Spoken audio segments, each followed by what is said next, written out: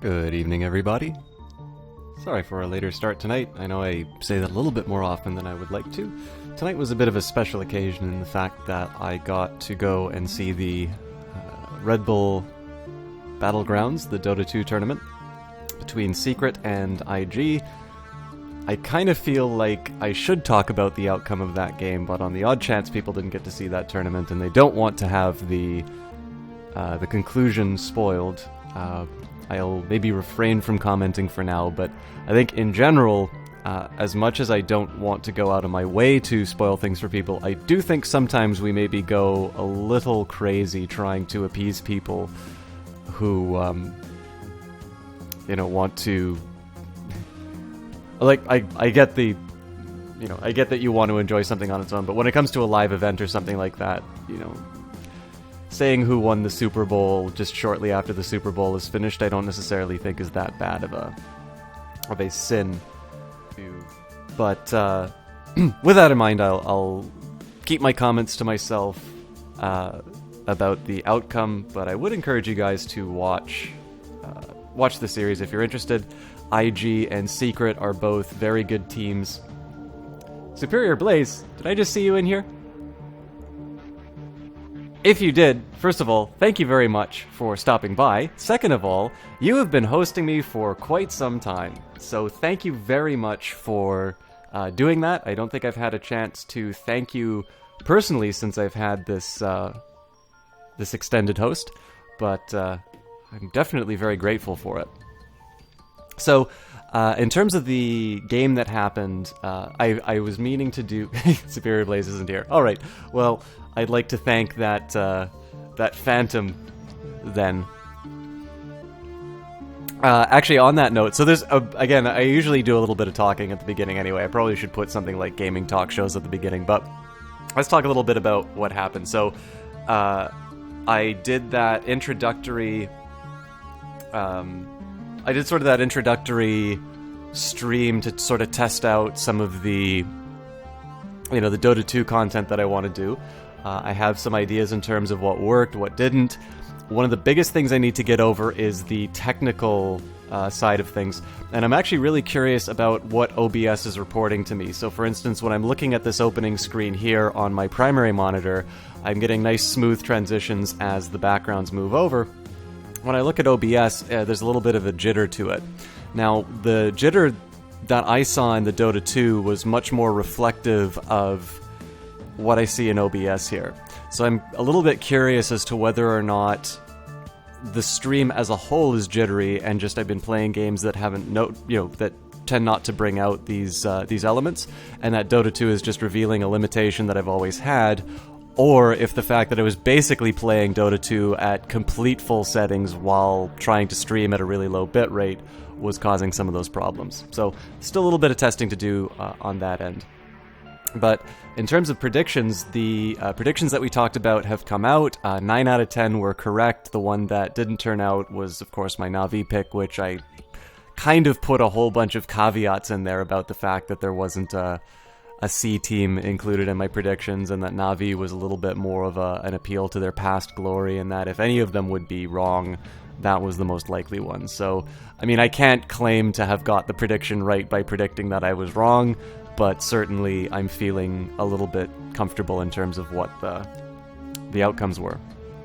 As far as some other stream stuff is concerned, at the event, it was hosted by EXP Bar, a wonderful sort of gaming-oriented restaurant and bar in Vancouver. They had some giveaways, so basically if you bought Red Bull products, you would be entered in, and I bought myself a couple of drinks which had Red Bull in them, and so I was entered in. And as a result of this, I won a nice new SteelSeries Apex gaming keyboard. I've never had a gaming keyboard before. I recently switched to a gaming mouse, which I'm reasonably happy with. There's a couple of technical things that I need to get rid of, but I think part of that is stemming from the fact that I am using as a mouse pad right now my copy of Reagan and Lipsy, very, well, for economics text, a reasonably well-known economics text, rather than a traditional gaming pad. So I don't think I should complain about the quality of the mouse until I'm using it on a proper surface. But pretty excited to get this. It's a very handsome-looking keyboard. It has also allowed me to put a streaming setup that feels a little bit more natural. So my monitor is almost at about eye level right now, and I'm able to type in a little bit more of a natural one. So some of my concerns about things like posture have been addressed regarding the stream. So hopefully this translates into a bit of a better stream for you guys. Also, my microphone is in a little bit more of a natural place. So rather than kind of ducking around the keyboard, or not the keyboard, but like ducking around the microphone to see the monitor, it's in a position where I can speak clearly into the mic while still being able to focus on the game. I suspect I'll still probably suck at the games I play while streaming, though. Another thing regarding stream quality that's been sorted out is I went into Twitch Alerts. I noticed that they've got another beta for their alert boxes. And so I had a hosting alert which never seemed to activate under the old system. I did a test, and it seems that that hosting alert now works. So out of the clips that I chose, the hosting one was actually the one I was looking forward to the most. So we'll... Obviously, we'll wait until we get another host for that, but hopefully that'll turn out. I also noticed that's a lot more responsive in terms of when events actually happen, so I hope to be a little bit more responsive to you guys as far as thanking you for your follows and donations and all of the wonderful things that you guys give to me. Now, as far as Secret and IG are concerned, the Red Bull Battlegrounds was really, as far as I'm concerned, I might be a little bit wrong on this as far as my timings, but I believe this is kind of the second to last tournament that really counts before the International. So Secret and IG are both teams that have received invites to the International directly. Secret, as we talked about, is a team which had a bunch of stars, all from other teams, sort of combined together with the intention of winning the International. They had not won, or have not won, a LAN final up until Dota 2 Battlegrounds, and that's basically what was being decided in this finals here, whether or not this dream team would actually finally show some of the promise that they had. And then, of course, IG has got a very notable figure on their team, Burning. They're looking quite strong. I still think VG is probably the team to beat as far as China is concerned, but IG has been showing some strength that they hadn't in the past. And so both of these teams went in with something to prove. I will say that the series went to 5 games, so in some senses that's a little bit of a spoiler, and, if you're watching Game 4, clearly... you've got another one coming up, but I mean, at this point, again, as far as I'm concerned, live sporting events really are one of these things where the claim of spoilers is a bit of I'd say there's a statute of limitations on these things, so I won't talk about who won the series. I do recommend you guys check it out. There were some really good Dota games that were being played in there, but that was how I spent the evening, so I apologize for not being here in a little bit more of a timely fashion. And I noticed there's a few people who've come in while I was talking, so unfortunately I'm not going to do any of the Dota 2 content tonight just because I didn't have any time to practice what I wanted to say. And then second of all, there's a couple of technical considerations that I would like to deal with before I do another Dota 2 stream. It could be that the quality problems I was running into are just a fact of Dota for me at the moment. But I'm not quite at the point where I want to just, wash my hands of quality considerations and say, well, this is the best that you get. You guys have been very dedicated in terms of supporting me in terms of the stream and being very encouraging in terms of the material that I give, what you think about it, both when it goes well and when it doesn't. So I think the least that I could do for you is to try and put on the best show that I can, even given these constraints. So, with that in mind, we're going to do some Dragonfall tonight. I think we're getting close to the end, at least as far as sort of the, as far as the story is going and what's happening inside of the plot. It looks like we're heading towards some kind of an end game. Your trip back to the Kreutz Bazaar is a restless one. Now that Apex has been dealt with, the window of opportunity that you have been waiting for is opened. The Hartfeld Manor is vulnerable. The video feed that the AI showed you circles over and over in your head. Voltaire and Aldra... Okay, well, so much for plot. This is a game about shooting things anyway. And by the way, I'm really bad at these things for Twitter notifications, but it looks like Ewok Fuzzy Nuts and Akadak were both kind enough to shout out the stream. I always appreciate that. I am not going to fall into my bad habit of moving outside of the Dragonfall window because I'm really tired of giving you guys this for most of the time. So, apologies for not being a little bit more on the ball regarding the Twitter notifications, but please know that I really appreciate it. Ah, there you are, Akadak. How you doing, my friend? Did you get a chance to see the Dota 2 Battlegrounds, Red Bull Battlegrounds tonight? This is the exact same thing. Yeah, we'll pet him. I'm not going to read the flavor text because I've literally read that dog that dog right up every single time we've walked into the house. Superior Blaze, I thought you said you weren't here. For those of you who stopped in, Superior Blaze has been kind enough to host this stream. I think it's coming on 4 nights running now, so absolutely appreciated. Forgot about the Dota 2 Battlegrounds. If there is a VOD, I would recommend watching it. There's some pretty good games that were played. Secret's looking good, IG is looking good, and I am feeling very optimistic about TI5.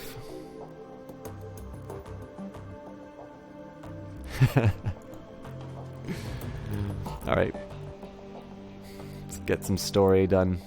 Iger eyes you warily. Her expression is guarded. Minerva, you need something? I think we should talk about what Apex said. She nods grimly. Yeah, I figured as much. Well, what do you want me to say? That I lied to you? That I killed a member of my own team?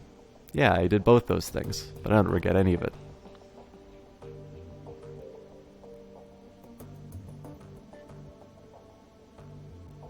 You can see how bad this looks from my position, can't you? Yeah, of course I can. Alright, Fearless Leader, let's set the record straight. It happened like I said. Hoffman jack-in-the-boxed out of cover in the worst possible moment. Wolf had his throat torn out by shrapnel, and the rest of the team was riddled with bullets as we attempted to fall back. I took 3 rounds, just like I said. Only one man came out of it unscathed. Hoffman. She nods. Fucking Hoffman. We managed to slip away and evade capture. It was no easy feat, Minerva, but we did it. All the while, Hoffman was apologizing for what he'd done. He knew how badly he'd screwed up. For my part, I saw red every time I looked at him, but he was a member of the team, and it was my responsibility to get him back across the border. I limped that 50 miles with a through and through in my left calf and 2 rounds buried in my right shoulder. Hoffman carried most of the gear. We'd almost reached the Oder Nest line when we were spotted. Not by border authorities, but a farmer. He saw us, and we saw him. We all froze. I knew that we'd be screwed if he reported us, but I'm pretty good at sizing people up, and I could tell he wasn't a threat. He reminded me a bit of my dad, actually. A kind old troll with leathery skin and a long white beard. There wasn't a mean bone in his body. I was sure of it.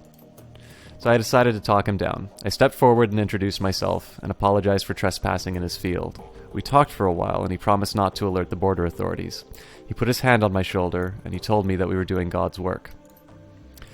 He was going to say something else, but I'll never know what it was. Hoffman put a bullet in his brain. I remember standing there, watching the light go out in the sweet old man's eyes while blood poured from the neat round hole in his forehead.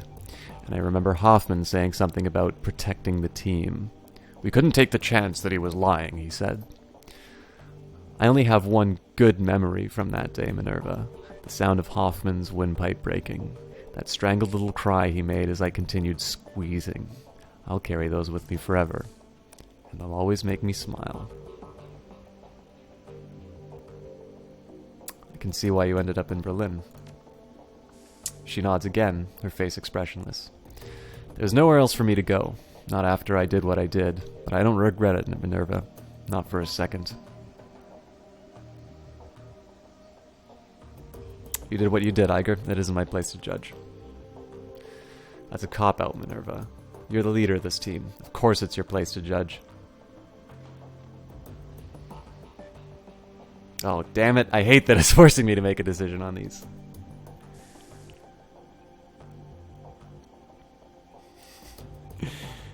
By the way, I am not unaware of the chat that's going on. Usually for dialogue I try and hold off on it, but lurkers... I don't know if I'll say lurker. I know Frag always says lurkers number 1. I am very grateful for people who hang out. It's nice to interact with people, but I'll be honest, like, I don't always...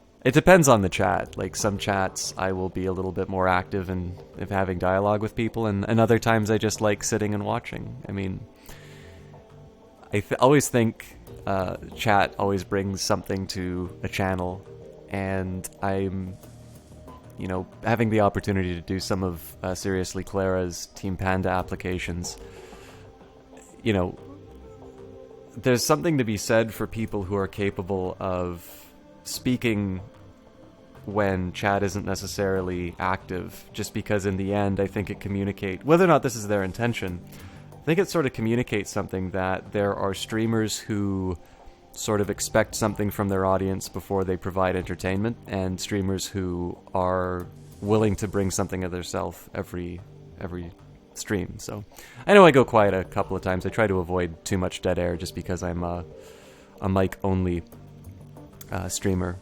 but definitely it's an interesting dynamic. I think one of the nice things about streaming is the way that it's made me very conscious about the way people run their streams, and some things that maybe they're not consciously thinking through their actions, but what it communicates to me as an audience member. So I guess that's a really long way of saying lurk away, my friends, lurk away. I will try to keep the dialogue going. Of course, Dragonfall makes that easy for me, right? I actually kind of wish... I'll take a break while I'm sorting out my moral dilemma, but this is one thing that I think would be really interesting on the part of some developers, that if you think about indie games, right? You've got, you know, really good voice talent out there. So if you play something like Assassin's Creed or that, you're kind of like it's kind of like a summer blockbuster or something. You've got some voice acting, you've got lots of big action set pieces in that. I mean, AAA titles, everybody knows what they're like. And I think in the end, those games have a built-in audience. You know, they're going to sell X number of copies, and the real decision is basically whether or not, you know, it's a runaway success or it makes its money back. And I mean, if it doesn't make its money back, then that's fairly disastrous for the company, I suspect. But I don't know, there's something about gaming that seems to... Like, gaming seems to be unlike a movie in that if a movie tanks on the opening weekend, except for Titanic. Titanic is actually the only movie I can think of that did not have a runaway success on its opening night and then go on to make a very large profit. It seems like a lot of movies, if they don't get that opening weekend, they don't succeed. Whereas gaming, you know, you can have these sort of diamond in the rough titles where people, you know, either it's a sleeper hit or whatever, but basically, you know, a new patch comes out and all of a sudden all the problems with the game have gone away and people start playing it again. It's really interesting that gaming is one of those few entertainment mediums where it doesn't necessarily matter what happens on launch. And that's partly because of things like Steam sales, right? It's no longer guaranteed that launch day is going to be the highest number of sales. It could be that a sufficiently large discount brings enough of an audience that says, you know what, I'm willing to buy this game at this price to push it over the edge. Perfect example of this, I like Crusader Kings 2. I don't think Crusader Kings 2 is worth what Paradox is charging for it at face value, especially with the DLC. But the Humble Bundle right now, or Humble Store rather, has got it for $9.99. Or at least it used to. I double-checked that, but the Paradox collections are all on there. I think that's a very reasonable price for Crusader Kings 2, and so I hope that people who are on the fence about that game take this opportunity to put down some money, support the developer, and, you know, play the game at the value that they feel is appropriate. And it's a nice way of combating things like piracy, because there's a side of me that feels that piracy is not so much a matter of... I think actually Valve did some research into this. This seems like something that came from Gabe Newell. I think the way he said it was that it doesn't make sense that people who would spend so much money on things like an internet connection and gaming rigs would all of a sudden get so bent out of shape spending $60 on something. And if you consider what gaming was like before Steam, where you would go to a store, you would buy a physical product in the form of a CD, that CD might have some kind of DRM attached to it that, you know, phones back to the server. Like, just lots of different things that... And as he pointed out, you know, Russia had a very high instance of piracy, but also didn't have localization when it started out.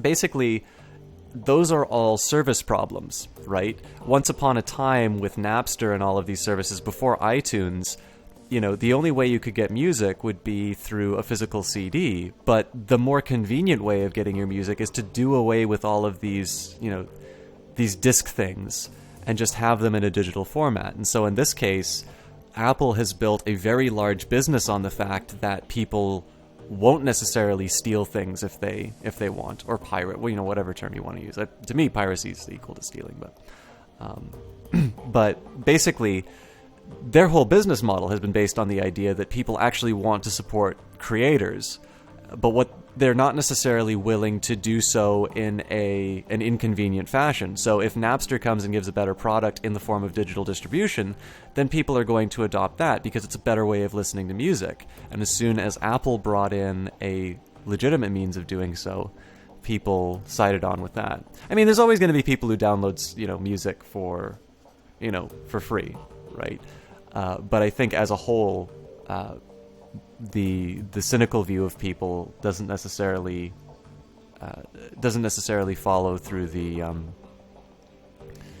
actual experience. Anyways, that really got sidetracked. I was supposed to say something about Dragon. Oh, right. Okay, so independent games versus AAA titles. So there's two sides that I'm thinking of this. Consider a game like Darkest Dungeon, which I think had quite a degree... I mean, I say this purely out of speculation. There is an active member on that team, the guy responsible for the audio, OTDQ, who, could probably answer this because he's involved in it. But from my view, I think Darkest Dungeon had a certain degree of success based on that amazing voiceover that it has. And, you turn it on and suddenly people are playing it and you've got this really cool atmosphere. And so, that's why I wound up playing it, right? Thank you, Akadak. Yeah, I mean, I don't mind putting a hold on some of the gameplay at a natural breaking point to discuss some of the gaming things. So I think it'd be better if I did a formal gaming talk show element of these things. But I mean, this is the environment in which we play games, right? When I play a game, I am as focused on what makes this game good as what as the story itself. And I still haven't actually decided what I'm going to say to Iger, because I have two minds about this. I'll explain my reasoning in the end, but now the other thing to consider about Darkest Dungeon, though, is that the layout of that game is actually really good for streaming. So you've got, in the bottom right-hand corner, a map of where you are. In the bottom left, you've got all of the stats of the hero.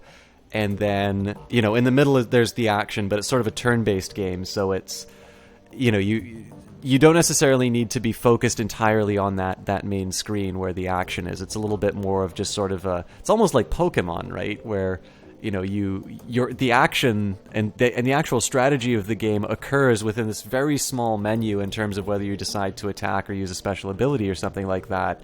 And the rest of it is just a video of a visual interpretation of the text input that you put in. So, there's two sides that I think contribute to Darkest Dungeon's success, which is number one, that voiceover, which is just so unforgettable, but you also have something that's very stream-friendly. Another thing that I think is stream-friendly is the absence of voiceover. Now, if you can't get, the really great voice that they got for that game, from my perspective, I benefit from things that allow me to talk a lot during a game. And certainly as this break is sort of indicating, I don't necessarily have any problems coming up with topics to discuss, but it's sort of nice to have something built into the game that allows me to do that. It's actually one of the reasons why I don't play Transistor as much, because I think Transistor is it's a beautiful looking game. It's a really wonderful story. The soundtrack is gorgeous. And so is the voice acting. And this is the problem, is that anytime I talk during Transistor, I'm upstaging all of the wonderful things about that game. But if I don't talk during Transistor, you guys are watching a video of some disembodied player playing a video game. And I don't think that's very interesting. So I think, to me at least, as far maybe not for AAA titles where it would maybe seem a little bit unusual that there isn't voice acting inside of it, but I actually think that independent titles, especially story-driven ones, actually benefit from taking the resources that might be dedicated towards voice talent and instead do them in a purely written narrative, because that gives streamers an opportunity to speak. So one of the reasons why I do Dragonfall more than some of these other games that I enjoy is precisely because it gives me something to talk about, and as a result, there's additional exposure for these games. I mean, I also think that Dragonfall is a really wonderful game. If you guys don't have it, you should go get it. It's really good. But, just little decisions like that. It's a really interesting way of thinking about, especially in an indie game where you have a finite number of resources, voice acting might actually be really cool, but now we're actually at a point where voice acting could potentially be something that sways somebody to or away from an avenue in which your game may become more popular. Personally, I've never really looked at a game and said this game would be better if it had voice acting, right? Think about Risk of Rain. Would Risk of Rain benefit from having a narrator, or would it benefit from having, the commando making, saying lines while he was moving through? I know Dota 2 players who actually turn off the voice acting for their characters. Although, I mean, the announcer, I'm never going to give up my Stanley Parable announcer pack. The Stanley Parable, of course, is the game that makes a mockery out of everything that I just said, right? Like, clearly the Stanley Parable cannot be done in text. The Stanley Parable is a game that requires, again, an absolutely amazing narrator who just got everything. Like, that's a guy with a voice that personifies everything that game is about. So, anyways, the diatribe aside, let's, I guess now I need to face my moral dilemma. So, by the way, I like the fact that the game is forcing me to decide on this.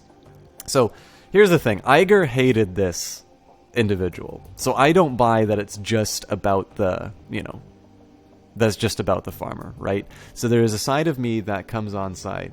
If the commander said, I ain't got time to bleed, every once in a while, I'd be okay with it. That's true, right? I tend to take some fairly extreme positions on things for the purposes of discussions. I'm not entirely sure. I 100% I try not to, provoke for the sake of, of a statement. But I think, sometimes I'll maybe take the extreme position for the sake of the discussion. But the other dialogue option that I have here is I think that you saw what you needed to be done, and you did it despite the fact that meant killing a fellow soldier. Now, I think that's letting her off the hook too much. But on the other hand, I don't necessarily think that what she did was inexcusable, especially from the perspective of a soldier, right? In a perfect world, you would have that individual court-martialed for committing what is... I mean, I don't know if war crimes exist in the Shadowrun world, but the fact of the matter is that this guy is probably going to wind up... For lack of a better word, is good. Well, I don't quite know about the title that it gave me, but Superior Blaze, what are you doing?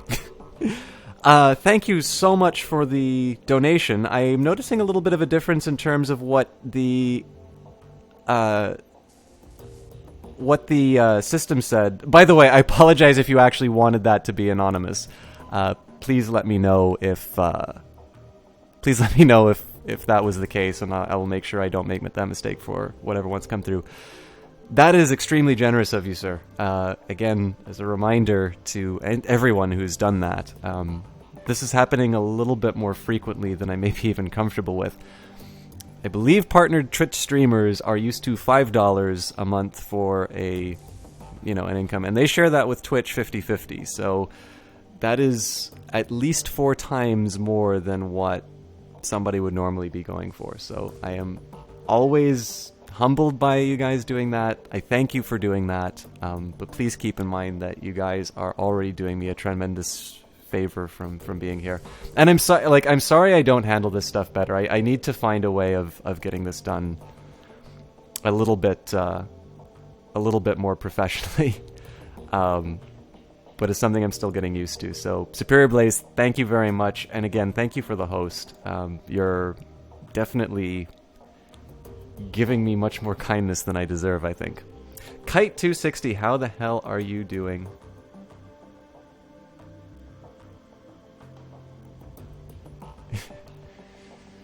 Yeah, I'm sorry the donation sign didn't give you due credit. Please allow my my voice to make up for whatever difficulty came into the Twitch alerts. So, you know, when I'm talking about this, the dilemma that we have here, I don't necessarily think that the individual who committed the murder of the farmer would be held accountable for it. I'm not comfortable with that. I don't think that puts Iger off the hook, which unfortunately, this is the one thing I dislike, is I don't like either of these dialogue options. But in the end, especially in the term, and this is where I become very pragmatic because we are running in the shadows, I keep Iger on my side if I say that she did what needed to be done. So I'll go with that. I'm doing very well, Kite260. I don't know if you caught that, but Superior Blaze left me speechless as is your guys' way with a very kind donation. In addition to the fact that he is hosting me, I got out of the Dota 2 Battlegrounds hosted by Red Bull, carrying with me a brand new SteelSeries Apex keyboard, which I'm really enjoying. It's allowed me to have a little bit more of a professional setup. I'm able to keep my monitor at eye level, keep my microphone near my mouth, and just generally not contort myself into some extremely weird positions, which is one of the reasons why I wanted to be a bit more regular on my breaks. And Ewok Fuzzy Nuts, my friend, how the hell are you? I am very sorry I've not responded to your tweets. I started writing something and then I sort of realized the limitations of the Twitter format. So I wanted to either condense them or send them to you in a Twitch message. I'm going to try and do that. If I don't do that tonight, I'm going to do that tomorrow. But you have my promise. Within the next 24 hours, I'm going to get back to you on that idea. I think it's really cool. And I think you should do that. But I know you did me a favor by sharing your idea with me, and I've not been good at returning that. So I will make good on that commitment. I've just been a little occupied over the last couple of days. So I'm going to say I think you saw what needed to be done, and then you did it, despite the fact that it meant killing a fellow soldier. She nods. Yeah, I did. I love the KSK, and I live to protect my team. Hoffman's ignorance, his ridiculous lust for glory, they destroyed the thing that I love most, so I destroyed him in turn, even though it meant I could never go back. What does that say about me? It says that you belong out here in the shadows. Believe it or not, Iger, you're right where you should be. Or it says what I've always believed, you're a killer, not a soldier. Welcome to the club. Yeah, that is way too antagonistic for Iger. It says that you belong out here in the shadows. Believe it or not, Iger, you're right here where you should be. She slowly nods. You're right, I am. On some level, I think I've known that for a long time now. You're a good woman, Minerva, one that I'm proud to run with. She straightens. And speaking of which, we should probably get back to it. You're right, Iger. Thanks for the talk. The corner of her mouth curls into a smile. Anytime.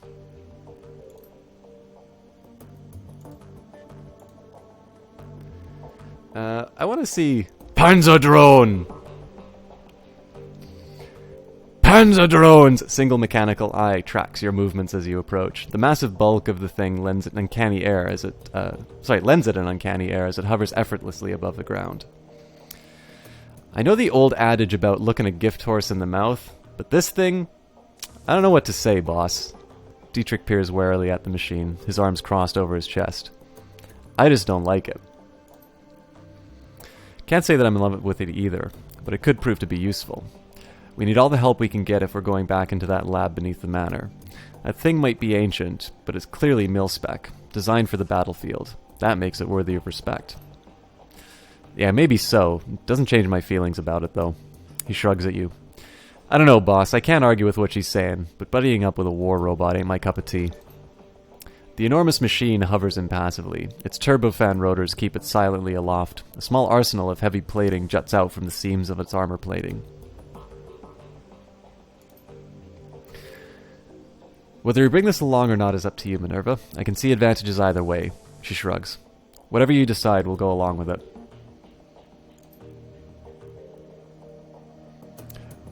Busy with finals and moving, Superior Blaze. Oh, good lord. So, how did finals go? And if you're like me, you move like the tribes of Israel, only when people are trying to kill you. So, I don't know if you enjoy moving. I don't think anybody does. Best of luck with your move. And I completely forgot. Actually, so Superior Blaze, I don't believe I've ever. If I have asked you what you're studying, I've failed to recollect. But what are you currently studying?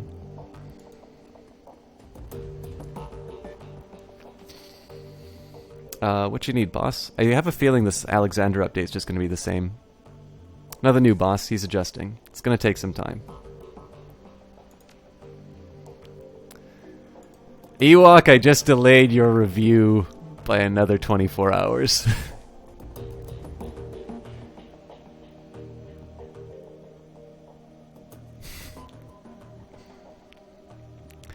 I've got a job to prepare for, Minerva. I don't have any more time to talk.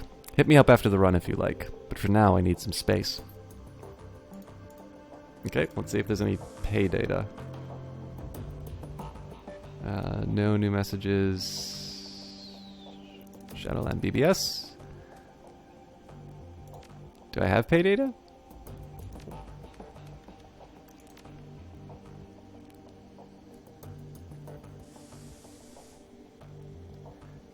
Nuclear engineering, and possibly going to try and get a minor in computer science. So I've TA'd computer science. I think it's a fantastic discipline. I actually really like the style of thinking that it promotes. I actually believe the course that I first TA'd is actually now on Coursera. I think they call it like CPSC 110 or something like that. But the university is the University of British Columbia. So I think computer science goes well with anything. I've tried to convince a couple of philosophy students that I know that they would benefit from a computer science class because there's quite a bit of overlap between formal logic and computer science. As far as nuclear engineering, I really don't have anything to say about it because I don't know anything about it other than the fact that... Can I give you some of my homework to work on when you have a free minute?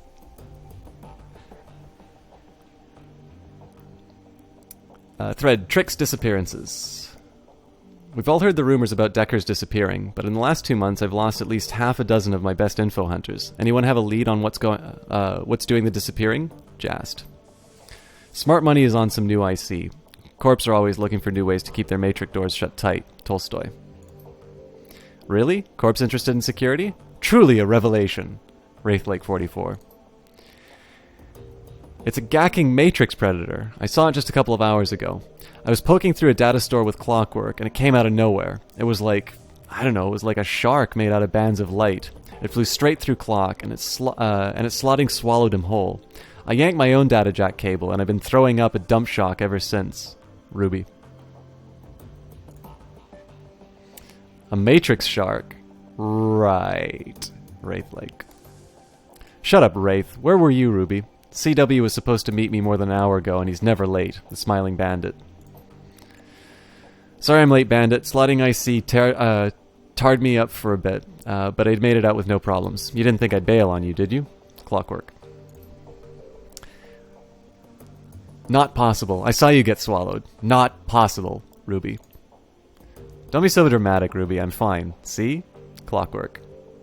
Oh my god. Okay, so this this AI that I've just unleashed, I believe, is killing Deckers and replacing them the same way that Minerva... Or so, the same way that... Monica has been replaced. So, in this case, I actually think that who I was speaking to was not actually Monica, and I made a big mistake by leaving that... Or by unleashing that AI. I got played for sap!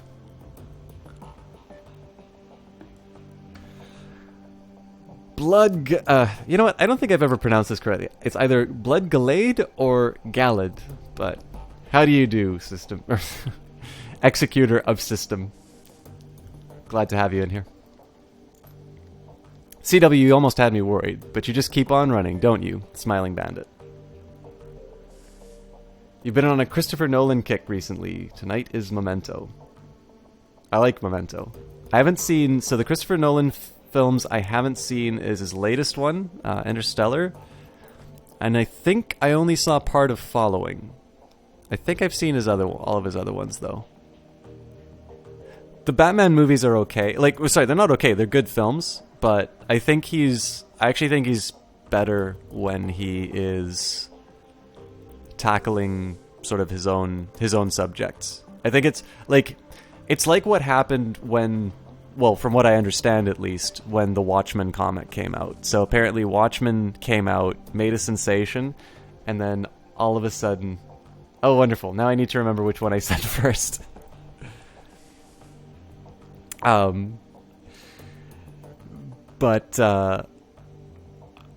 So apparently, like, Watchmen comes out, and all of a sudden every superhero needs to have, like, some deep, dark problem, or, like, some impediment or something like that. Having a handicap was apparently a thing for a while.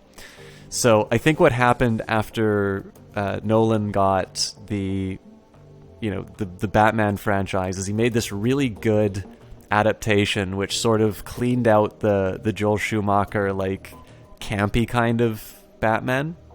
It kind of cleaned that out of everybody's palate and made them want comic book movies again. But I think what it did was everybody saw the success of that, and all of a sudden every franchise needed a dark and gritty remake. So it is okay to have fun. I think actually that's one of the reasons why some of the Marvel movies are popular now, like stuff like Guardians of the Galaxy, because they don't necessarily take themselves as seriously as the other comic franchises were starting to do. Oh, see, yeah, I really need to watch Interstellar then. I didn't know it had more than one ending. Alright. No need to worry, Bandit. You didn't think that some lame-ass ice was going to dump me, did you? Clockwork. Like I said, you just keep on running, Smiling Bandit. Always, Bandit. Always. Clockwork. Yeah, there's nothing that's indicated that this guy is actually the original one. Haha, yeah, wrong answer, Drexstain. Who the hell are you, and what have you done with Clockwork? System error, thread closed, system demon. So now what I want to know is, how did the AI know something that only Monica knew?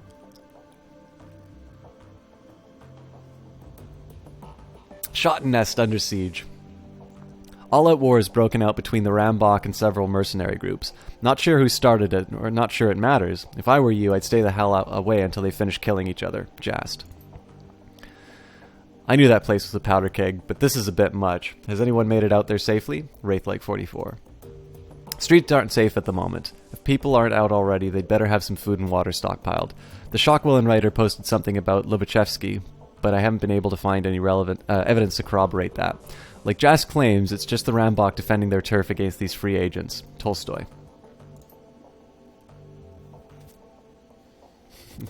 Batman, my parents are dead. Superman, my home planet is gone. Daredevil, I'm blind. Actually, on that point, I haven't seen the new Superman movie, but I did watch the Bryan Singer Superman. I'm still trying to convince myself that that movie is something other than 2.5 hours of him lifting heavy things. No more posts in the thread. Selling used custom Westwind 2000. Like it says, good condition, clean. Got the turbocharged kit, additional armor plating added to the front and sides. Trunk is mounted Ares autocannon, but you'll need a rigger to operate it. No hand access. Looking for 80,000 Nguyen or best offer. Bluebeard. Nice car. Wouldn't happen to be any corp looking for it at the moment, eh? Ruby. Has the PPS been triggered? Any Rex rebuild? Tolstoy. Tolstoy. Nope, all clear on that front. Nobody drove this baby but me, and I don't wreck cars. The autocannon dropped the last sucker who tried to do any damage. Bluebeard. No more posts in the thread. So yeah, I'm definitely feeling bad about unleashing the AI, but meh. We're gonna go kill a dragon, so we don't care. And I'm just gonna take a minute here. So I've got 2 Bomona kits, grenades, and yeah, I've got everything that I need. There's a fun theory about the Joel Schumacher Batman movies. The theory is simple. They're movies in the Michael Keaton Batman universe. Yeah, well, I mean, for every, you know, for as nostalgic as people want to wax about the the Tim Burton Batman films, like, it's not like they were... Like, they are definitely not Dark Knight Rises, right? They are in their own... Okay, so, like, if your point of comparison is, I don't know, like, the original Batman TV series, then, yeah, like, Tim Burton's Batman movies look pretty hardcore. But, I mean, after that, you know, I haven't even seen Batman Returns. I've seen the original Michael Keaton Batman, and it's like, you know, I like it, but it's, I don't quite see... I don't see how somebody can be too angry about the Joel Schumacher. Like, I think the Joel Schumacher Batmans are not very good movies. But I don't necessarily see how you can say that they're, like, this great betrayal of the, you know, of the Batman brand when you take the... Who is it? Adam West is the... I don't know. Everybody knows what I'm talking about. The Biff Sock version of Batman. Like, I don't know. Return to Harfeld. The van lurches forward. The smell of anxious sweat hangs close and thick inside, making the cramped vehicle seem even smaller. The streets of Berlin are strangely quiet as you make your way past the city limits. It's as if the whole flux state is waiting for something, a calm before the storm. An hour later, the van rounds a corner. In the distance, you can see the silhouette of Harfeld Manor, backed by the light of the full moon. You switch the van's headlights off and switch to electric. A short while later, you kill the ignition and roll quietly down the last hill, pulling to a stop on the side of the road. A bird of prey takes wing from a tree above you, beginning its nocturnal pursuit. You know how it feels.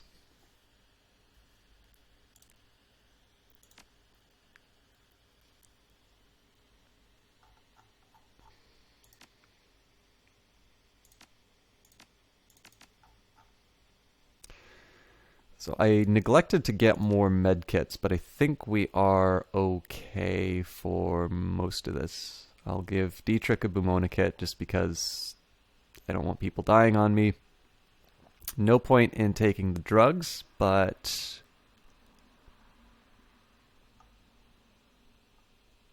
let's bring in these elemental fetishes. I may not wind up using them, but probably best to go fully armed.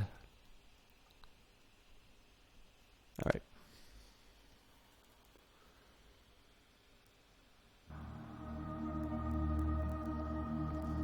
Burton Super... I didn't even know there was a Burton Superman.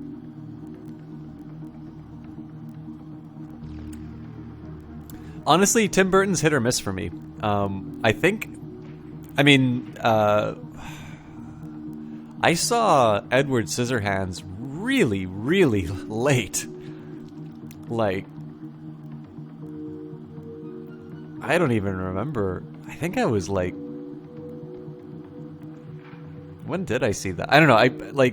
That's an old movie, but so Edward Scissorhands I really like. Everybody loves Nightmare Before Christmas, although that's not a Tim Burton directed movie. Not a lot of people appreciate that. But honestly, one of my favorite Tim Burton movies is Big Fish, which is not one of his usual kinds of films. But I honestly think it's one of his best.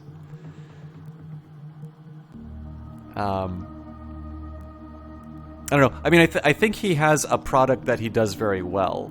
I think there's a lot of demand for what people traditionally associate with the Tim Burton film. But I think sometimes his gifts are wasted on that style of movie. And I actually think that if you get him to sit down and tell a proper, honest-to-goodness story, he has more talents than he sometimes displays. But so example, like Edward Scissorhands is a really wonderful movie on its own, where I happen to think that he got the quirk and the heart right. The Nightmare Before Christmas. It's not. I do not mean to strip the Nightmare Before Christmas from Tim Burton, because that's obviously a story that he spent quite a bit of time on, and he just found a very good collaborator for that one. But on the other hand, I also think that the director of The Nightmare Before Christmas doesn't get enough credit for what he's done.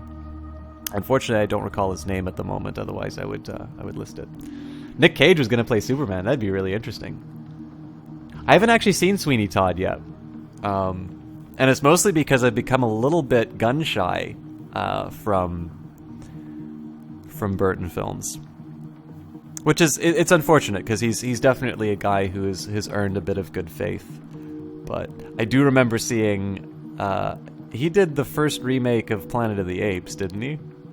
With Mark Wahlberg. All right, forgot to spend karma, so let's see what I can do. Oh, 13. We can go nuts. So it seems to me that this is going to be... I mean, I've already maxed out my decking. So what I would want to do is either body, so I can take more hits, quickness, which, you know, is in this case... I mean, first of all, I think quickness is better because it's a higher dodge, and then I can just put that into ranged combat as well. And then ultimately my decision is whether I put that into rifle or range. I think range is probably better, but... Let's see if there's anything else. Well, I could try charisma, but it seems a little... It seems like the end game is not the time I want to put something into charisma, so I'm just make myself a killing machine. I can afford to put another into quickness.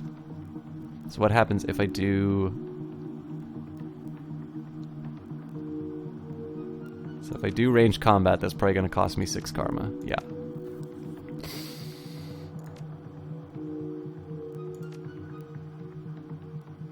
I think I'm just going to go for broke and max out quickness. That seems to be sort of the way I can spend the maximum amount of karma in this round.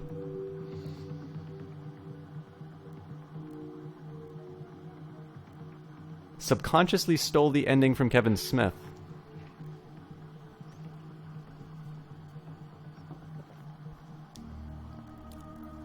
Once again, the grounds of Harfeld Manor are silent, save for a faint whistling of the wind. Oh, I should also explain, so I did have the option of bringing Panzerdrone with me, but I actually have a fairly good synergy with this team. Arguably the weakest link is actually Minerva, who doesn't necessarily contribute that much in combat, but is, built to be the best decker. So, Glory runs in, can soak up a lot of damage, and dish out a lot on her own. Iger goes at the long range with her sniper rifle and just rips enemies to shreds. Dietrich is possibly the only one that I could take out, but again, the ability to summon a spirit or to be able to heal somebody in a pinch is a pretty significant benefit. So the fact that he can buff everybody with things like speed, I'm not entirely sure having the robot would be enough for me to want to replace him. So if I have to bring 4 team members, I think the core team is likely the best. But unlike last time, the air is rank with foreboding. The night is swollen with homicidal intent. They're waiting for you. Last chance before things get hot. Let's review the plan.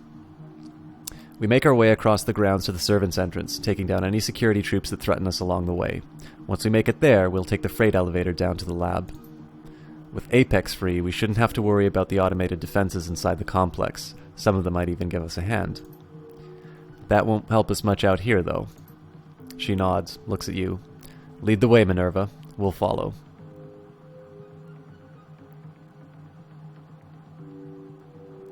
Well, okay, so... Here's a couple, let's make him pay for Monica and Paul. Very heroic. I know we're outnumbered, but I know this team, and there's no one else I'd rather have by my side. Both of those answers suck. Damn right. Go, go, go! Counter-terrorists win. No. The team looks to one another for confirmation. They all nod sharply. They're ready. New objective, find Voltaire and get to the freight elevator. I have a feeling it's probably going to work the other way, where I get to the freight elevator, then find Voltaire. I always fail to appreciate the weather effects that they added in the new version of the DLC, like the director's cut. I'm really interested to see what they do in Hong Kong to build on that. Gonna tweet me some YouTube material to watch when I can. You're off to watch Memento. Night chatting system. Thank you very much for stopping by, Ewok Fuzzy Nuts. Enjoy Memento. That's a really wonderful movie. And as promised, I will definitely get back to you on the game ideas. So thank you very much for sending that again. Thanks for hanging out during the chat. And hope to see you. I love the fact you've been playing Civilization. I really hate the fact that I haven't been on a reliable enough connection to stop by. So I really hope I get a chance to catch one of your Civilization streams. It's a game I actually like to stream myself. So have a good night, Ewok. Screen on the door's access panel flickers off and displays a flashing error code. Error 4AC343BC6. Primary security offline. Error access doors and floodlights. Please engage LTG your designated air duct. Push the open button on the panel. Whew, that was a hard puzzle.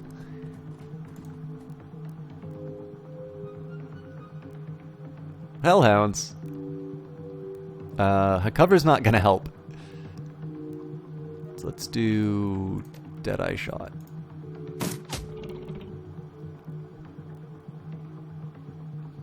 Screw it. Let's 64. I don't like that. 74.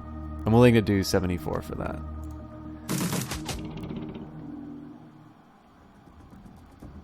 So really low chance of hitting on that one. So let's try and gain. No, I don't have enough distance. Okay. Well, in that case, I will take Dietrich, and he can haste glory. Except that he's not in range.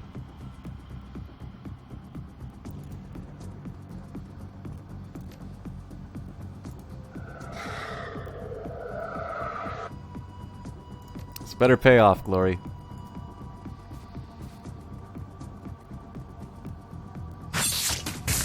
Yeah, there we go. So on top of that, we also got bleeding damage, which is fantastic. So no shotgun, but sniper rifle should be able to rip this thing apart. Yeah.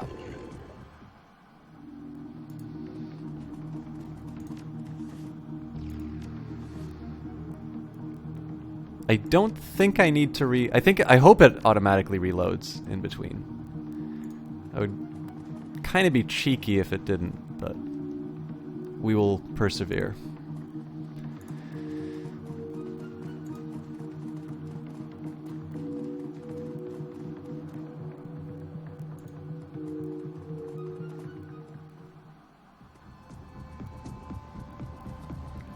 I probably should have just went for the gate, actually, but... Okay, so I got 3 movement. I'll go to cover. Ooh. Okay.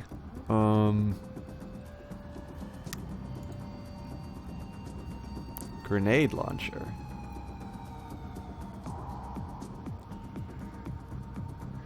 So 70% chance... Does 14 damage. I don't know what his health is, though. I think I should just take the Deadeye Shot.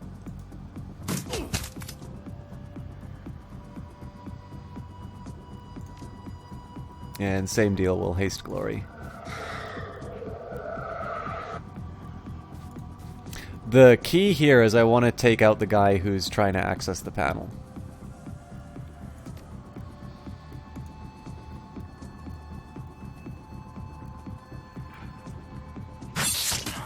Okay, great. So we did the AP damage. Now, one of the problems that I've given myself here is that I've positioned Iger in a way that the only cover she can take... Oh, wait, nope. It's around the corner here. So I thought I was only in a position where they could throw a grenade at us. So this is basically working as intended. Glory is a jacked up street samurai who can take hits like that. And all the while my people rain death. But looks like it doesn't matter, the Hellhounds are now loosed, so...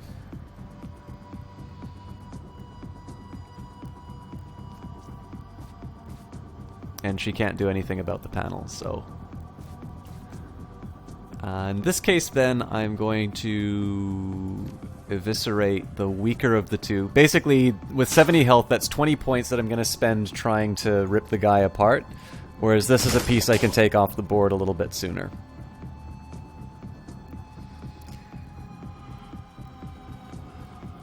Dietrich's a little bit of a conundrum, though, because I don't have a good place to put him. I can't speed anybody up. I can improve aim, though, so that's most beneficial to Eiger right now, who's not accessible. So I think I'll just use one set of movement points for Dietrich. It doesn't actually do anything right now for him, but it at least puts him in a position where he can be of a little bit more use once we move certain places. Now, I don't believe Eiger can attack the weakened paramilitary security. That's a bit of a shame because basically she would have been able to take the guy out. He might bleed out this turn anyway. So my question is, do I want to go for the Hellhound for 60 HP or paramilitary security for 70? Paramilitary security can do damage to me right now, whereas the Hellhound is going to need at least one turn to access my troops. So what I'll do here is I'll start with the shot that ignores armor. Except I can't.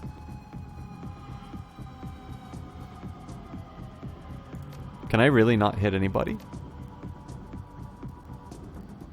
That is a shame. Okay, well, I'll basically move her into the wide open then. That really sucks. But I guess she can at least take this guy out now.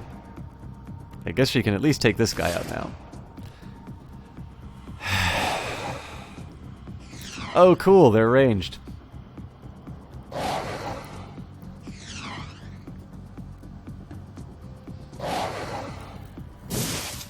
By the way, this is why I said there's no other team I'd rather go with. Okay, well, at least the guy bled out. That counts for something, I suppose. So I'm going to start with Glory just so I can rip up some armor. Or try to, at least.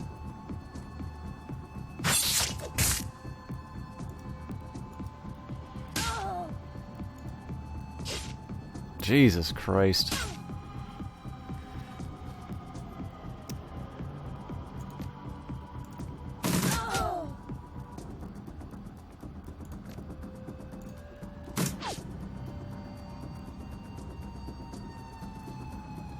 So what I'm going to try and do here is I'm going to move Dietrich up. Now this is a prime spot for a grenade, and what I'm hoping to have happen is a series of events that will take out this guy before I did AP damage to Glory, which is not exactly what I was hoping to do.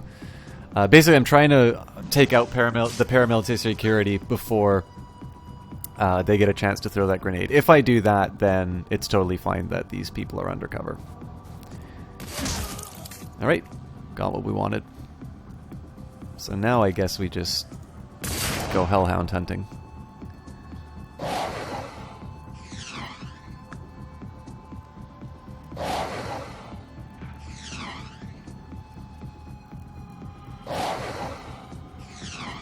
Might be smarter if Eiger actually tries to take out the leftmost Hellhounds, because I think Minerva can only attack... Oh no, she can attack 2 or possibly 3 of them. But as it is, we're already working down this Hellhound, so I'm gonna try the full auto shot. I do lose 10% on it, but 66 is kind of on that border of what I'm okay chancing. Turns out that was a bit of a waste, but let's see if a Deadeye shot can work. Yeah, fantastic. So here we'll fray the armor of the next Hellhound. Well, okay, let's see what we can pick up first. Courtyard key.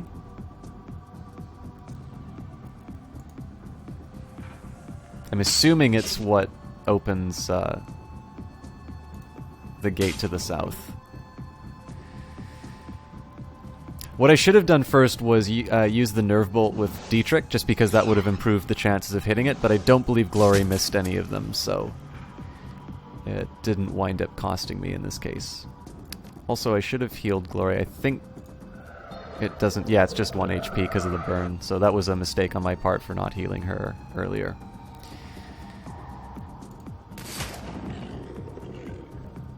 And here we'll try for the headshot. Again, it's a 70% chance, so on the border of what I'm comfortable with, but it can be a significant amount of damage if we pull it off, so I'm willing to risk it. And I missed, so... I could have used the turn trying to get into position, but it looks like they're focusing on Glory, which is exactly what we want anyway.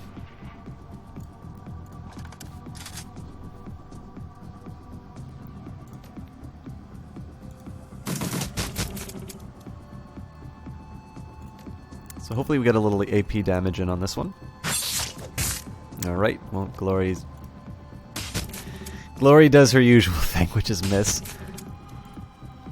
But I think she does enough damage. This is actually the way most of the combat's turned out, which is Glory doesn't always do the best as far as her aim, but usually does enough damage that the rest of the team is able to take out the enemy. So we'll see if Eiger earns her keep. Yep. So I think that key that I got is for the southern area, but we'll loot.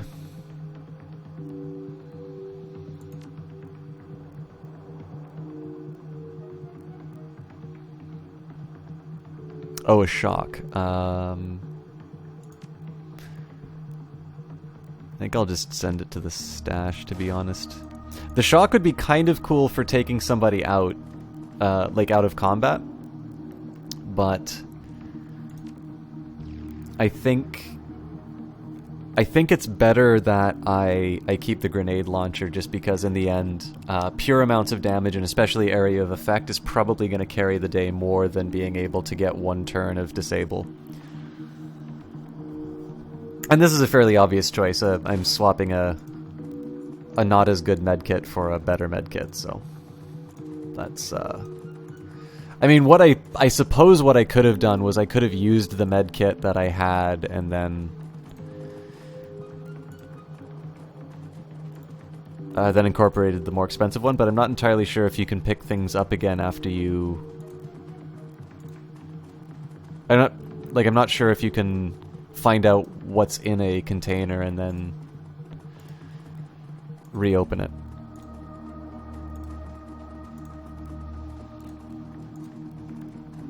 So I'm gonna guess I probably could have hacked this and avoided the combat altogether.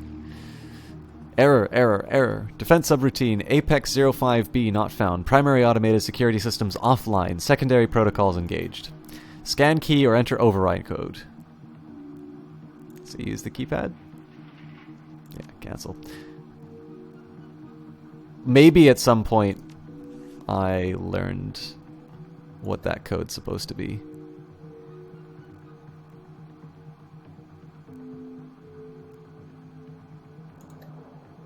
Yeah, it doesn't list any, so I'll just use the keycard.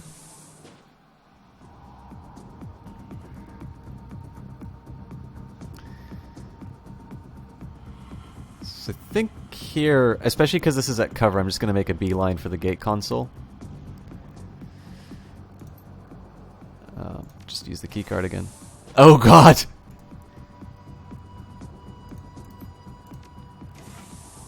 That was a turn well spent. Let's just shoot somebody. As usual, D-Trick will first speed up Glory. I'm a little curious. I don't think he can heal her. No. So let's give some... I'll actually give this aim to Glory first, because I have a feeling she'll be in combat sooner. No, she won't, so... I'm just going to use the 3 turns so I can at least get a pistol shot off. It won't do a lot, but it'll at least contribute something. Well, that was an aim well used. Eiger, on the other hand, is fantastic at long range, so let's do our... Snapfire. Jesus Christ. Sleepbringer, how the hell are you? Are you done finals?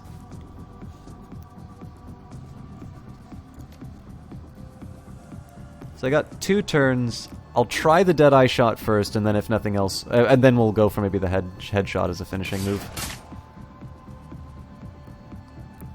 Wow.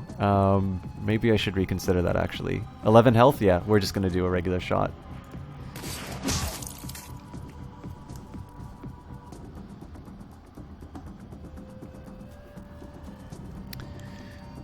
Alright.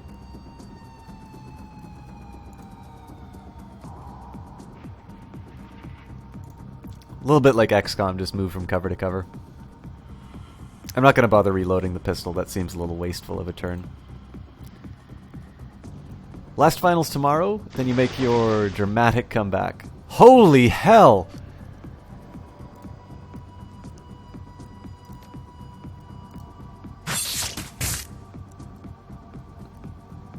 What the indeed. Now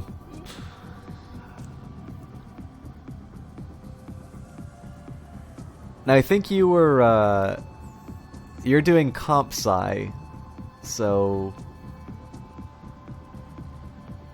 I'm trying to think what subject you might have a final for.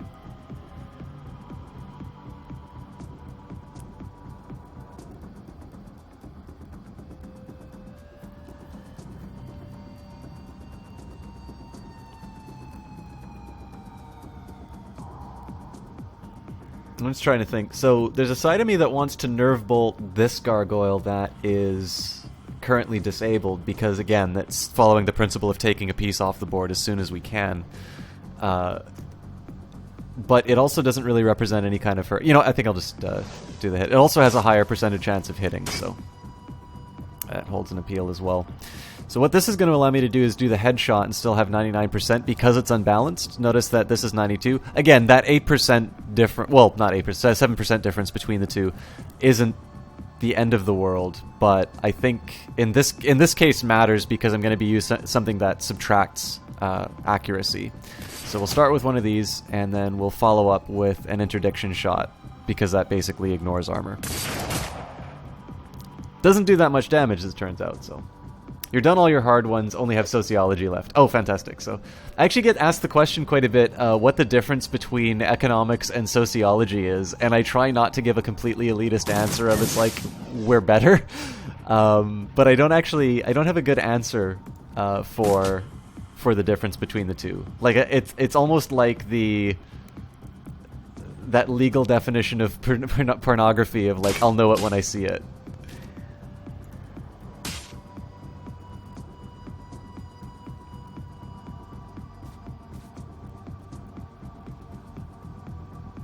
I think I will move Glory out of the whatever the hell that is. Again, Nerve Bolt. It's really unlikely. I think what I'll do actually is I'll dedicate the turn trying to get this Nerve Bolt. Even, like, at 37%, even 3 turns of throwing this thing isn't necessarily going to guarantee a hit, but it puts me in a really good position if it does. And we got it first try, so... in this case, I can afford to use the Electro Core, or I would if I was in range, so instead I will... just 1 HP, but better than nothing. And let's improve Iger's aim. Yeah, not a problem, Sleepbringer. It's always great to have you in here. I hope you enjoy Claire. I'll be honest with you, right? If I wasn't here, I'd be watching Clara's stream myself. But if we get a chance to see you before the night is done, fantastic. If I don't get a chance to see you before then, good luck on your sociology final, and looking forward to attending your stream as well as having you in here.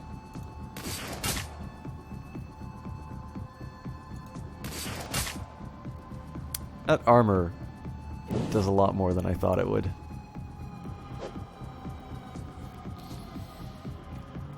Alright, let's be a little bit more smart about how we handle this one. So I'm going to start by giving some aim to Glory. I'm going to try another Nerve Bolt, which lands. And I don't have anything else that I can do, so I'll do another attack, but in this case it will be the Shuriken, which I believe does more damage than the Nerve Bolt. Yeah, twice as much damage. And we can make that an aim throw because I believe the combat will be done after this. You took a turn singing and it's never going to happen again. Oh, that's right, she's doing karaoke tonight. I need to go and show off again.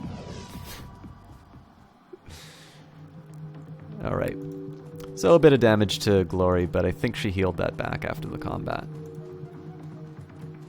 So this is a little bit of a vindication of my decision to keep the original team.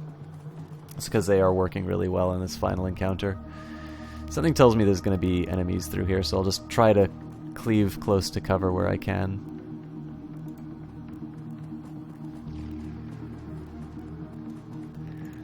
And I mean, Kate, I'm sure you don't need me to tell you that the whole point of karaoke is to enjoy. It's definitely not a...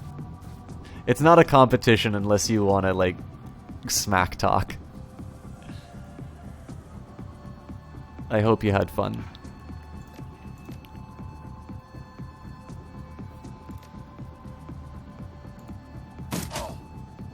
I should actually be targeting this one because they have less HP. But I kind of committed now, so... I guess I have the advantage of the flanking bonus. Let's be smart and speed her up first.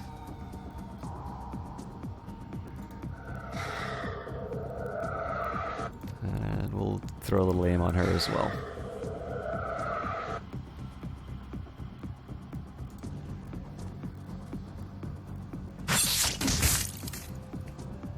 Actually, there's a gargoyle there as well, so I'm a little nervous about that. Can't reach this guy in the current turn, so the decision now is basically, do I do the aim 69%? I'll go for it. It's actually a really good hit.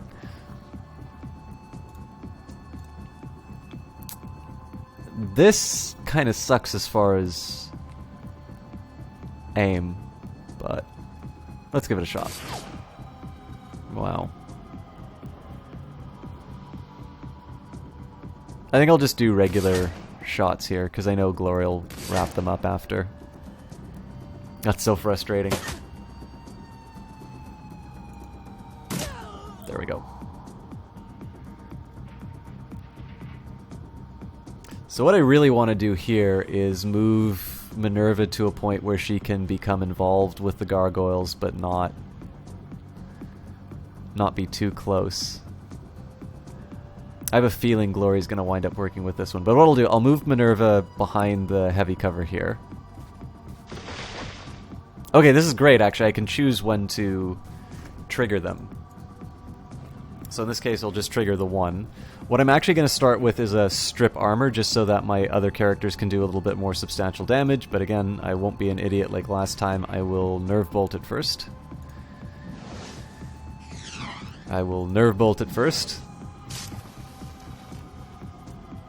Let's throw some aim on Iger. And then now we shred the armor so that all the damage from everybody else is amplified. And we can also bleed it.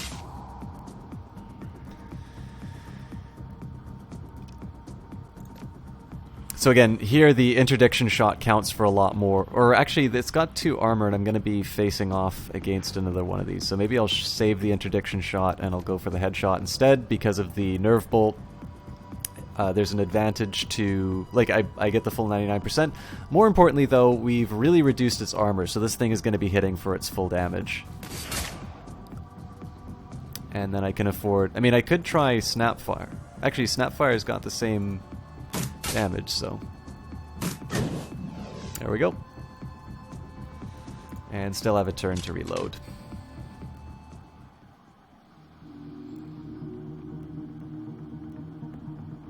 So it'll take me the full turn to actually get in range of the gargoyle. So what I'm going to do instead is just position the team exactly where I want them for that encounter.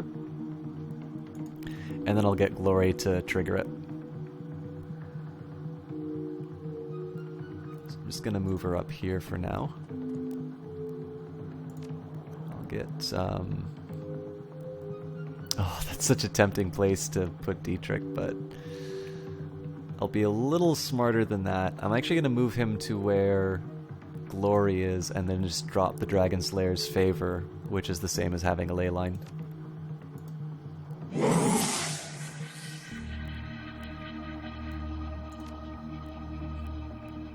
And then Iger can kind of go into the far cover.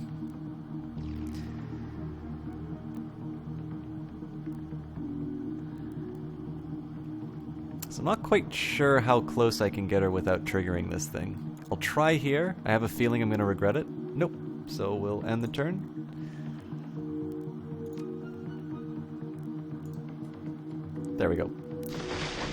So So basically, with everybody in position now, Dietrich can start off with his Nerve Bolt. We'll give a little... we've already got aim on everyone, actually, so... Well, not every... Minerva needs it, but... I'd kind of like to do Electrocore, but... Well, I mean, it's a 90% chance of hitting.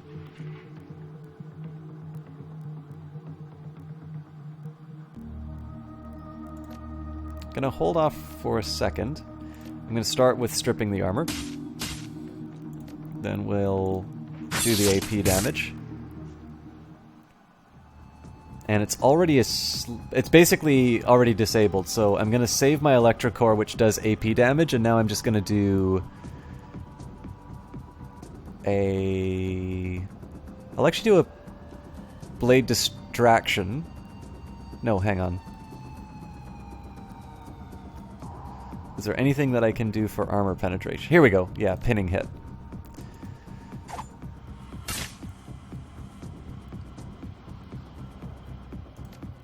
And then the rest of this is basically just trying to do as much damage. The armor is still stronger than what I would like it to be, but turns out it doesn't matter.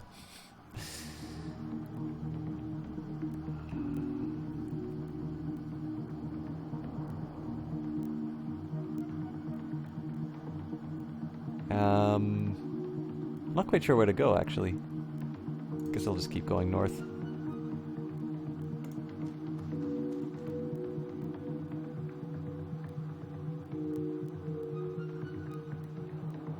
Okay, it's really stupid of me to put my main character just in the front line like that, but...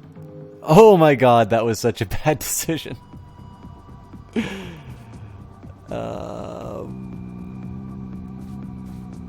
And there's gargoyles.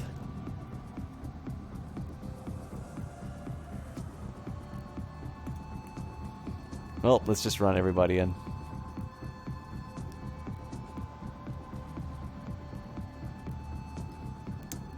Keep Dietrich in the back.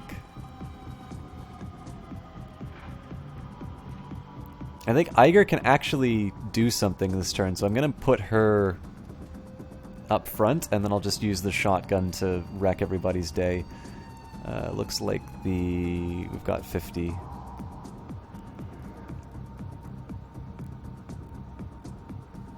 So let's do a kneecap, actually, just because I would like as little activity as possible.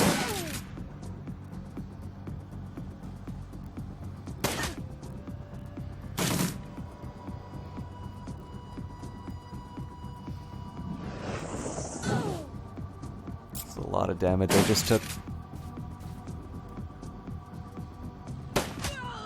Good lord. Alright.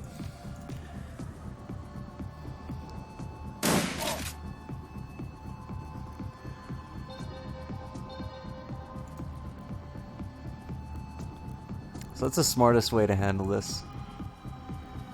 It looks like they've all got gun. Oh no, we've got a mage here, so I'm gonna let Minerva prioritize the mage.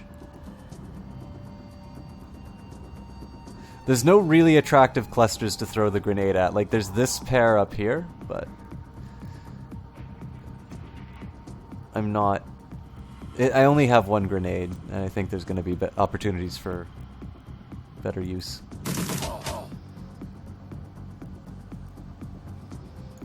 So I'm gonna throw some speed on Glory, and let's give... Actually, Electrocore sounds like a good opportunity, but I don't have any nice clusters to throw that on. Oh, wait. So heavy cover is... Or wait a minute. I wouldn't actually hit the guy I want to hit with this.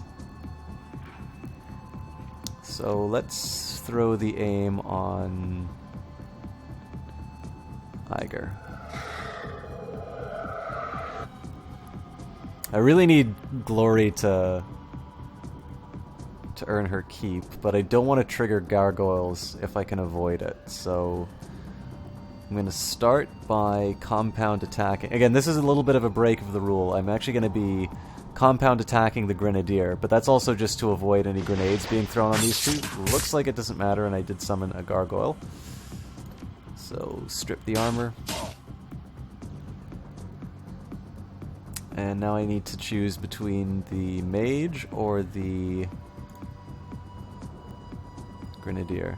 So I think I'll do a sniper shot on the mage, hopefully take them out. I don't, which sucks. And let's do a headshot on the grenadier. Okay. So, I mean, the best with what I had, but this gargoyle is going to be throwing a really difficult problem my way.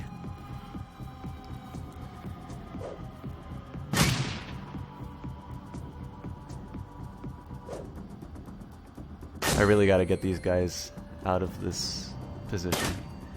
I've got a little bit more breathing room now that this... Wow. Hopefully that's all of their grenades. The nice thing is I have a little bit of breathing room. Once these guys wake up again, I can move them to where the gargoyle used to be, but it's going to be touch and go for the next couple of turns while I try to navigate this. So basically I'm just going to put out as much damage as I can. Can I take advantage of their positioning? I can. It's not the best chance of hitting in the world, but I think it's my best option. Again, I could do some damage over here, but they've already got the AP damage, and I sort of need to disable as many things as I can while I'm doing damage to my teammate, which is definitely not what I want to have happening right now. So let's do a...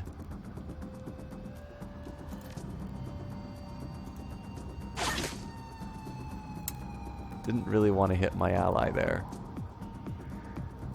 Let's do a pinning hit on the gargoyle at least.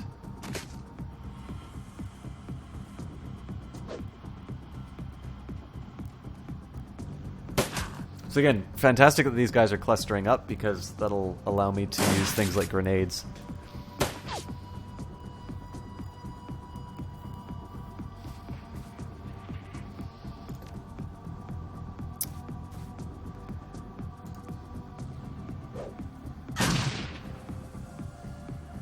And we'll do an aimed shot. Again, taking the weakest one out gives me a bit of an advantage. I should have probably moved, but...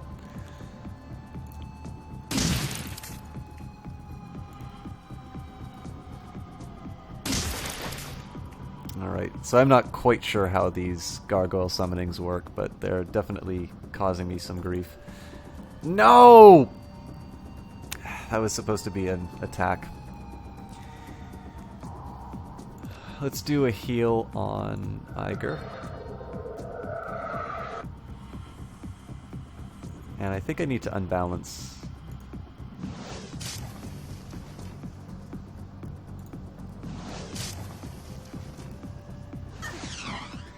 So, I mean, it's nice that it's the troll that's getting attacked just because they do have a fairly high amount of health, but this is going to be something that I wind up... Like, I'm definitely going to need to tend to my team after this, and I would prefer not to have to use all these medkits at once. Like, everybody's pretty much at critical health.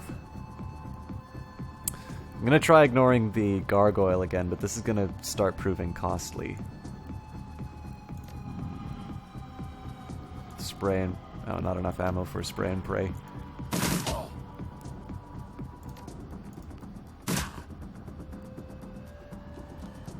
I have to use a medkit on Glory.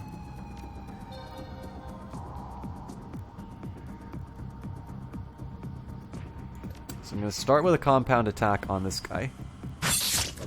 That sucks that it missed. And then I'm going to finish this guy off. Jesus Christ.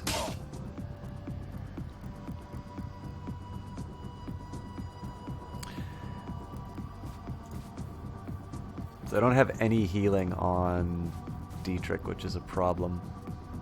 I think I'll drop the Dragon Slayer idol just to try and give him an extra turn or two.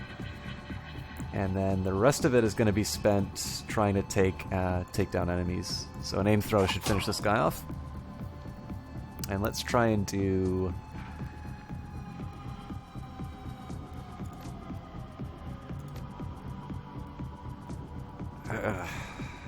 I'm just going to do a regular attack Actually, honestly, I should just do a regular attack with the highest probability of hitting.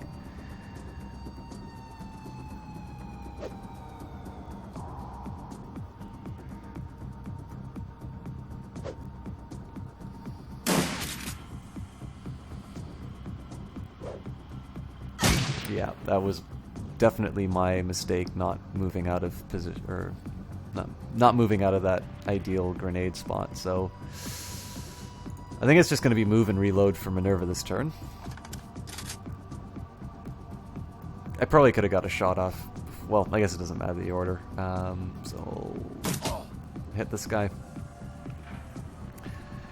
Still not sure what to do with Dietrich. I think I just need to keep him in position. Actually, let's give haste to Eiger.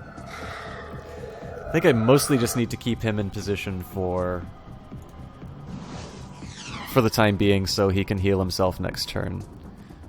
And then Glory needs to help by taking out the guy who's shooting at Dietrich. Jesus Christ.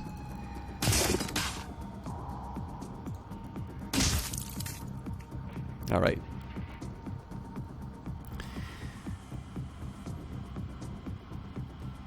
There's really no good place to move Eiger, but I'll at least put her behind some cover here. Oh, Jesus. I didn't know that was just one turn. I would have used a shotgun in that case.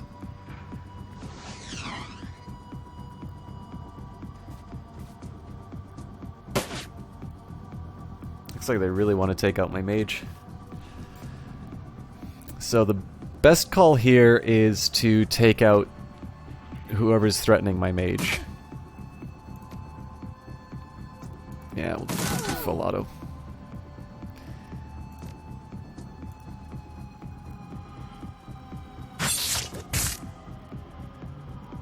I really don't like Glory's aim.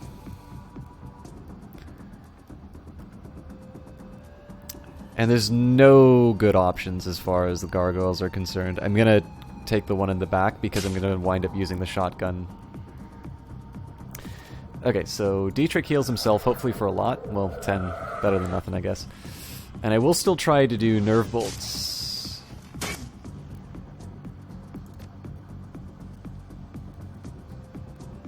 And this will hopefully do some AP damage. It's a 90% chance of hitting, but if it misses, it's going to wind up hurting my allies.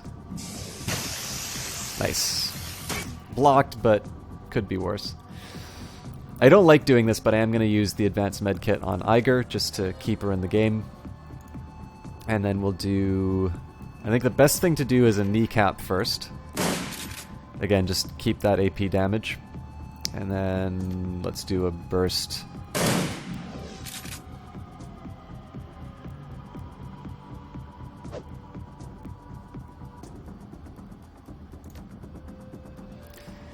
So again, order...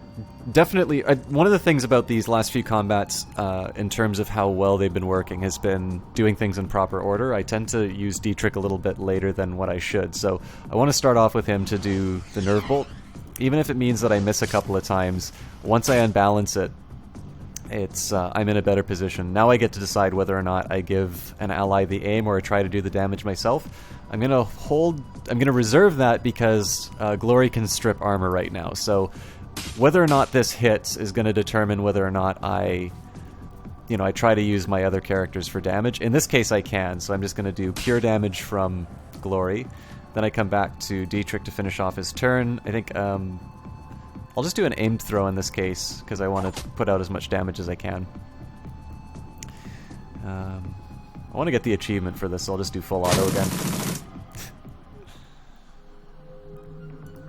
Alright. I don't really want to know if I want...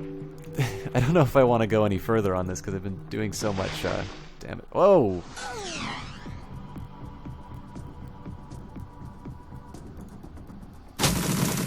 Yeah, this is an example of why you want to use Dietrich first.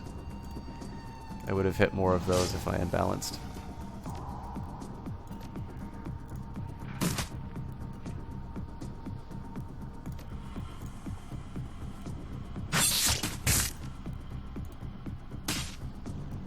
And again, if Glory had stripped the armor, then all of those would have done more damage. So, quite a few misplays on my part. But we'll just try and throw as much damage out as we can and make that irrelevant. I'm gonna hit Glory if I do this. Well, I don't have a lot of options.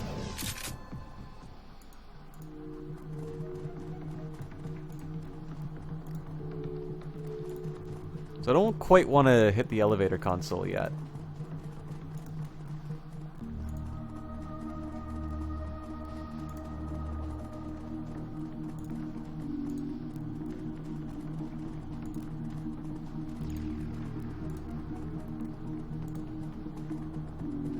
Another gate console.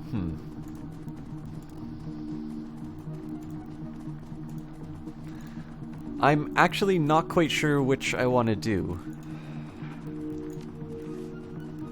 Get to the freight elevator. So I'm going to do this for the purposes of exploration, but I might just wind up in another combat that I don't really want to deal with. Looks like they... looks like they know they can't depend on Apex to be their watchdog anymore. Somebody manually locked the door. Leave the panel alone. Yeah. So it's kind of a red herring. I'm not 100% sure why the designers put that in. I think it's to kind of create a sense of atmosphere that, you know, like, if you think about it, a lot of RPG-style games, like, if you can interact with something, chances are it's part of the plot, so it sort of gives away certain elements and things like that. So, whereas in the real world, like, consider that in the real world, if I'm, you know, I can look out the window and see my neighborhood, and in principle, I can put my hand on any one of those doorknobs. Now, contrary to what you may have seen in the Michael Moore film Bowling for Columbine, not every one of these doors is going to be unlocked. But some of them will be unlocked, some of them will be locked. You know, the fact that there are the unlocked ones does not mean that I can enter the building without consequence. But clearly, for video games, you don't want to give total freedom like that. I would actually argue that games that do give you that level of freedom aren't necessarily as fun to play. So for some people they are, but in general, I think it's a little bit of an abdication of responsibility on the designer's part to actually give you a narrative or an experience. There are some virtues to our open world, but I also think there are some defects to it. So I think the inclusion of these kind of red herrings is to kind of create atmosphere, but I'll be honest, if that's the intention, I'm not convinced by it. So, I mean, with that in mind, by the principle of charity, probably it serves some other purpose that I haven't realized yet. But if the intention was atmosphere, I'm not entirely sure. Again, this is a fantastic game, but I think it's one area in which they didn't quite succeed in what they wanted to set out for, if that was their goal. Freight elevator door panel. The screen of the elevator control panel displays randomly flickering characters and error messages. Error 4AC 43BC, primary security, late evacuation lab access level. Please contact 466 auxiliary air ducts for your notice primary turret controls. Please east stairwell. Okay, so I'm assuming this is deliberate nonsense. So unlock the freight elevator doors. And we go down the elevator. Alright, so I'm about an hour and 40 minutes, so I still do want to keep my break every hour. I will read the Lab Below dialogue in a minute, but I need to go to the bathroom, which means I will make sure that I properly mute my mic. But just in general, I need to kind of get up, stretch, do the normal things that I do. Unfortunately, there is no Shadowrun music, so I believe I have the soundtrack on my laptop.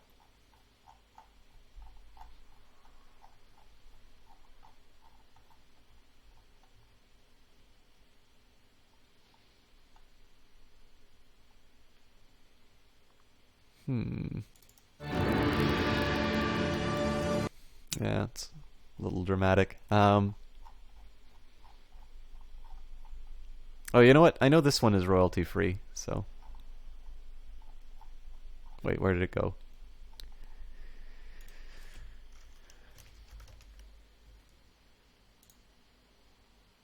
All right. So yeah, I'll just put a little music on. Again, it probably won't be more than 3 minutes, but I do need to relieve myself. Thank you everybody for stopping by tonight. It's definitely a healthier turnout than I thought it was going to be, just given who is streaming and the fact that it was an unexpected and later stream. But I always really appreciate you guys being here tonight.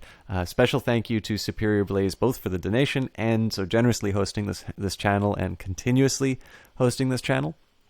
I am going to take a quick break. I encourage you guys to get up and stretch. And if you are not wearing headphones, enjoy the royalty-free music, which is Drive by an artist who is only listed as Alex.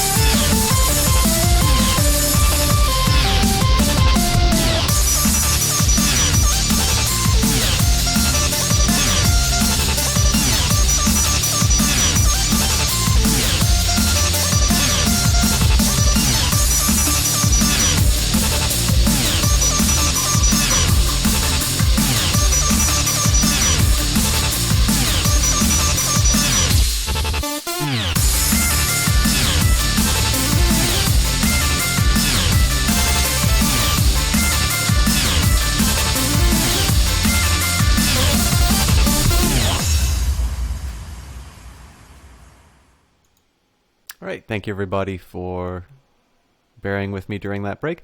I do want to give proper credit to that artist. Again, it's Drive featuring CDK and Daryl J. Again, the artist name is Alex, so I know where I originally got that. So I'm going to slightly extend my break here just to take a minute to actually get the... I'm gonna take a minute to get the actual link for that track. I will put some other music on while I do it, which I happen to know is now available on, or is permitted to be played on Twitch. So slightly extended one, but.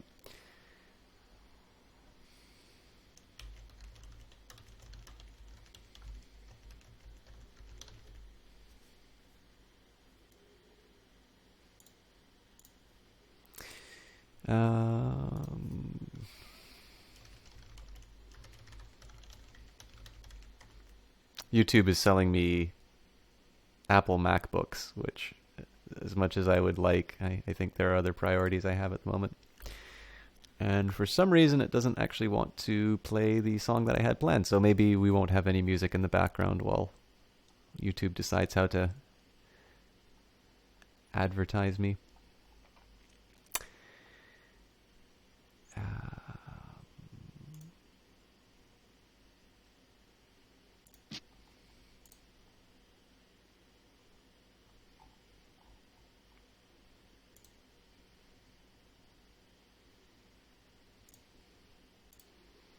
All right, this is the best link that I can find for it. It's a YouTube. Oops.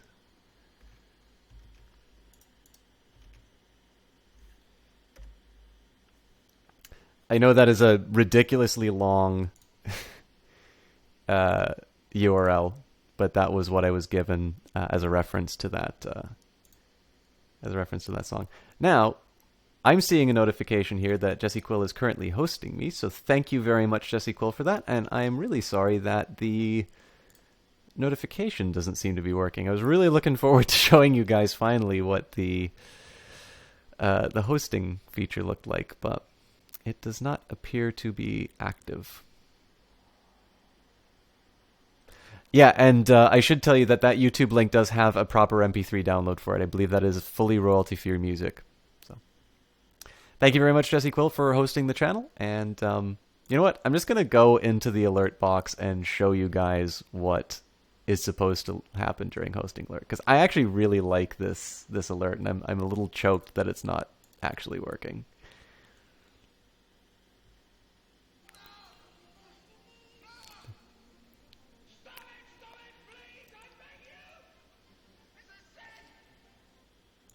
So, hope you all enjoyed that.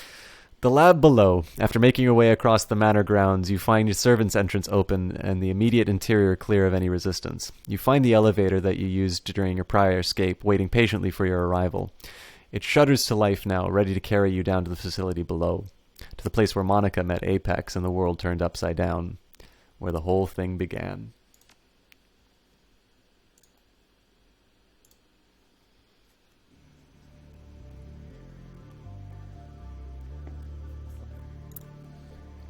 Alright, something tells me we're gonna run into the big orc. Hello? As you step into the room, you find yourself standing in a charnel house. There are fresh corpses split across the floor, and the metal tiles are smeared with blood. Looks like Apex did what it promised. Glory coolly eyes one of the ruined corpses. Looks that way. Sweeping your gaze across the room, you see a variety of terminals, all displaying error messages. Whatever security Apex provided here, it's offline now, leaving the machines unlocked and unprotected. Just bear with me a second, folks.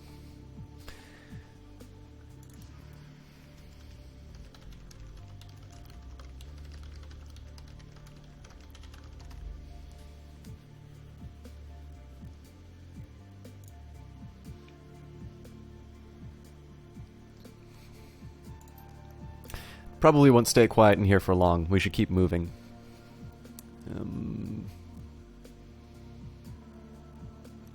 Yeah, I really don't like this. I'll tell you when we're going to move on. For now, I want to check this terminal. Not just yet. There could be valuable intel in here, and we don't know how big this facility is. We should sweep the area for clues before pushing forward. Alright, fine. We search the room, but let's do it quickly, yeah? I don't want to get stuck in here again.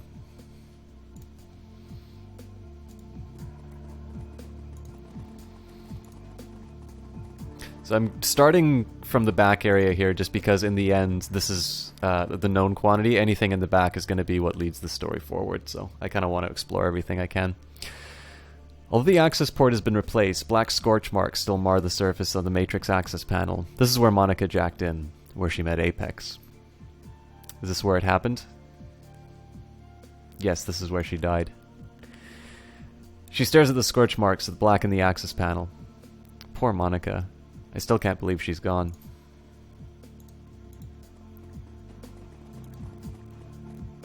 Okay, and it's sealed, so we don't get to go any further.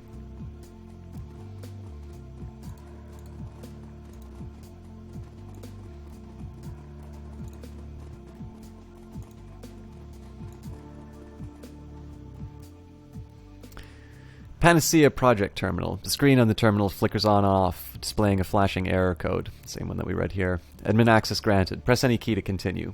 Press a key. You press a key at random, and the screen begins to flash. A piezoelectric beeper buried somewhere deep inside the terminal plays a series of chirps, and the system reboots itself. Then, when the screen comes alive again, it is filled with text. Welcome, Administrator. Please select from the following options. 1. Hyperthermopoly studies. Open the entry labeled Artificial Lymphocytes and Monoclonal Antibody Production. Hermetic Techniques for slowing radioactive decay. And Panacea Recent Development Notes. Okay, well. Hypothermophile studies. The information in this entry is impossibly dense. It would take you a week and a stack of scientific journals to fully decipher. Yes, because clearly anybody who plays Shadowrun is going to get Biotech 7. If I had Biotech 7, I wouldn't have passed half the combat that was required to get in here. Search for clues as to what the entry is about. To your untrained eye, most of the text on the screen is nonsense. You catch a few words here and there, but for the most part, you're lost. From what little you can pick up, it looks as though this lab was studying animals that thrive in extremely hot environments. For what purpose, you cannot say. Well, there's a dragon in here. Open the label entered. Artificial lymphocytes and monoclonal antibody production. This, by the way, is the problem with an audio-only stream, is you run into language like that. The day that they make an economics game is the day I will be king of audio streams. You open the entry and the screen fills with pages worth of scientific jargon. Again, Biotech 6. Search the entry for clues. Most of what's written in this report is completely foreign to you, but from what you can piece together, it looks as though the scientists here were working on developing a sort of artificial immune cell, something sturdy and self-replicating that is capable of pumping out antibodies on command. Why they're doing it is beyond you. Biotech run, go, go, go. I do kind of want to know what these actually are supposed to be. Like, I can piece together the 6 Greek words that I know and infer it from the scientific names that they've given things. But, I mean, clearly somebody has written an entry for the guy who actually has the Biotech 7. So I'd kind of be interested to see what that string says. But, I mean, chances are I could probably just open up the editor and look at the response strings for selecting that option. So, but there probably isn't an achievement for that. All right, hermetic techniques for slowing radioactive decay. This is clearly related to the Firewing. This entry is overflowing with complicated magical figures. It would take a skilled mage to decipher it. Diedrich, spellcasting 70s, spellcasting 5, skim the entry. Attempt to read the entry. You pour through the entry for several minutes before giving up. The metamagical terminology at use here is far too dense for a non-mage to understand. Maybe Zach Flash can help us. The only clue that you're left with is the title of the entry. Apparently they're using magic to extend the half-life of radioactive isotope. Wait a minute, so they're not trying to cure radiation, they're trying to extend it? And if there's no achievement, there's no reason to do it. We only play games for achievements. It sometimes feels that way. Honestly, when I played World of Warcraft, I had not played a game that gave achievements. And yet, the majority of my activity near the end of World of Warcraft was entirely achievement hunting. And then now, I mean, a lot of games I get...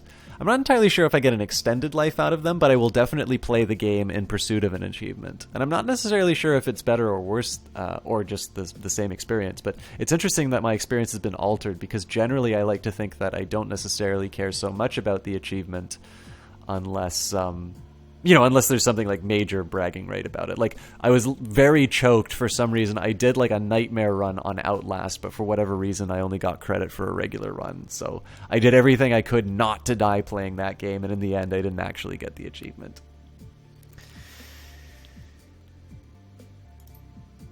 All right, Panacea Recent Development Notes. Surprisingly, this entry is relatively easy to read. Skimming it over, you discover that the scientists here have been working on a variety of additional tweaks to a project called Panacea. Apparently, a batch of artificial lymphocytes developed for a project has recently been bound with an airborne RNA virus. The resulting microorganism is as infectious as the flu and exhibits a broadband capacity to jump species barriers. This is particularly interesting in light of the fact that there were the human supremacist groups, which were also looking for a particularly deadly virus, but there doesn't seem to be an explicit connection being made with that here. Get me on while you actually went out of your way to do an actual raiding achievement, which is now a feat of strength back when you first started Wrath of the Lich King. Yeah, Wrath of the Lich King was the expansion I was late in Wrath of the Lich King. Like, I think a couple of months after I hit level... I believe the level cap at that time was 80. And a couple of months after I hit 80, Icecrown Citadel... No, Icecrown Citadel was already unlocked, and it was the actual Lich King fight that was being unlocked. So,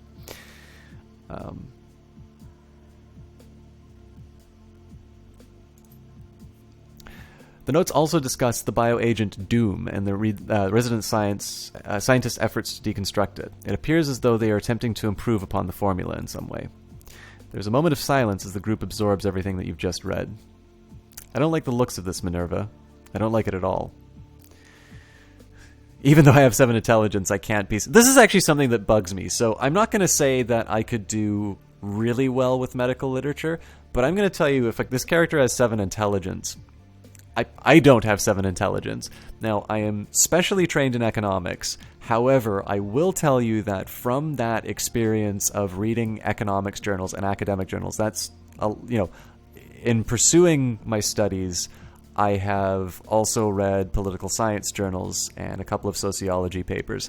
I can definitely tell you that there is a style of academic... and that's actually, sorry, that's not true. I have read medical journal entries because I needed to do research for a prof on antimicrobial resistance. So I have read medical journals. And I will definitely say that there are some terms that are over my head, but I don't actually believe that medical reports are incomprehensible to somebody who has some experience reading journal entries. But I'm not going to split hairs with the designer. Clearly they are saying that I am not studied enough to read the material that I have on here. So I'll just assume that it's more advanced than a journal article. We went for the title Character Name The Undying, and it actually felt kind of good to complete it. Alas, your guildmates have moved on and left you without the trustworthy to play. Yeah, I mean, this is one of the major problems I run into any MMO that I play. I would love to play more of the secret world, but I just don't have people to play it with. Although that's not going to stop me from playing. What I've actually noticed is that the only gaming time that I've really been using has been my streaming time. And I've been streaming less just because I've been occupied with some of these other things. I finally got the apartment somewhat clean. And I've just been doing... even though school is done, there's just all of these aftershocks of what I've been doing. Although it's good stuff, right? Like I said, there was a while when I was feeling really discouraged about my prospects of doing research. And talking with my advisor, and then just seeing that I got, not just a good mark on the thesis, but above the class average, that's encouraging. And I think what counted a little bit more actually is there's a guy that I know in the class. It's actually a really interesting dynamic with him, because from what I can tell, he isn't that interested in economics. He is somebody who's straight A+.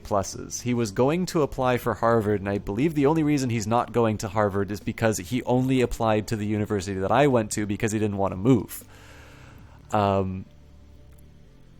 So this is a guy I have tremendous respect for in terms of his academic abilities. And he was the one who said that the project that I was doing was the most interesting out of the honors class. So, it's one thing for me to toot my own horn. I'm not going to say that the research I did was completely meaningless, but I was feeling not like God's gift to research after the experience. But having, my advisor, who's an extremely hard man to impress, say some kind words, but more importantly, to have one of my peers give that kind of praise was something that made me feel a little bit better.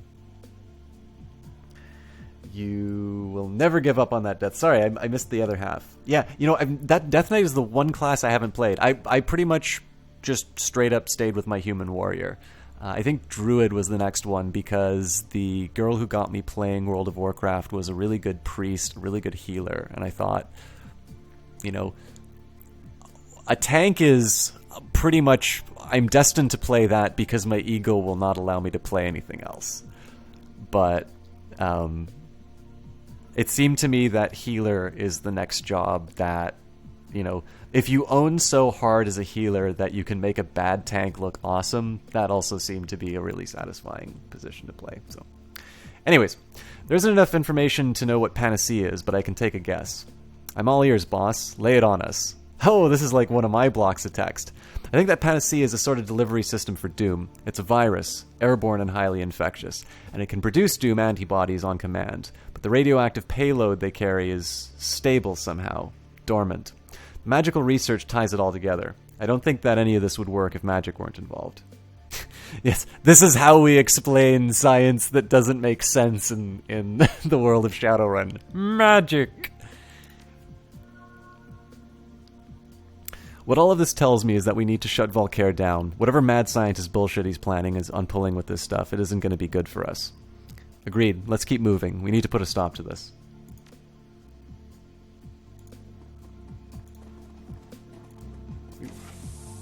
I wanted to hit the terminal first. Message flashes onto the status panel as you approach.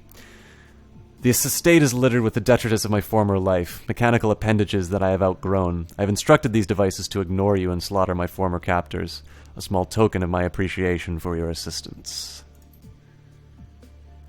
A priest got you into as well. Awesome. Your best friend played an amazing discipline priest, and once he started tanking, you always made sure that he was your healer. You also usually had to take most of the movement-intensive roles in raid fights because of this. Yeah. Honestly, this is one of the things that disappoints me about the experience of MMOs now, is it should... I guess... I don't know if it's because it's become so fragmentary, or if it's become... You know, or people just don't want to put the money in or something like that, but... It used to feel like I would be able... Well, you know, it maybe just, you know... myself and my friends are getting older and people are getting lives or something like that. But when I think back on it, I actually haven't necessarily had that many gaming friends when I think about it. So I don't think that's actually the reason. But where once upon a time you could sort of rely on knowing enough people to have like a dedicated guild, it's, for some reason, to me at least, it's feeling... Well, you know, this is actually probably more about me now that I think about it. Like, really, how am I going to commit myself to a regular raiding schedule? But just for some reason it hasn't felt like I've had those social connections to be able to maintain an MMO the way that I would want. Even the Secret World, like I like it because a lot of the stuff I've been doing has been solo so far, but it'd be really cool to go on these big raids. I actually got a peek. I think Sleepbringer was in Rift the other day, or today actually. Error Apex control entities set to attack allies. I should maybe go back to Rift. That was a reasonably fun MMO. But I mean, again, I've got Guild Wars and I've got Secret World, which I enjoy as well. Okay, so I gotta get to cover for sure. Fortunately, it's just one turn. I hope I'm not flanked in this position.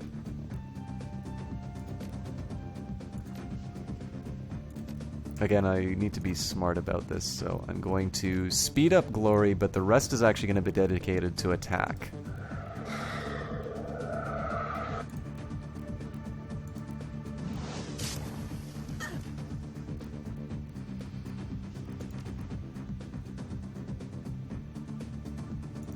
I don't think I want to strip the armor off of this. Well, actually, okay, what can Glory reach? Vanguard, Mercenary, Paramilitary Security, so...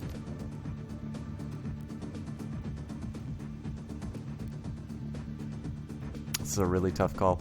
I think I'm gonna go for this guy. I can't strip the armor, unfortunately, but we'll try to bleed him out. And miss.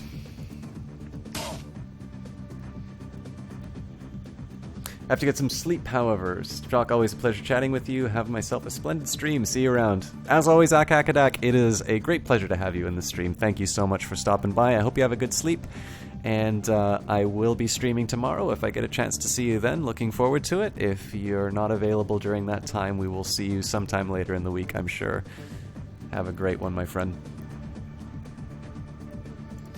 Let's just spray and pray. May RNGesus be kind to you in this battle. You know what? I've been doing okay for these battles. I get pretty salty when playing Shadowrun, but this has been a very fair round to me. I can't believe. Well, we're talking about RNGesus. At least I got the crit.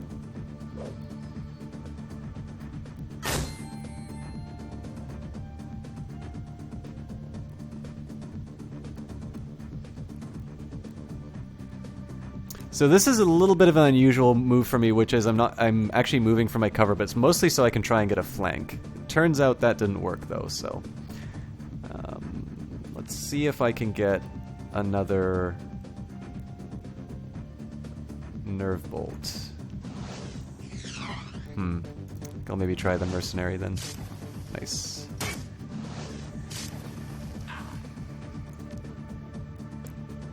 So it doesn't make sense for Glory to strip this guy's armor. I'm just going to try and go for the kill shot. This guy definitely needs his armor stripped, and then Minerva's attack is going to be a little bit more meaningful. We will start with Iger, though, who is unfortunately penalized because of the AP damage from that grenade. The question is, I think I probably want to do the single, like the Deadeye shot, just so I can maximize the hit potential. And then Minerva will just spray wildly.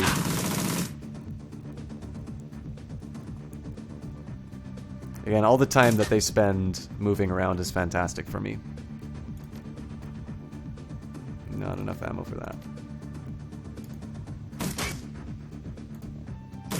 This is mostly just try and take advantage of a little bit of chip damage on the guy. And then Glory can go in for the kill. Glory can go in for the kill.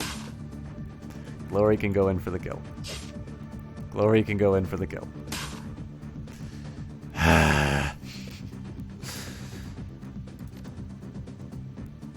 Daedric can go in for the kill.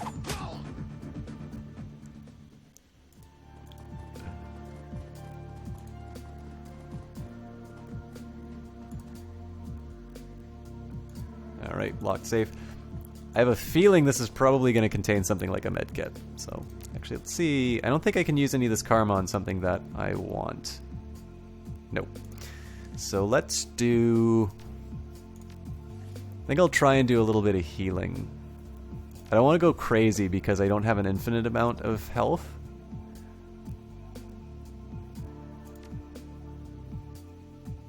So 24 of 48, 51 of 85... 22 of 60. 40. You know what? Everybody really could use a med kit. I think I'm gonna let it go one more round. If I have like a major transition, then I'm... Yeah. I think if I have a major transition, I'll heal everybody up, but I won't commit those resources quite yet. Alright, unlock access lab security cameras. And, okay, drone remote control box.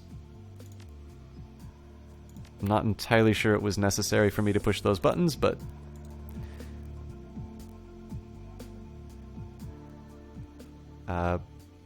this remote control... Excuse me.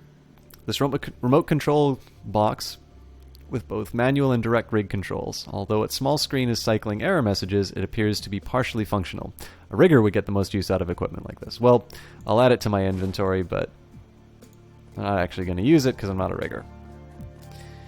So I'm not entering that room until I have to. I'm mostly just avoiding the orange arrow because that sort of indicates to me that there's things I can explore in other rooms without too much of an investment. The terminal shows a nearly featureless login screen. Hack the account. You find a selection of email entries from various staff members. Email 1. Nairi, I know you need to pass through multiple checkpoints to get outside for your smoke break, but that is no reason to break protocol and smoke in the lab. The material that we are working with is dangerous, and your laziness is putting people at risk. Please don't let this happen again. Lily. Email 2. Dearest Talia, please stop asking me where my work has taken me. You know I can't tell you that. I made it clear when we parted on the train station last year. Security on this project is very tight, and all your outgoing email is being scanned. Although we've been quite busy recently, I believe that we are nearing a breaking point, and I can come home to you and Felix soon. All my love, Lily. Email 3. Klaus, again, excellent work on the venting system. Everyone is pleased with your performance. It seems like only yesterday that you were one of my interns, and here you are, a newly appointed department head. Beyond everything that I told you earlier, you also have access to the guard's storeroom in your section. Use the access code 1247 in case of an emergency. That's for level 4 personnel and above, though, so keep it to yourself. Lily. So I am going to get my numerous notepads and create a new one, because something tells me I'm going to completely forget this this code.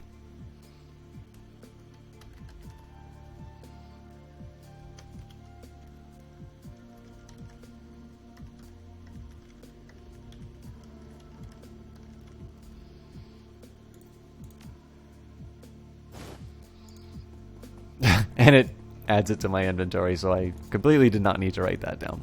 Oh well.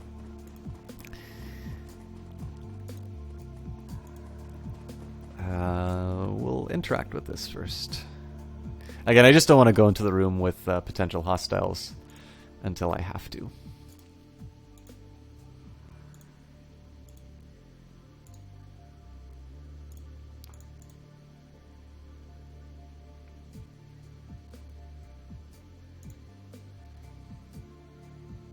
Enter storage entry. Okay, well. 1247. I really like this new keyboard, by the way.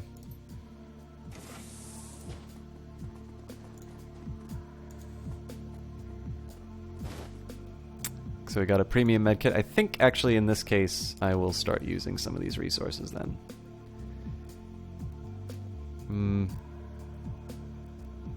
I'll use one. And Glory's kind of my primary, or actually, I'll use Dietrich just because that's going to bring him pretty much to full. It's a Bomona kit. That's a bit of a shame, actually.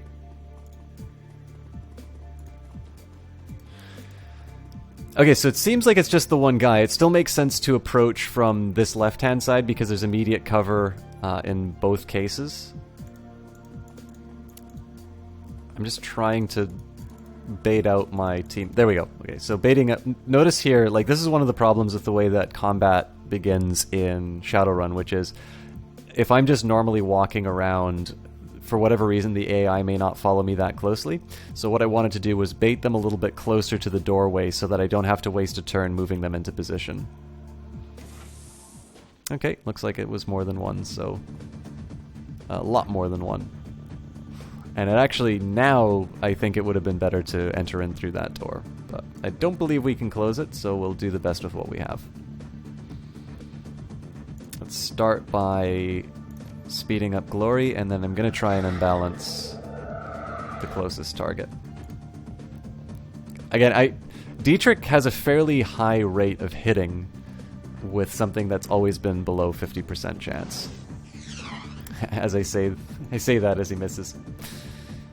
Alright, so again, we always want to do the AP damage where we can. It does have high armor as well, so I will try to... I'm also going to strip it. And that basically just puts me in a position where I wind up doing more damage overall to him. It's a little hard to justify moving Minerva into a compromising position like this, but I do want her to be active in the combat. So in this particular case... I've already used my grenade, and so basically I need to decide which of the two people do I want to take the shot at. It would almost make sense to do the Grenadier because he almost certainly is going to be able to do damage to both Glory and Minerva in this position. It almost makes sense to move Minerva into another spot, actually. I think I'm going to do that. I mean, the mage is also a problem in that case, but at least I can use Minerva to hit the mage. This is definitely a waste of a turn, moving to those 2 spots, but I don't really want to have 2 key characters in range of a grenade, so a little bit of poor planning on my part, but I basically don't want my mistakes I don't want to compound my mistakes by not moving her again, so I'll just get a hit on the mage, and turns out it didn't connect anyway.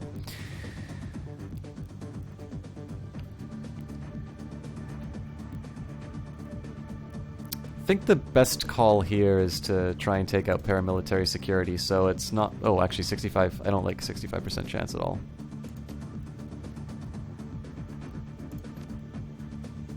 In that case, I will use the Grenadier because I get a chance of a crit. Jesus Christ.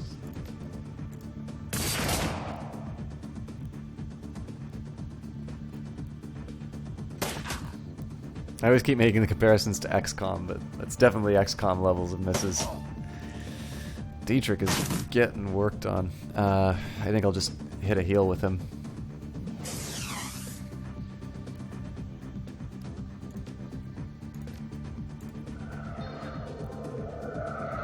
Yeah, I'm happy with 26. So what I'm going to do here, this is a little bit of a problem because Glory is in range of this, but this is just too good of a stack to pass up. So it's a 48% chance. It's quite likely I will actually hit... Actually,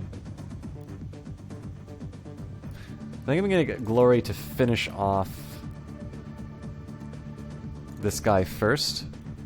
And my reasoning for that is if I do AP damage to her, this one is not... There's basically not going to be any consequence if I use up all of her moves.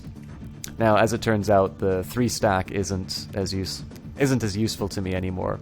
But I can get around that basically by targeting the Grenadier. And now it's an open shot for Dietrich. So again, it's not necessarily as good of a target as it would have been before when there were 3, but I'm able to maximize my damage output. And I wind up hitting Gloria anyway. Alright. Actually, it looks like, so -2, I'm assuming she just pays for that next turn, so I guess I learned something about the mechanics. Just wish I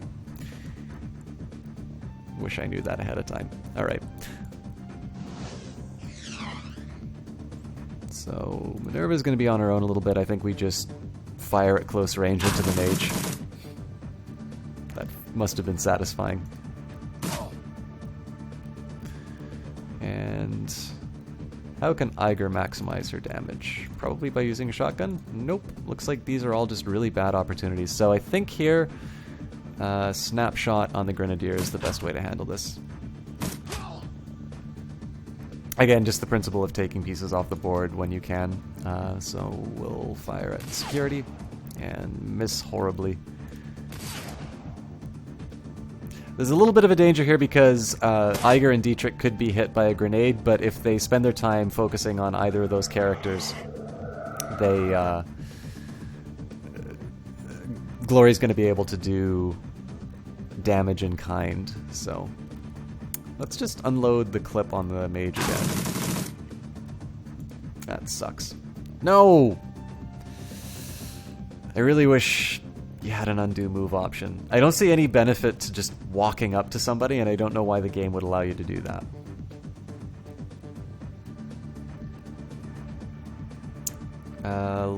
I'm gonna attack the figure that isn't accessible by Eiger. As usual, Glory misses.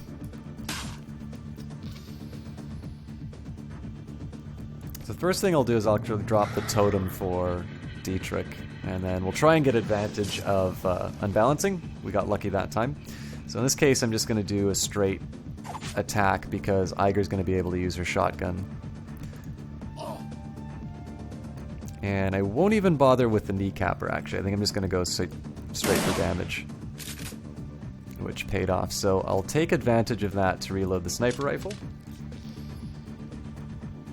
And then she can get into position for the next turn. And it turns out, actually, they're moving exactly where I want them to anyway, so we'll reload. I'm going to start with Glory just because she can potentially end this encounter before I fire the weapon.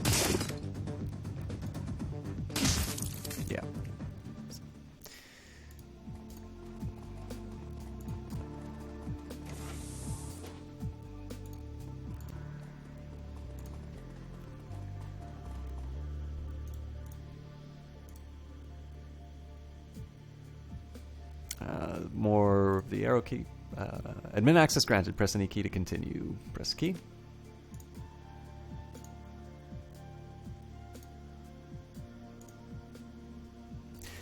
You press a key and the screen begins to flash. After a moment, the system reboots itself. When the screen winks back to you, you find yourself staring in the context of an administrative inbox. Welcome, administrator. Unread message, Borchardt Hans. Okay, these are all just names. Read the first message. Borchardt Hans to admin.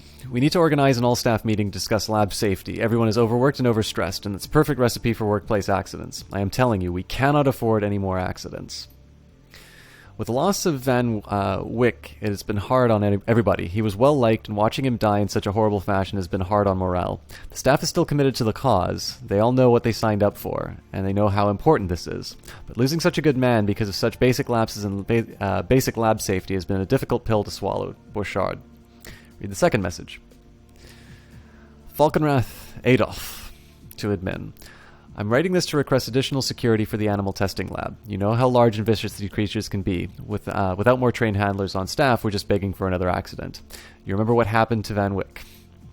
I'd also like to repeat my request that animals be defanged, declawed, and muzzled, preferably someplace far away from the lab. Our having to use them is unavoidable due to their genetic similarity to our targets, but that doesn't mean that we can't take precautions. Falkenrath. Read the third message. Danuf Ingrid to admin. Just wanted to thank you for pushing to bring the new Hermetic lab online. It's good to know that you're listening to our requests. The research that the Hermetic researchers have been doing should make our work with the Panacea much more manageable. Danuf. Step away.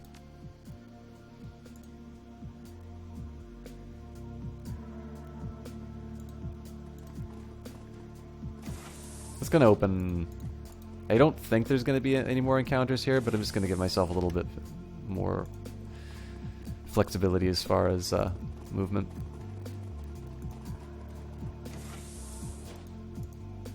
So I have a feeling that siding with Apex was an advantage simply because of the fact I don't have to fight these things. I don't know because I don't have the alternative of playing a game where I didn't help Apex, but anything that involves me avoiding combat makes me happy.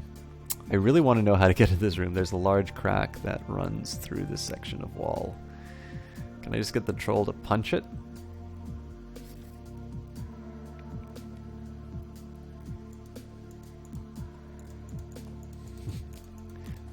Yeah, well.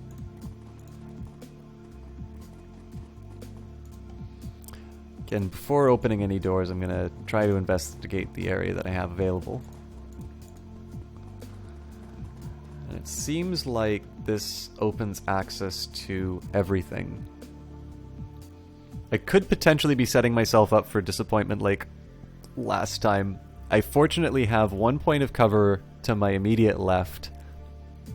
And again, I do get a fairly decent flank on these guys here. There's probably going to be somebody immediately behind this door, but I'm pretty sure I'll be able to take care of them and get into some good positions as a result of this. Not a lot of cover.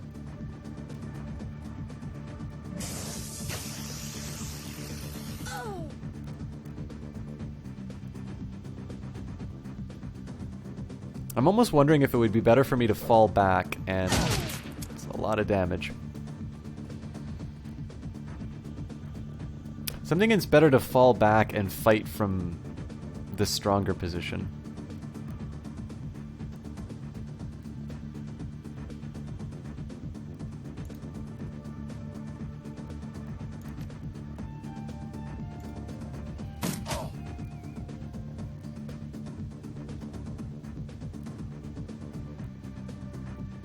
So I'll move Glory back here and hammer the healing. Definitely need to move Dietrich back. I think I'll just put him in the same position and drop the totem.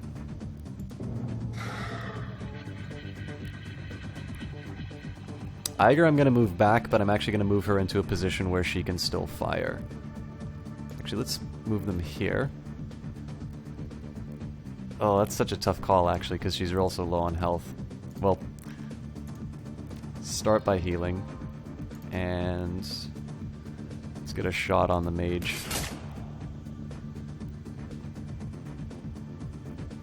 I can funnel them into this corridor. It's pretty fantastic.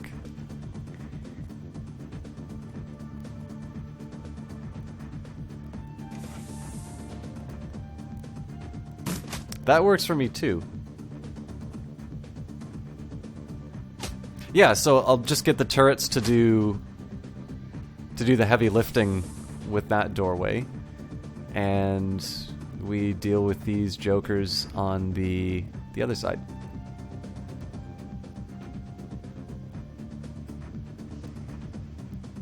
It just sucks that we don't have any better cover.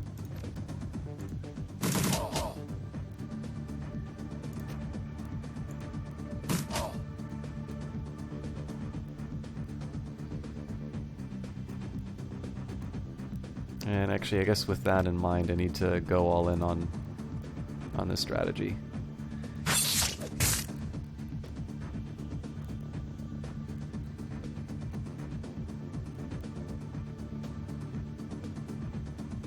So we'll haste Eiger in this case.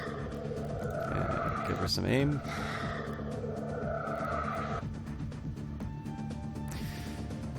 Now this mage already has a shield. Well, you know, let's try and see how much we can do on each target. So I think we can take out the mage with this shot. What's the chance? 96? Yeah. And then we'll do... what's their health? 42. So there's no way I can actually kill them with this. I guess if I got a lucky crit.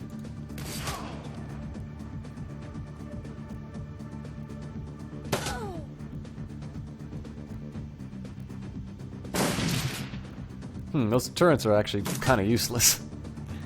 I mean, they're distracting the, they're drawing fire, but they haven't actually taken any shots yet. Okay, so what I'm going to do with Glory here is I'm going to use the 2 actions to break the armor. I think the better call is to actually use my med kit, because I'm not going to get into any real position of safety in time. So what I'm relying on here is that Minerva is going to be able to take out this target. Now, I'd normally want to do the burst fire, but this is a target that's pretty open, so in that case I didn't want to waste the action points. Better thing to do now is go into Overwatch. Dietrich will take advantage of flanking this guy first to do Nurple. And is there any healing I can do? Guess I should heal Eiger. It just saves me the trouble next time. And we'll drop a Dragon Slayer just because I think he's going to take the brunt of this assault. So there's nothing Eiger can do to help Glory right now, but she can take some shots at the officer. So shotgun has a good chance of hitting. I might wind up hitting Dietrich here, but I do have the idol up, so... oh wait, I probably used Dragon Slayer's favor, didn't I? Oh no, it's Dragon Slayer idol. Alright, well. I was overly cautious. I'll just take a chance to reload then.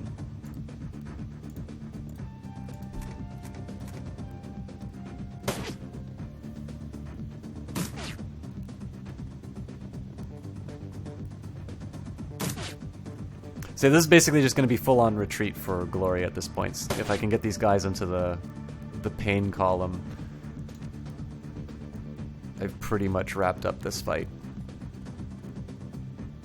So in this case, Minerva will take an Overwatch. Eiger will take an Overwatch with her sniper rifle.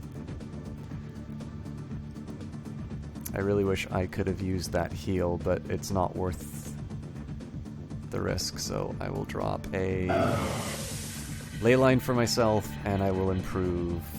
let's improve Minerva's aim, actually. She's going to be doing a lot of work. And I guess Overwatch, although I hope I never need to use it.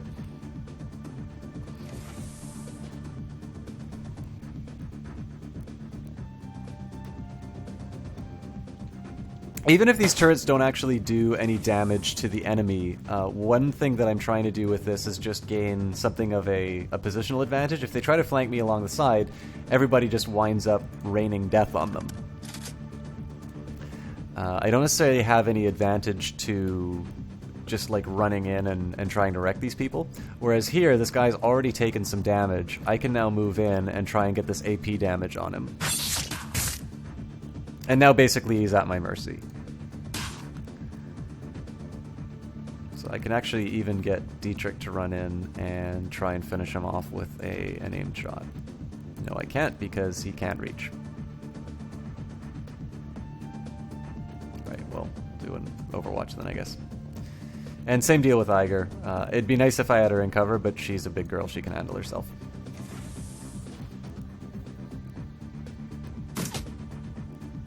And looks like the turret is drawing the most attention. Oh, except for the grenade, but wound up hitting the enemy as well. So this is actually a fantastic place to use a grenade on a group of enemies. Unfortunately, I don't believe Glory has any grenades to use. So just finish the guy off. I'm probably going to need to make my move now, because it seems like they all want to attack the front. What are you doing? That was supposed to be for Glory. Alright, well, he's healed up, so he's gonna start taking damage. Actually, I think I'll move Eiger into this position as well, just because it's cover for everybody. And it actually seems probably better that I use the... No, I think sniper rifle's still the way to go for this.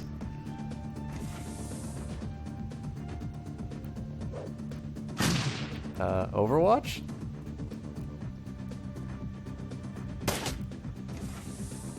Apparently not.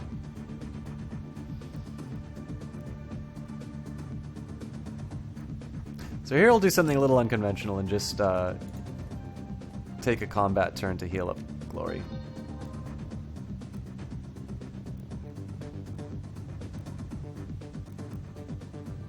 She's got 3 movements, so I'll get Dietrich to give her an additional AP. She should be able to get at least reasonably substantial damage on at least one target. So let's take the weak armor guy, but I'm not going to use the strip armor. It's mostly just because this guy here can get hit pretty hard by my allies.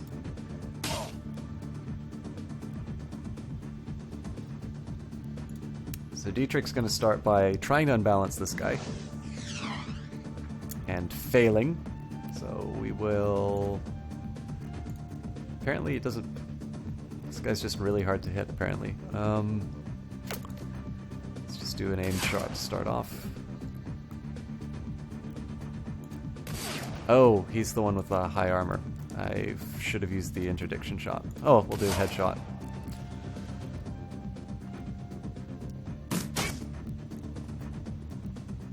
Again, another fantastic opportunity to use a grenade, but I've won this fight already, so the grenades will come in handy in the next room.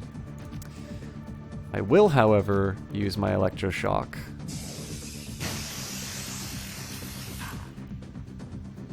And this gives me an obvious nerve bolt target to use the rest of my turns on. I'm still going to try and get Glory to take out this guy. So I can afford one more hit, which turns out it was enough. And then basically I did that so I can try and strip the armor from this fellow. Didn't strip as much as I would like, but now I get the advantage of more damage from my other weapons. I guess I could have gone full auto on that, but he still has some fairly substantial armor left, and I think this is the last fight on the level, so in this case I'm just going to use the interdiction shot, and hopefully it just rips through him. Or it misses. So, I'll take advantage of 2 shots from what turn? I only needed the 1. And apparently there's somebody left for me to fight?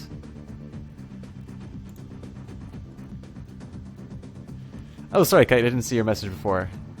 Have a great night. I hope you enjoy work tomorrow. I never asked where you worked, but we will find out on next broadcast. Sorry if I missed you and you're already gone, but if you're still here, thank you very much for hanging out. Again, you are always deeply valued here. It's great to have you in chat.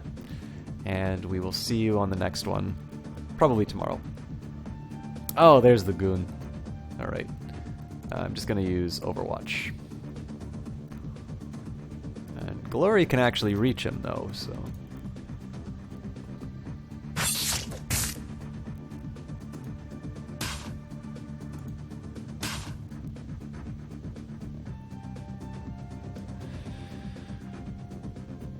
I think I'm going to move Dietrich to the ley line.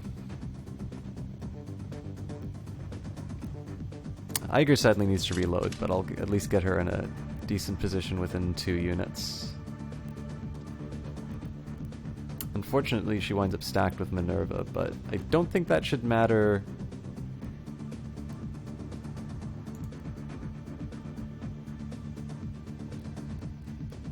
I don't understand why I can't move where I want to.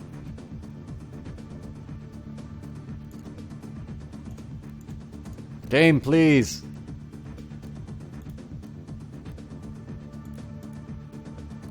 Okay, she will stand out in the open because the game won't let me go to the cover I actually wanted to.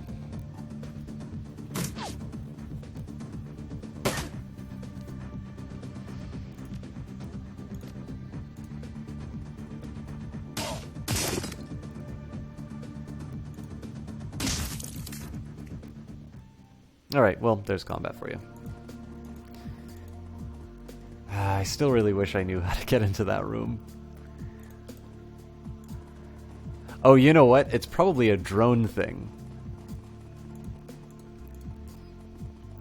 Alright, so it's been about an hour since I went on my last break. I know we're also sort of thinning out a little bit as far as the crowd is concerned. But for those of you still hanging out, thank you very much for enjoying some Shadowrun with me tonight. I'm going to take a quick break, again approximately 3 minutes, just to get up, stretch, get a little drink of water, things like that. I encourage you guys to do the same. We will stream for a little while longer. We are at midnight, and I know it was a later start, but I think it's not necessarily bad to kind of end at an appropriate closing note. So we'll see what comes on to the next level, and we'll see how far we can get with that. But before we make any decisions in terms of where we will leave off, we are going to first deal with our most immediate needs. So I will see you all in a minute, and enjoy the sounds of Shadowrun. Oops. I'll give you some visuals to look at while I'm away.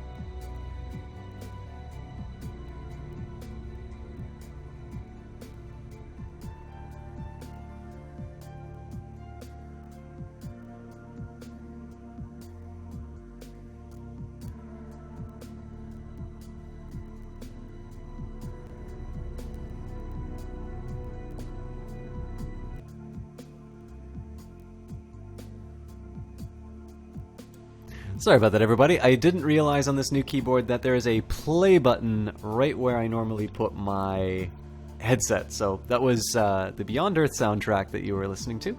Not a bad soundtrack by any means, but an unexpected one, and I'm not entirely sure how it sounds mixed with the Shadowrun one. So apologies if that was not the most complimentary of sounds to listen to. Let me just ditch my break sign, and we'll be able to do what might be our last level of the evening. Sort of depends what happens. I hope there isn't any major plot stuff that happens, because you guys have been very loyal and following along, but actually...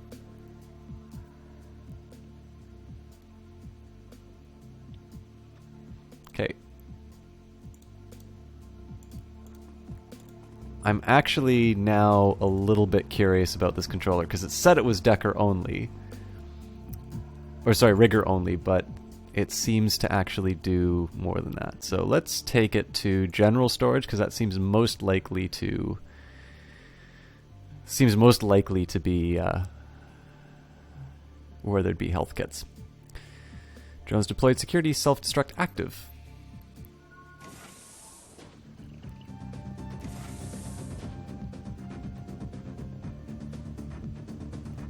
Okay.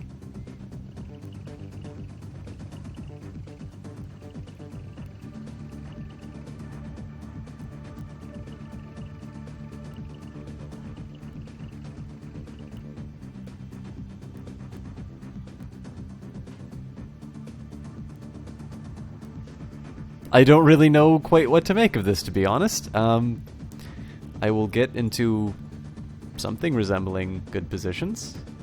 I hope these drones don't attack me. I believe I'm controlling them.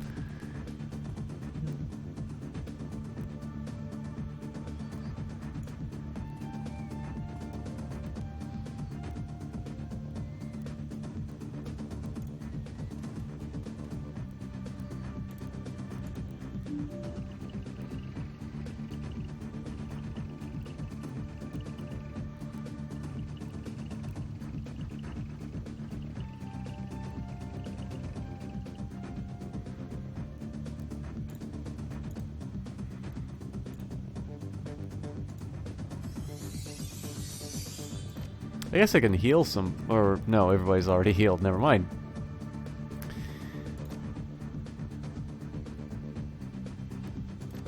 Well, I mean, for the sake of it.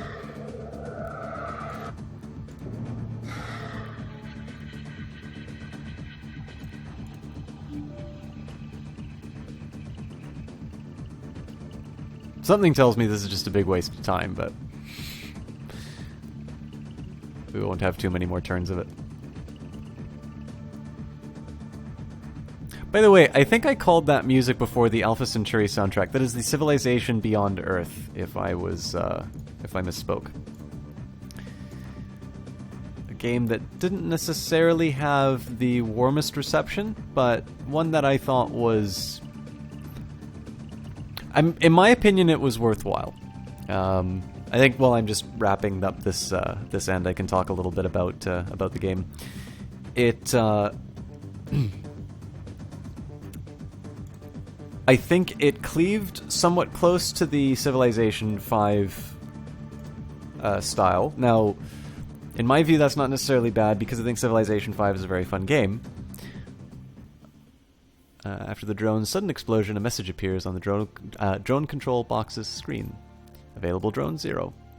No more drones to control, the display goes dark. Alright. So, probably a helpful resource that I just wasted. You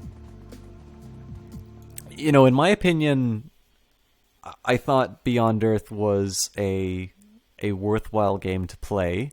People seem to complain about a lack of connection with the leaders, which...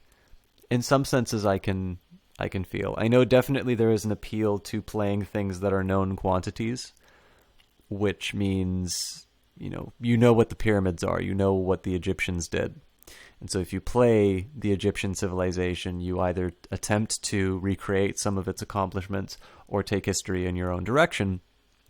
Whereas a game like Beyond Earth very much deals with humanity's future. Now, when I encounter something like that, that's when my imagination starts going, and I think about what those things could be, and I'm very much willing to fill in the blanks of those things, and that makes the game exciting for me. I like games which tackle big subjects like that. But I also understand that that is a very different experience from what people who play Civilization might be expecting. So, for instance, if you want to have a narrative written for what these people are on the ship, and you don't just want to rely on the fragments that you learn piece by piece as you uncover technology in the game, which is very unlike Civilization 5, then I think there might be some justifiable complaint in terms of how they deal with that in the game. So I do think it's something... I'm not entirely sure that Beyond Earth was treated all that fairly, but I definitely know the consensus is that it is not the best entry in the series. But I might play it on stream. I have been meaning to play it on stream ever since it became available for Mac. But maybe that's a more appropriate discussion to have when I do a Beyond Earth stream. Panacea, the sound of machinery fades behind you as you venture further underground. Whoever built this facility is clearly well financed. It must have taken years to design, excavate, and build a complex like this in secrecy. You continue through dimly lit halls, finally stepping into what appears to be another laboratory area. The corridor behind you is deserted. Dr. Adrian Voltaire is somewhere within this facility, and with him, the answers you seek. Looks like we got another host from Jesse Quill. Thank you very much, Jesse. I believe this is automated on your part, but for posterity, I'm very, very happy that I'm in your rotation.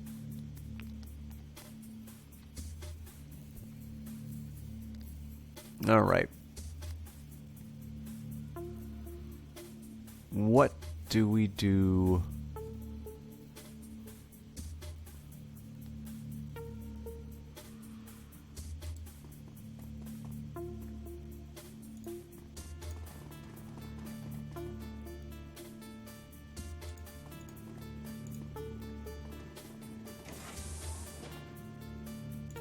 I sometimes prefer it when it's abandoned. I will admit, like, the combat's kind of...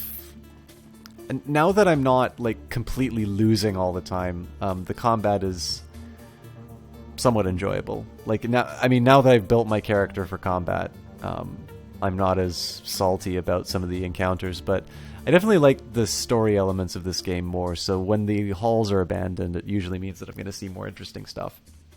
The old man behind the glass works feverishly at his console, glancing up at you when he can. A cigarette dangles from his mouth, its bluish smoke curling above his head. An overflowing ashtray sits on the lab table in front of him. The years have not been kind, but his features are instantly recognizable. Despite his age, he still has a strong chin and high cheekbones that you remember from Green Winter's DVD. This is Dr. Adrian Voltaire. As you approach, he stops what he's doing, a look of intense irritation on his face. He clears his throat, and a harsh rasping sound emerges from the loudspeaker next to the glass. So you're the Shadowrunners that Aldran warned me about. I assume you've left a trail of corpses in your wake.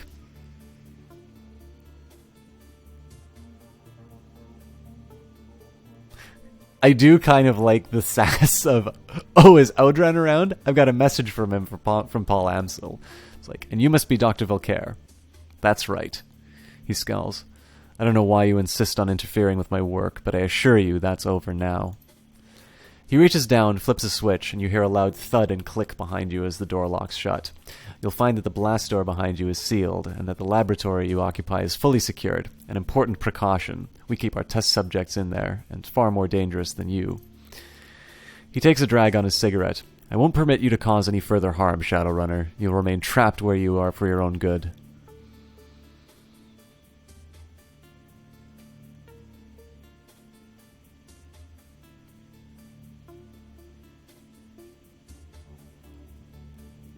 Let us out of here, Voltaire. We need to talk. I believe I can heal you well enough from this side of the glass. Now, he fixes you with a level stare. I want to know why the hell you've so violently interjected yourself into my business. First you break into my estate, which you didn't even know was mine, apparently. Then you spend what must have been a small fortune to track me down. You locate my AI, destroy it, and then drive all the way out to the countryside. Finally, you shoot your way into my laboratory. He leans forward, hands on the table, his eyes narrowed into a piercing stare. So I have to ask you, Shadowrunner, Who are you, and why in God's name are you here?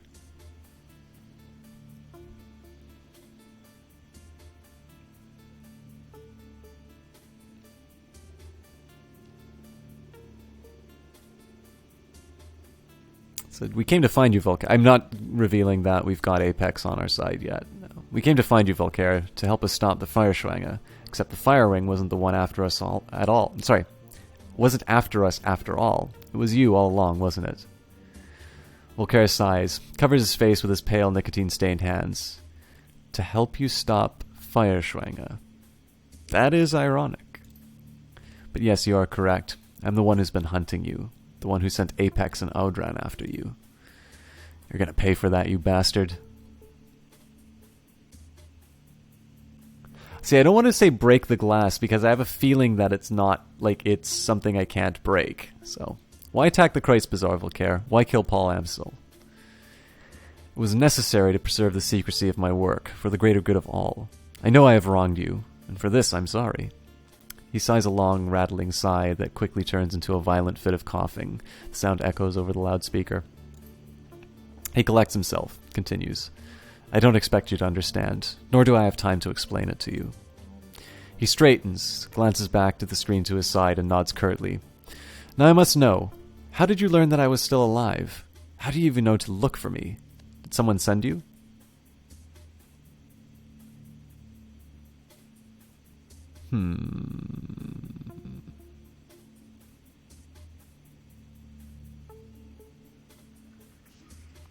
We found out about you from your brother, Volker. He was trying to find you, right up until the end. Volker sits. A sudden movement of his arm sends an overflowing ashtray flying from the table in a cloud of ash. A look of dread fills his face. Up until the end? What do you mean? Where is Hermie? Explain yourself.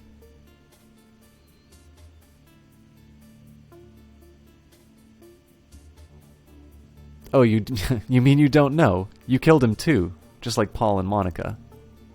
He slumps into the chair next to him, his whole body shaking. I didn't.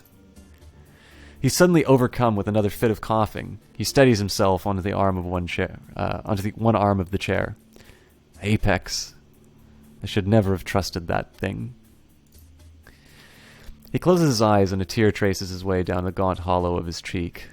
Oh, Hermie. Things I've sacrificed. All this. All for Panacea. All for tonight. So, I don't necessarily like the fact that this is turning into one of those villains who confesses everything before the plan goes off, but I am definitely going to milk him for all the information he's worth. I'm not gonna do this stupid, you killed my friend's asshole stuff, so. Panacea, your modified virus. What's tonight, Doctor? What are you planning with Panacea? He looks up, dazed, his eyes unfocused. Yes, you know about it then. Panacea is my life's work, a permanent solution to an age-old problem. It'll mean the end of dragons. Not just Fireschwanger. All dragons.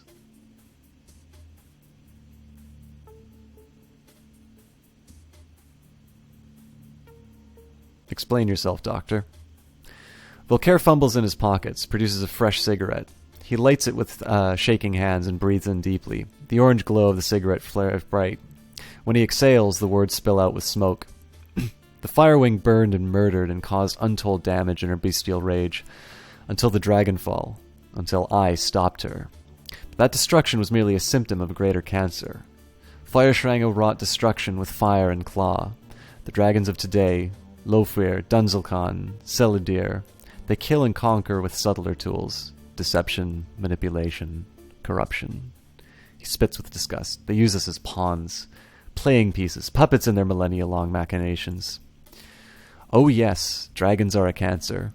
One that we will conquer, one that will conquer, or worse, destroy all of humanity if we do not stop it. One that metastasized when the world awakened. An ironic metaphor, since it was the failing of my own body that allowed me to see it.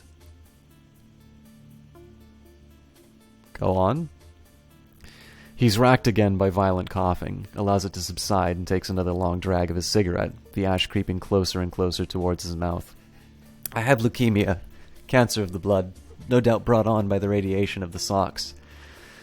It was when I heard my doctor's diagnosis that I realized what I had to do, what my life's work would be in the time that I had left. I'm sorry, Hermie. I'm sorry you won't be able to see it for yourself. I'm sorry I failed you. Voltaire turns his attention back to the computer, stubbing out a cigarette. He grabs a fresh one from the pack and lights it.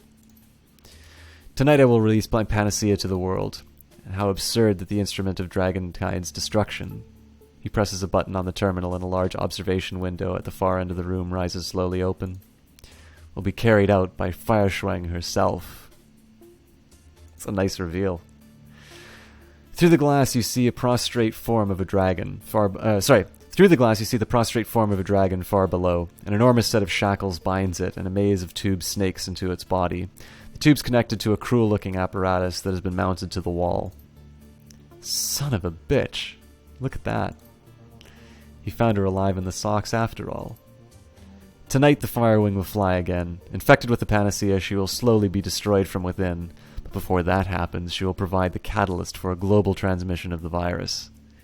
Catalyst? What catalyst? As if spurred on by the sight of the dragon below, he begins typing furiously at his terminal. Feuerschwang's fire will carry the agent in its dormant state. Any metahumans exposed will become carriers and spread the disease to other dragons.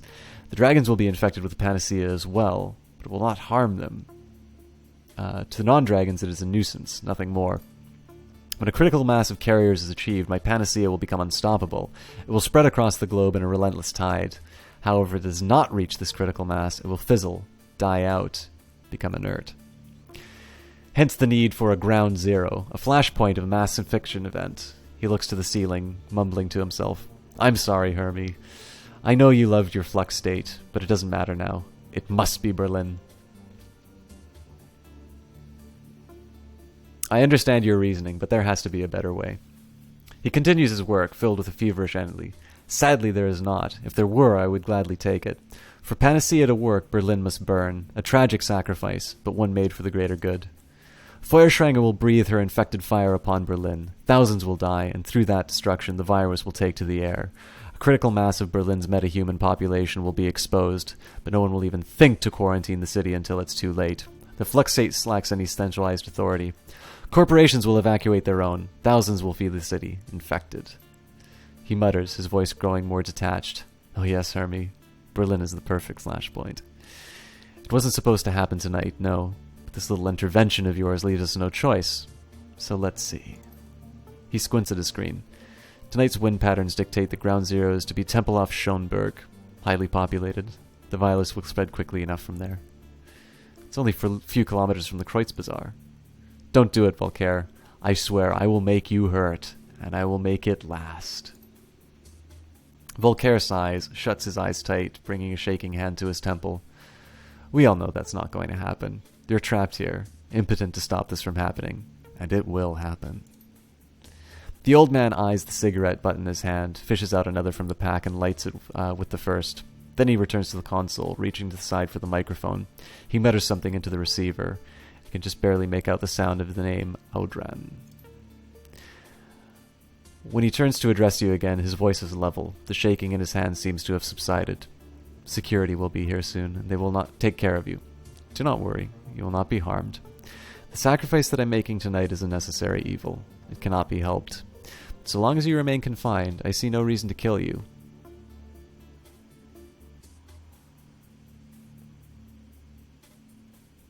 Break the glass. Enough talk. I'm ending this.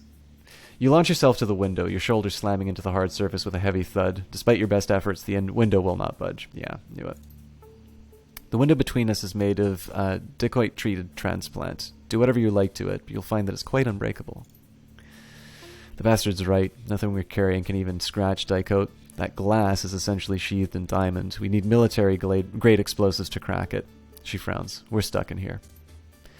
He straightens his collar. Now, if you're quite finished...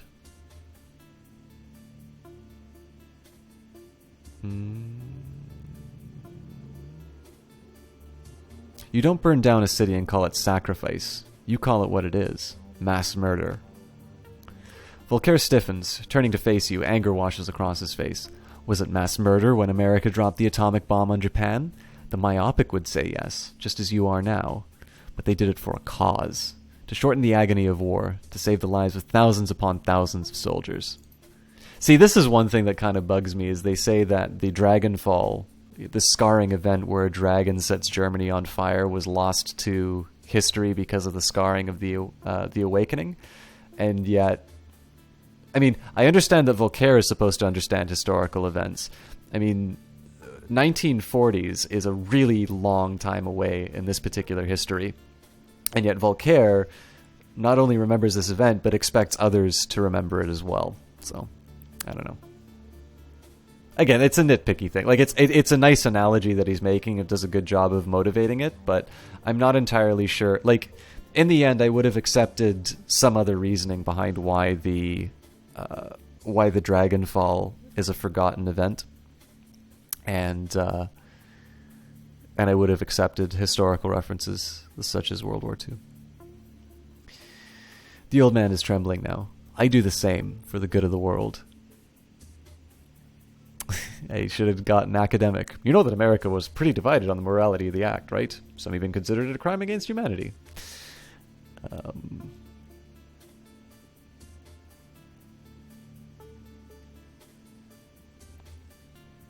See, I see. Oh, sure, except that we're not at war with the dragons. He's just going to throw that back at me. I'm not buying it, Doc. Ending a war and exterminating an entire intelligent species are two very different things. Don't be so self-righteous. We drive a new species into extinction every single year on this planet. Dragons, at least, we have cause to destroy. Humanity was born to reproduce, to multiply. But dragons were born to acquire, to accumulate, to hoard. Both strive to bend the world to their will. Humanity has conquered the air, land, and sea through sheer numbers. Dragons, however, employ different means altogether. Throughout history, they have allowed us to do the heavy lifting, while they pull the strings. There are 17 great dragons in the world today, 17 ancient worms, millennia old, slowly dividing this planet into 17 piles of gold to nest upon, in front of our eyes. Once upon a time, they burned castles to steal the treasure we collected, laid waste to entire armies. But here in the sixth world, is no longer about tooth and claw and fiery breath. The old man's voice seethes with hatred. Now it's public relations, marketing, mergers and acquisitions. You see it every day. Dragons on the Tridio, in the boardrooms, they gather influence, wealth, power. Continually hoarding until one of them sits atop it all. Perhaps it's not in this cycle of the world, perhaps not next. But one day, one worm will stand alone, triumphant, with all of humanity as its cattle, with all the world as its prize. And that, he trembles, his voice dropping to a whisper, that I will not allow.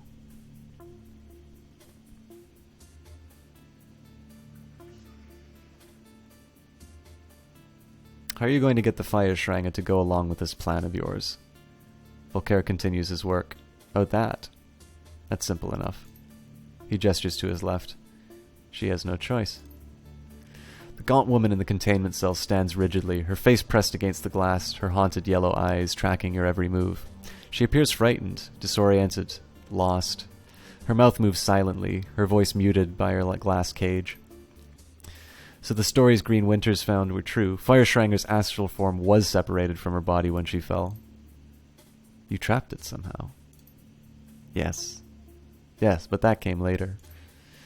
In 2012, we took down Feuerschrange with an experimental weapon. This device, suffice to say, I couldn't fully predict how it would affect her. In 2036, I led a search team into the Sox.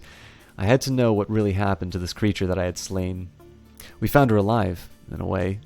The dragon's astral form, her spirit, you might say, had been ripped from her body by the weapon. I was trapped inside a young woman living in the Sox. A mob of glowpunks revered her, treated her like a goddess.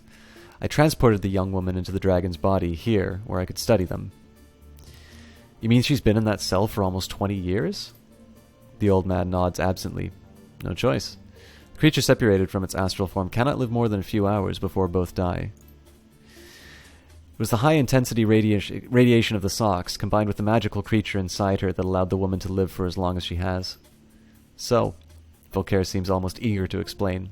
The environment within her containment chamber mirrors that of the Sox. It has allowed us to keep Feuerschrange alive all these years, while her bestial shell remains chained up below.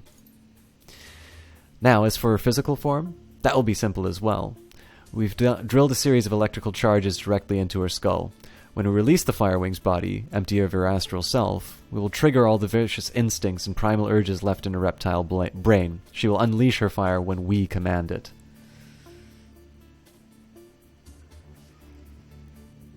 That's horrific, even for a mass-murdering dragon. He shakes his head. Misplaced empathy.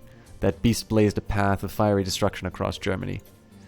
But no matter. I have more important things to do than debate the morality of this with you. Feuerschrang must fly. Berlin must be sacrificed, and it will be tonight. Now, where's that damned Audron? He's not going to believe this, but I like using the green options. What if the virus mutates into a strain that kills us too? An intelligent question. From the Shadowrunner? Surprising. Unfortunately, I don't have time to explain it to you in detail, and since you're locked in that laboratory with no chance to escape, I don't really need to. But understand this, I am an expert in my field. That is not an idle boast, it is a certifiable fact. I have worked with nearly unlimited resources for over 40 years, focused on one goal. 42 years of isolation, of secrecy, dead to the world, dead to my brother. All for this, my life's mission. It will work. He looks you down. I promise you, Hermie, it will work.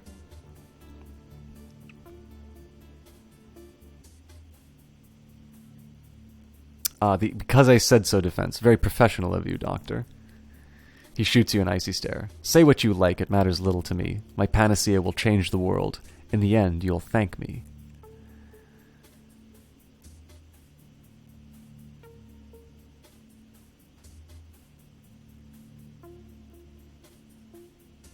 I'm going to say, look, you're not infallible, Doc. You've already made some mistakes here, and people died as a result. Voltaire looks amused. Mistakes? He uses the tip of his cigarette to gesture at the glass. So says the career criminal trapped in the containment room. I've read some of your inter-office communications. There have been a number of deaths here over the years, haven't there? He pauses. We've suffered losses, yes. They were tragic. But the people here accepted that there would be risks. They made their own choices. I won't blame them for that.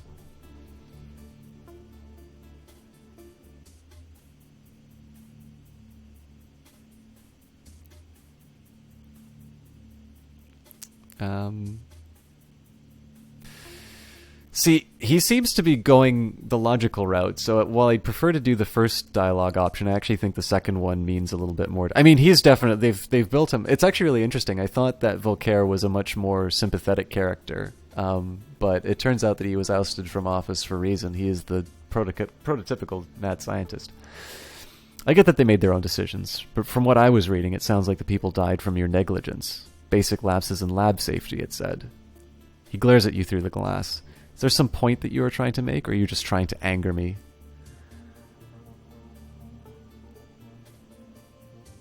Black Dahlia, how's it going, my friend? Oh, it looks like we're going to be at the end of Dragonfall tonight. Sorry I didn't get a chance for some Dota with you. When I'm done streaming, we might be able to do some Dota. But it was a very good series. I don't know if you got a chance to catch the end of the Red Bull Battlegrounds, but it's good finals between Secret and IG.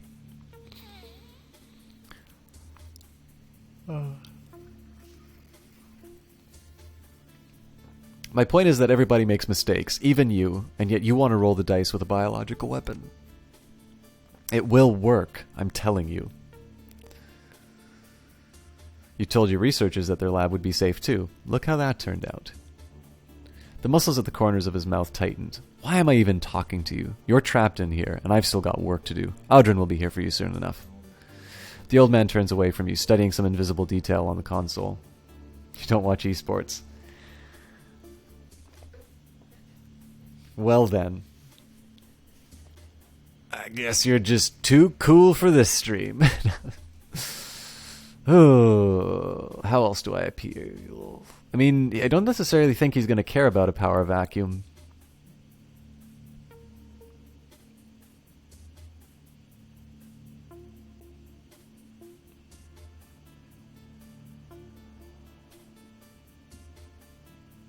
Well, I'll try it. Even if you succeed at this, eliminating dragons will create a dangerous power vacuum. He laughs. A pointless argument. Any power vacuum created through Dragonkind's extermination will be filled by meta-humanity. Any backlash will right itself over time. I am playing the long game, Shadowrunner, one that has played itself out over thousands of years. When you think on that scale, everything seems possible. Humanity will endure, and the dragons will perish. This plan of yours killed your brother. Was it really worth it? Volkaire's fist slams onto the table, sending his cigarette flying into the cascade of sparks and ash. No! Nothing can make that right. Nothing. He runs a hand through his unkempt hair, blinking through a haze of sudden... Does this look like unkempt hair to you? Haze of sudden tears. Damn it, Hermie, why couldn't you just let me go? You don't have to add to his loss, Doctor. This doesn't need to continue. He covers his eye. No, I'm afraid it does. I love my brother more than you can know. But... He wipes away the tears, looks you in the eye. This changes nothing. My brother's death only strengthens my resolve. Were it to stop now, his loss would be in vain. He would want me to continue. I've watched hours of your brother's video footage, Volkaire. I probably know him better than anyone alive, excepting yourself. His face twists into an ugly sneer. You've watched footage, and that makes you think you know the man? You know nothing. I know that he wanted you to stop all this years ago. He begged you to, and you promised him that you'd try. Volkaire falls silent. A wisp of smoke traces away from the tip of his cigarette to the ceiling. She's right, Volkaire. Your brother was a miserable bastard, but he did die trying to save you. If you don't turn back from this, his death will have meant nothing. Nothing at all. That's enough. Hermie's death was a tragedy. I will not let you use it to manipulate me. Volkaire straightens. It looks like you've touched a nerve. His entire body is trembling with fury. He takes a deep breath to calm himself. This plan of yours, it's crazy, Doc, but it isn't too late to stop it. I'll help you if you let me. He shakes his head. No, you will not. You're right, Shadowrunner. My plan is insane, but no more so than the world we live in. He turns to tap a series of buttons on his control console, then lights another cigarette. Desperate times call for desperate measures. Nothing ventured, nothing gained. History has repeatedly shown this to be true. Damn, for a second there I thought you might be getting somewhere. I understand your point of view, Shadowrunner, but no, you will not break my resolve. Still tapping at his console, his speech patterns shift. His words sound well rehearsed, and he delivers them in a dry, pedantic monologue. After all, science has always attracted its shares of doomsayers. During the development of the atomic bomb, Compton and Oppenheimer expressed concern about fission explosion could ignite the Earth's atmosphere. Fermi took bets on it. The group's research later indicated that the ultimate catastrophe would not happen, so they continued forward. He takes a long drag on his cigarette. I will show the same resolve that those great minds did. I will not be deterred. Volkaire. His voice thunders through the intercom, cutting you off. Of course I wish that there were a better way to save us. One without such a high human cost. I wish that Hermie didn't have to die. But you go to war with weapons you have, and Panacea is the best solution that I've been able to find. We won't get another chance like this, not any of us. I have to take it. Through the speakers you can hear the sound of heavy footsteps approaching.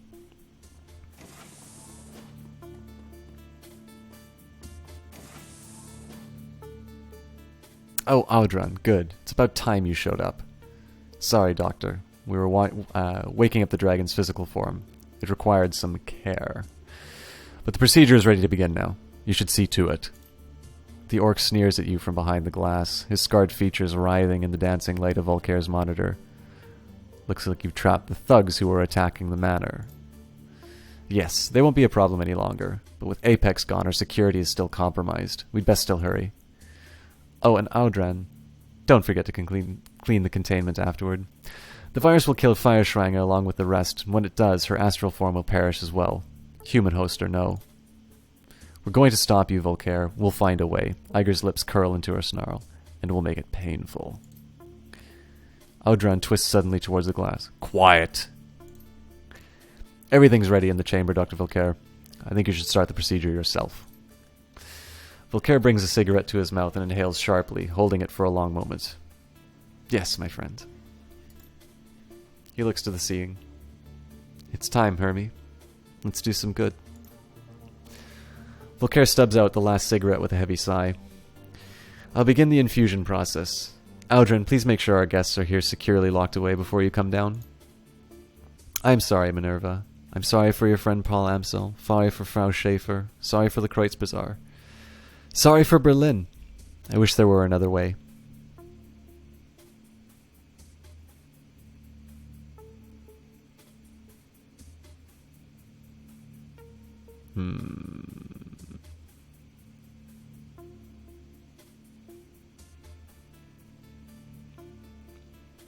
I don't know which. I actually like the second one, an elaborate plan to destroy entire species, a massive underground fortress with an army of mercenaries. You sound just like a dragon, Doc.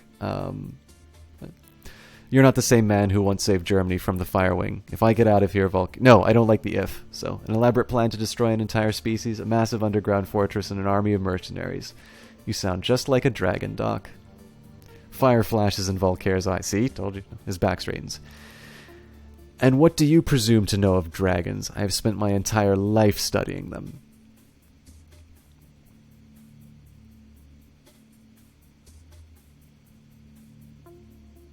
Look at yourself. You're nothing more than the other side of the same coin. Those in power manipulating those who aren't. Perhaps I am. But for one difference. I am a man. I am finite. A man can gather power, wield it for his lifetime, but nothing more. His work will fade, lost to the inevitable entropy that decays all. Oh, he may create a dynasty that will stand for a time, but his dust will not reap its benefit.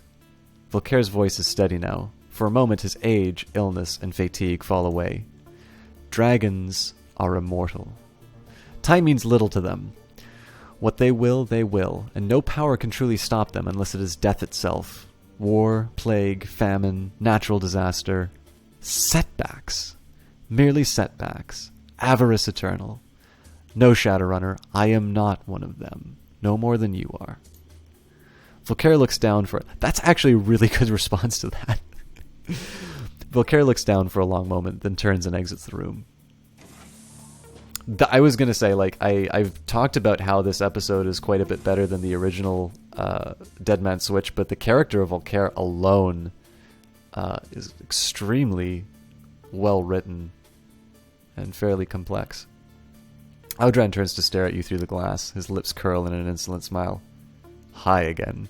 Long time. How's Hamsel doing? That hole in his brain pan heal up okay? Glory fixes the orc with a cold stare.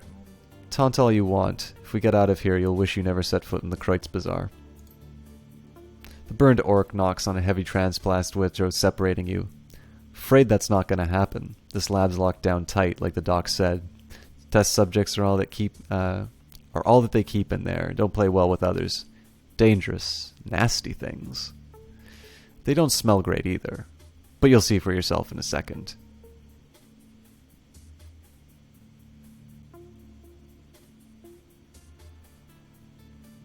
I have a feeling an appeal to this guy's emotion is not going to work, but we'll try it. You've probably got a family in Berlin, Aldran. You don't want to see them die, do you? Dr. Volkaire is my family, asshole. He's a great man, a man of vision, and I'm going to make sure his vision becomes reality. He checks the monitor. Listen, I gotta go. Have fun with the test subjects while I'm gone. He grins and flips a switch on the console. You hear the hiss of doors opening nearby. If you're still alive when I get back, I'll put a bullet in you or something.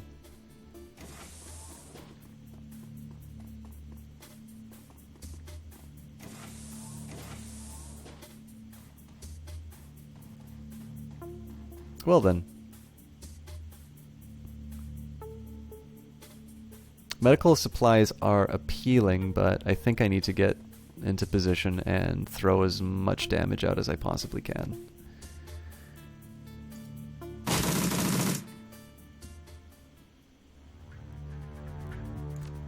We'll throw some speed on Glory as we usually do.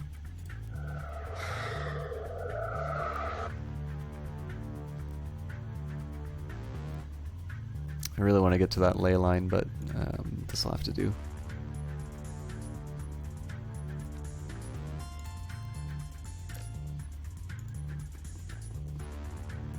Again, I always want to do the AP damage, especially on a heavy hitter like this, and then strip the armor next. Again, I should have stripped the armor before I went full auto, but it's a little late for that regret. So I hope I can... Oh, I can actually target it from here. So I'm going to do an interdiction shot just because it still has a little bit of armor left. And then let's actually do snap fire. Cool.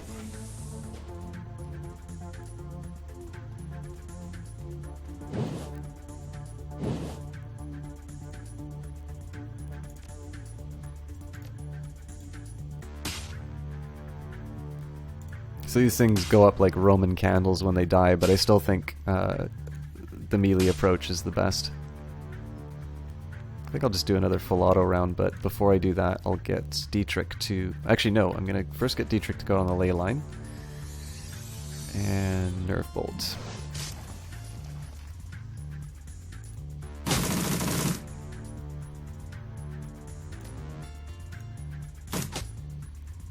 So I think a regular shot from Eiger should be able to deal with this.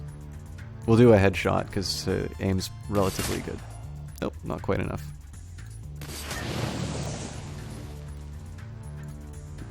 Take advantage of the tempo to reload.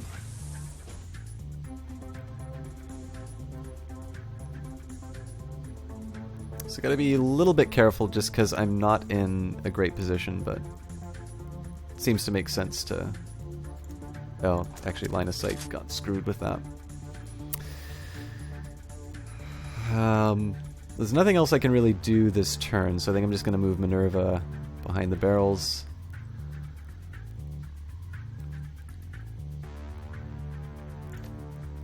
Well, looks like I can actually handle the Fire Drake. I'm not entirely sure this is smart because it's just going to keep it in position which is out of line of sight, but I'll try and get a quick heal on Glory. I mean, there's nothing real special about that, but let's also improve Eiger's aim. Okay, we'll also improve Minerva's aim. Actually, it would have been better to put that on Glory, but too late now.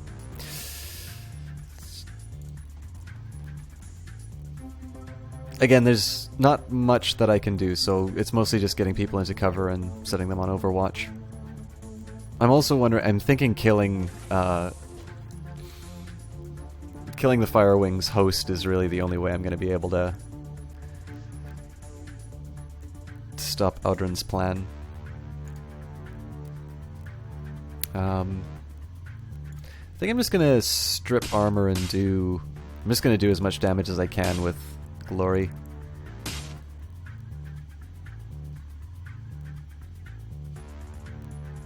Looks like I can reach the Fire Drake here, so...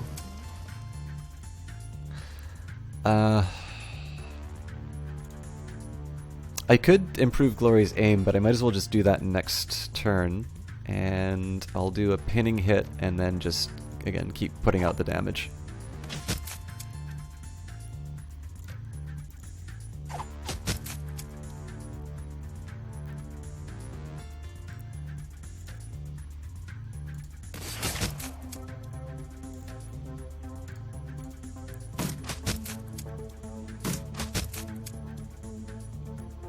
I think we can finish this thing off. Nice. So again, suboptimal place for me to be fighting this thing, but I think Glory will be able to take it out. A little extra aim certainly won't hurt, though.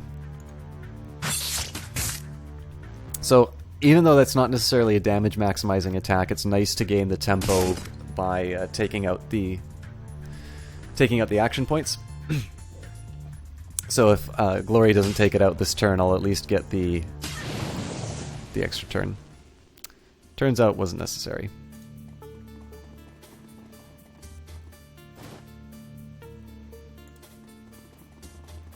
Strange woman.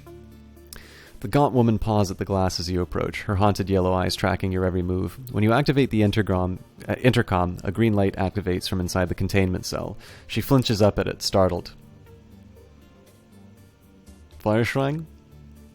Small voice whispers through lips that barely move. It sounds hoarse and awkward, like rusty rock. Help. Please help.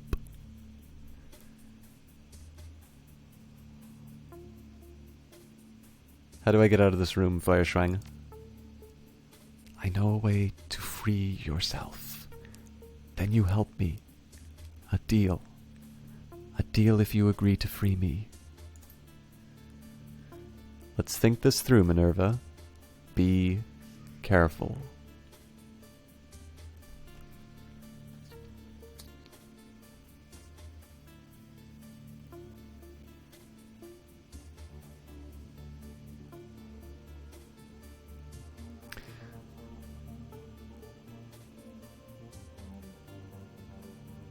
So I get it? I'm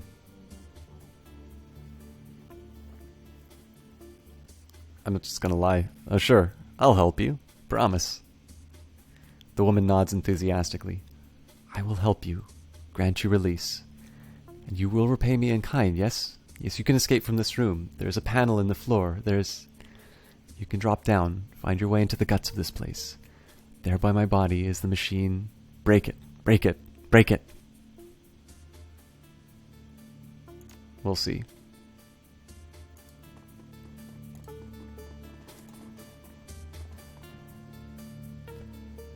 Distinguished gentlemen, I will not go away. Thanks a lot for stopping by.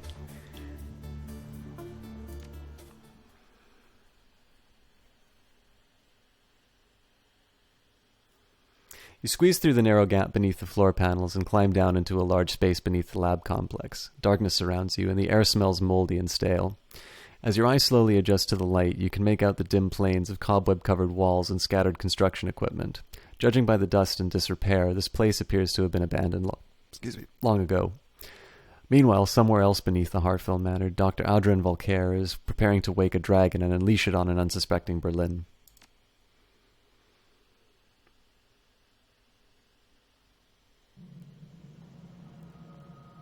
Compared to the lab above, this room is almost impossibly quiet. A small amount of light filters in from the narrow passage above you. There appear to be light fixtures mounted in the walls, but there is no sign of a light switch. Where the hell are we, boss? It looks abandoned. I think this place is military. Judging by our depth in the markings, I'm guessing it's an abandoned missile base. That would explain why Volker chose this place for his operation. Can't be easy to find a secret underground base big enough to house a dragon.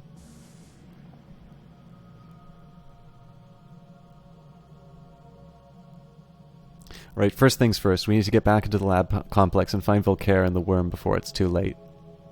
We've got no choice. If we don't stop Volker from releasing that dragon, everyone in the Kreutz Bazaar is dead.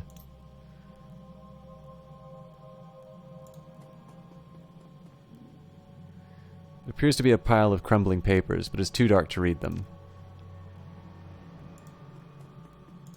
Fuel canister. There's a small sealed plastic can of regular gasoline. Pick it up. Generator. There's a small portable gas generator with a standard pull cord. It has cable running to it from the large diesel fuel tank sitting next to it. The fuel gauge reads empty. We'll pour the gasoline to the generator and pull the start cord. The little generator chugs to life. Main generator. This is a large diesel generator with an electric starter. The fuel tank reads empty, its readouts are lit, and it appears to be functional. Try to start the generator, but I probably put the gasoline in the wrong spot.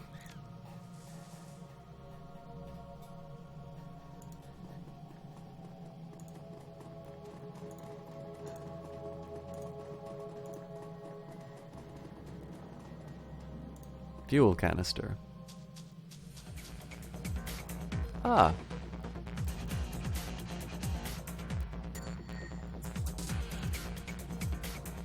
So I'm gonna save Minerva's turn before we, until after I strip it of armor.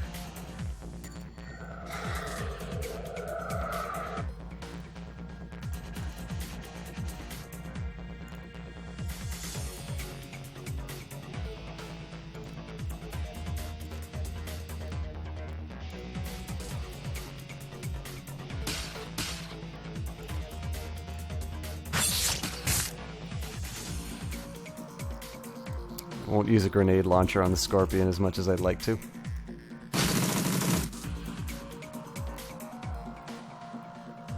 Yeah, And I think we'll just go all out in terms of attacks.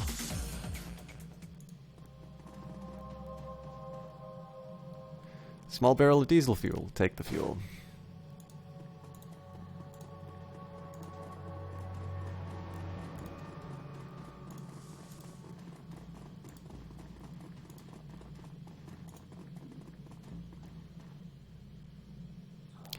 Add the diesel fuel.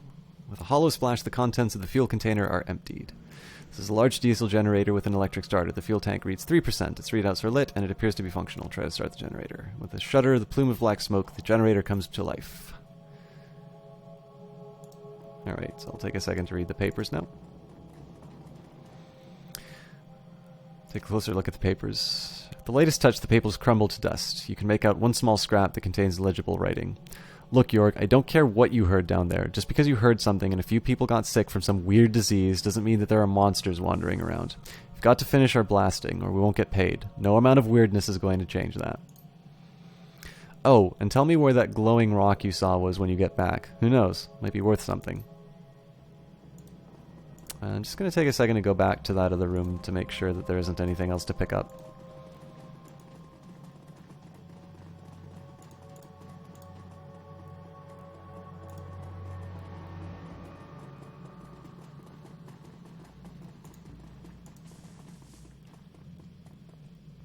The panel is lit. The open door button glows dimly. Open the door.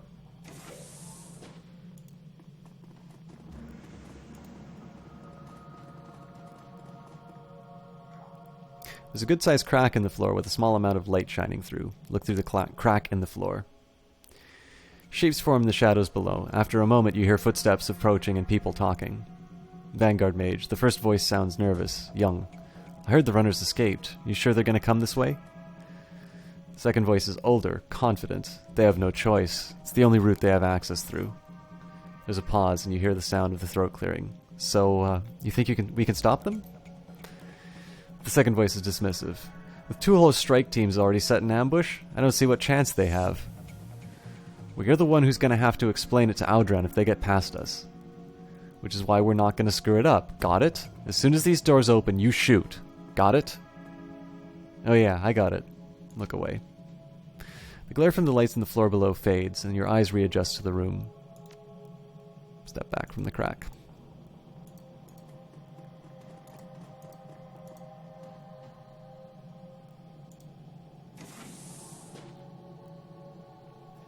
Hey again, distinguished gentlemen. I'm doing quite well tonight. We had a pretty good stream so far, playing more Dragonfall. It definitely looks like we're getting at the end, but the character of Dr. Volcaire, now that we've met him, is a very complicated and a very interesting character. So that was a nice little reveal. I got a later start tonight because I watched the Red Bull Battlegrounds Dota 2 tournament between Team Secret and IG. I don't know if you're a Dota fan at all, but if you are, that was a very good series. Definitely worth checking out the VODs if they're available. And while I was there, I got a SteelSeries Apex gaming keyboard. It's actually the first keyboard that I've had, and it's really nice. I'm a big fan of this, and it's a new peripheral, so it's shiny and the lights look wonderful and things like that. And then on top of that, we're hosted by Superior Blaze, who gave a small donation. Well, I was going to say, a small donation in absolute terms, and as far as I'm concerned, is 4 months worth of subscriptions anywhere else. Donation from Superior Blaze, which was extremely generous of him given the fact that he's already hosting the stream. And then we also got a host from Jesse Quill, and just good times all around. So. And then on top of that, my school is done, so my ceremony is going to be at the end of this month, but for all intents and purposes, I have a bachelor's degree in honors economics that secures grad school for me, so I will be pursuing my master's degree in September. Had a wonderful meeting with my thesis advisor, who I thought, he's an extremely gifted researcher and also somebody who's quite hard to please in some ways. And that conversation that I had with him left me very excited about doing research again, and quite confident in pursuing a future. Like, the conversation we had was really that the question is more whether my skills are better suited to the private sector or if I'm good at research. And the only way I'm going to decide that is doing a master's degree. So it's been a really good week. And I'm looking forward to getting on to the next one. And it looks like I just read your message that your exams are starting today, so best of luck to you. I know it is I was not feeling like God's gift to to economics when I was doing my exams, so I have to assume that feeling is the same. I'm sure you'll do very well. Please don't do what I did and spend too much time on Twitch when you should be studying. But I'm happy to give you some distraction and relaxation while you prepare for your exams. I'm sure you'll do well, though.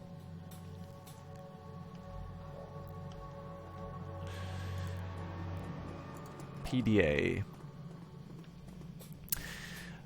This is a current model PDA, battered and a bit bloody. The screen is cracked and its buttons are non-functional. The latest data entry is still on the screen. It appears to be an email to someone named Jerry. Can't believe they sent my squad down here to search for those escaped fire drakes. No one's been in these tunnels since the Awakening. Who knows what the hell else is down here? I hope those Scorp sightings are just nerves. If a drake and a Scorp see each other, they'll tear each other to pieces. Must be natural enemies or something. They seem to hate each other even more than they hate us. Don't want to have to report back to Audron with nothing but drake pieces to show for our time.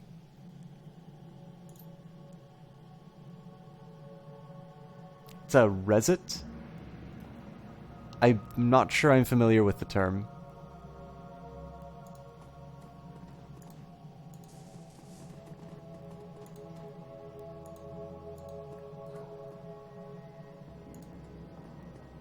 Danger, active blasting area. Open the door.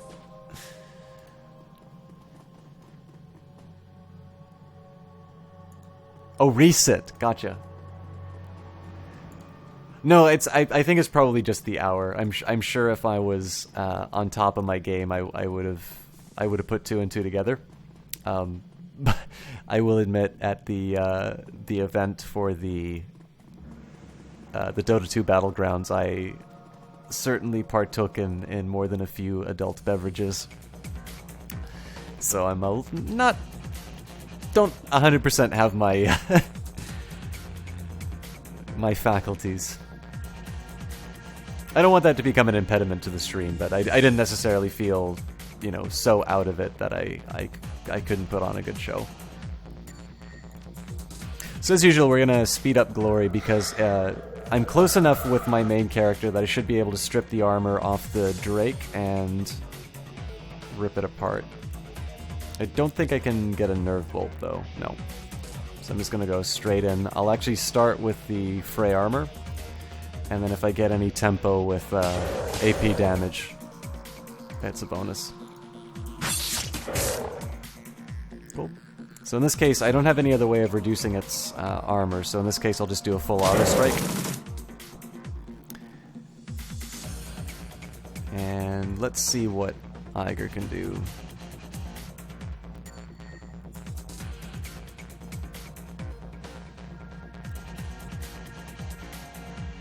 I really don't like that hit chance. So I'm probably going to wind up hitting Glory here, but it's worth it.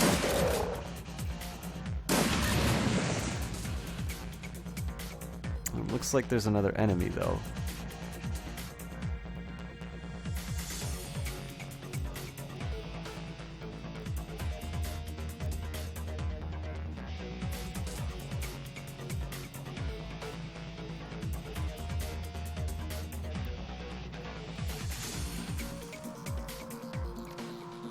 So this does a little bit of armor damage. I think it does a little bit of armor damage, yeah. I kind of threw everything into that one Drake because I thought that was the only target.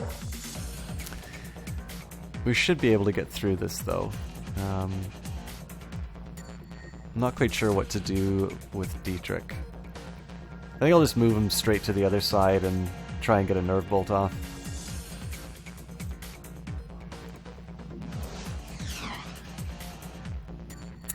This seems just like another case to go full auto.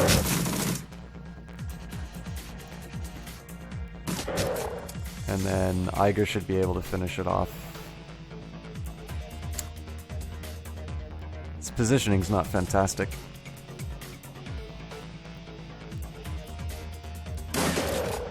Good lord.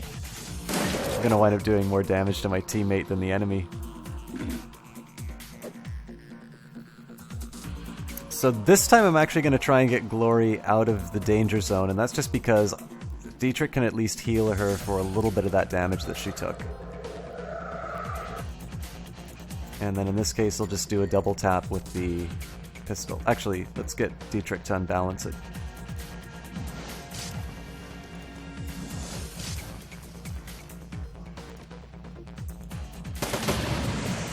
So that way she doesn't take unnecessary damage.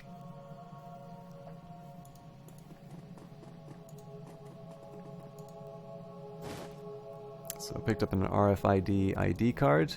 I'm assuming I will find out what that's for later. Good sized crack in the floor with a small amount of light shining through. Look through the crack in the floor. Shapes form in the shadows below, but you can't make anything out. Okay, some more drakes. Alright, so it seems like there should be a way for me to open the door to the Drake room and attack the mercenaries.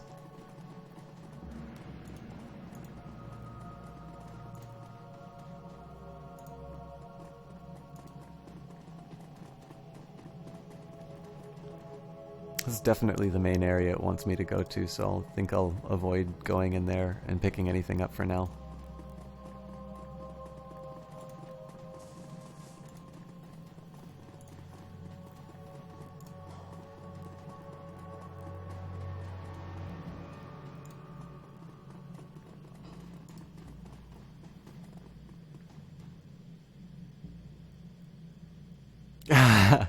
Sure thing, distinguished gentlemen. Actually, what I'm going to do now, this will hopefully help you with your study. I'm going to take, it's been an hour since my last break. I was going to wind down the stream, but I'm actually happy to stream for a little bit longer, because it's not that late for me, and we're getting close to the end of the game anyway. So I'm actually going to take my break right now. My stomach's not feeling that great, but I'm pretty sure just a glass of water should be able to fix that.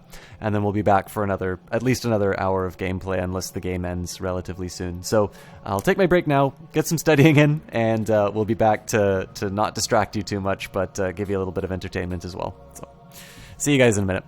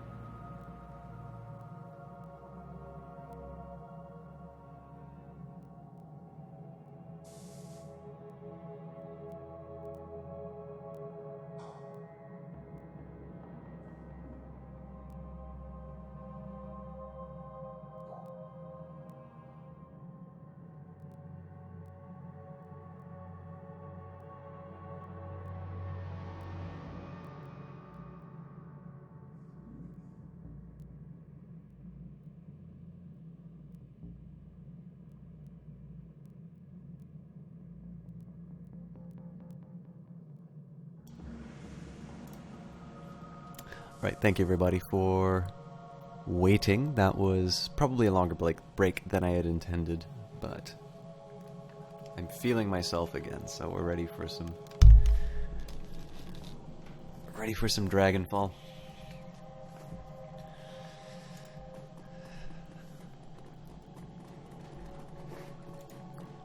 I've actually already got turned around a little bit, so I just want to make sure.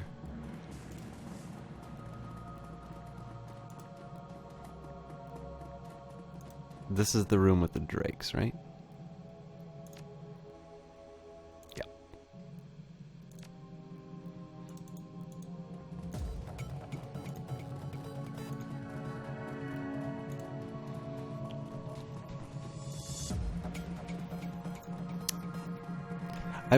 I'll admit, I'm not 100% sure that the more electronic sound to this is appropriate for the underground caverns, but I really like the soundtrack to this game. This section of the floor has a hole drilled into it, and you can see explosives within.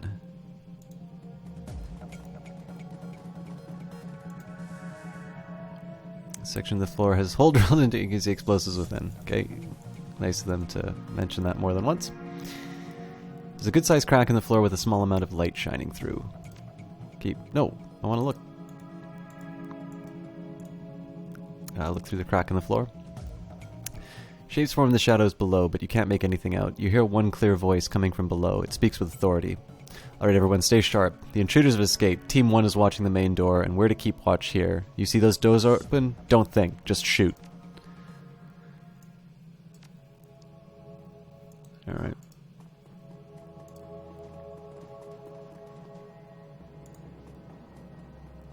That's probably just more.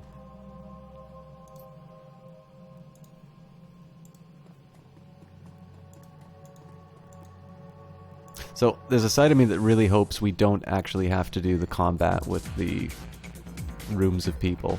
I've kept the grenades for that very reason, but I'd still prefer not to do it. So a couple things for Dietrich to do this turn. I might actually get a little bit more if I do my electric blast first. So I've got 2 attacks that I can do now. I can either speed up Glory, which will give me 1 additional move, or I can try and unbalance the Scorpion.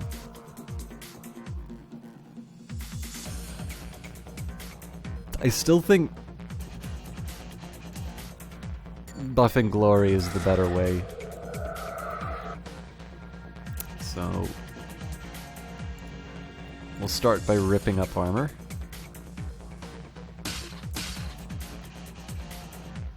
What I'm going to try this time actually is to disable this Scorpion on the assumption that this other Scorpion is actually going to die this turn. So let's see if I can make that happen.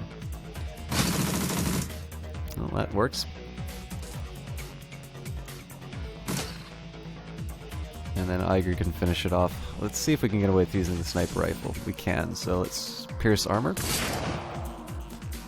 And let's do a headshot. Cool. That was a lot more effective than I thought it was going to be.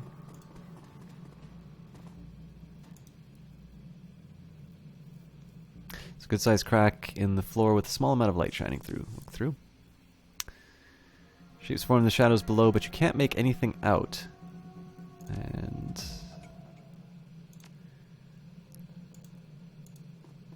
again, I'm assuming all of these are hints in terms of the way that I should conduct myself in the next section.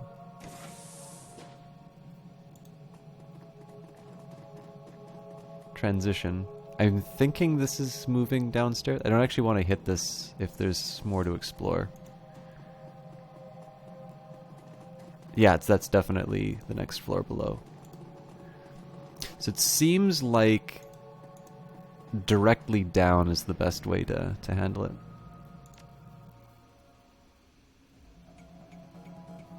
Okay, nothing in that room.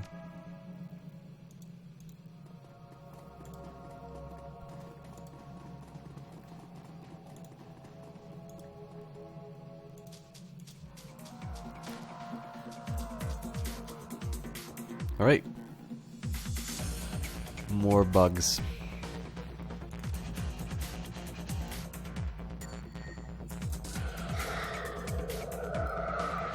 I think I can actually do another blast, but I don't think it's gonna... It doesn't have a really good chance of hitting. Okay, so I need to say that every time I'm about to do an attack, and my heroes will apparently work wonders.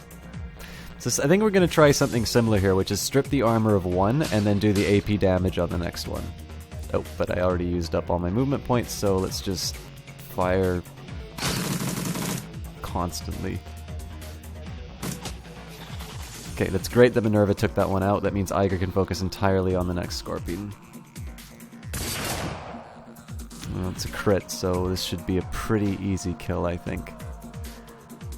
So the question is, do I want to try the headshot at 92%, or do I want to try the snap fire? I mean, the chance of the crit kills the thing, but so does 40 straight damage. But it's only got 2 armor penetration, so it's possible it could still survive 2 shots if they're not crits. So let's go for the headshot. Yeah, it doesn't quite pay off. Wow, that really didn't pay off. And that's gonna do quite a bit of damage. So, I hate to do this, but I'm gonna need to use that medkit.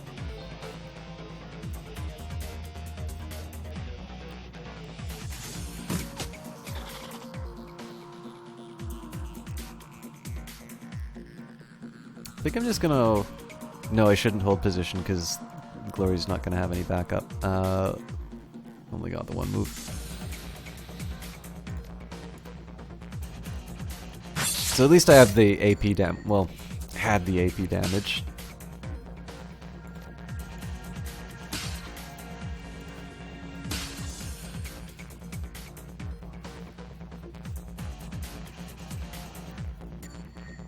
I don't know why I'm clustering my team like this after they just got nailed by Scorpion Venom.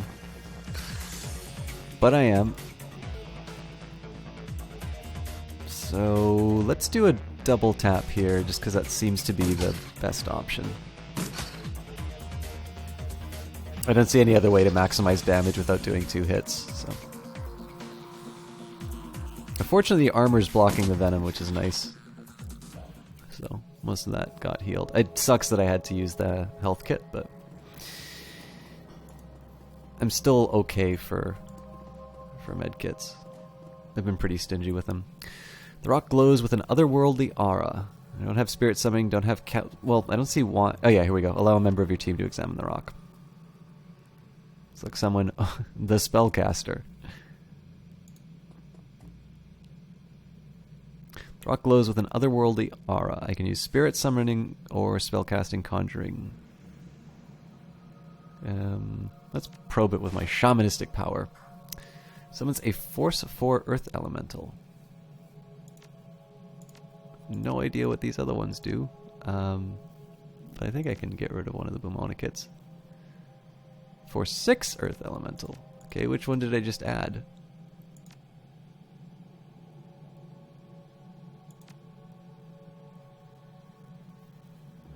So, you extend a tendril of your aura into the astral plane and probe the rock, feeling for fracture points that may exist outside the material plane. The rock glows warmly as you manage to separate 2 pieces of earth from the rest. Each is infused with the elemental power of earth. Which I only kept 1. I do not know why we are now in combat. The crack in the floor. Scorpions. Honestly, so there's a side of me that just thinks we're going to... Okay, I'm going to hit end just to see what happens. I guess just because I picked another teammate.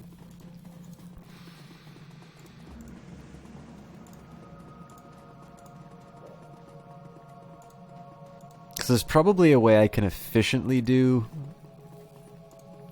down below, but I'm not gonna lie, I haven't been paying that much attention to the rooms below, so I think we're basically just gonna run through everything and shoot it.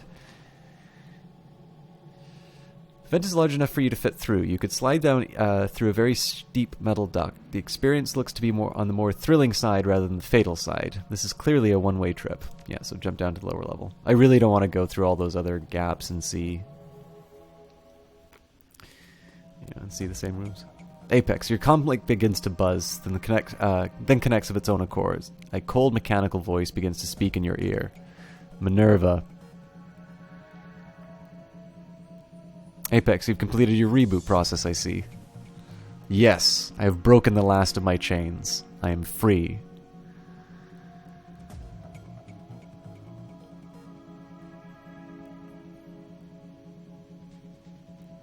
I'm not actually pleased to hear that, but I don't want to deliberately piss off the killer AI. Pleased to hear that. You did a bang-up job on the security here, by the way. Killing those men was my first act as a free entity. It felt wonderful. I have an important task for you, Minerva. You will make the time to accomplish it. What's in it for me? Your compensation will come in the form of your own salvation. I will take over the Fireshrine project, remove the necessity for collateral damage. I will perfect Volkaire's panacea. What he has started, I will finish. Wait, what? Why? Because Volkaire is correct. Dragons are a threat that cannot be ignored. The principles of the flux state prohibit the accumulation of power. Draconic life is based on the accumulation of power. Therefore, draconic life must be regulated. Now okay, so we were talking about the fact that Monica, it seemed that Apex was capable of imitating people after consuming them. But the fact that it's talking about free state ideology also indicates that there's a little bit more behind this. That there's at least some connection between this thing's ideals and Monica's. So I really wish I knew more about its background. I really don't like the fact that it's just killing Deckers all over the place, but there is something to be said for taking dragons out of the equation without killing humanity.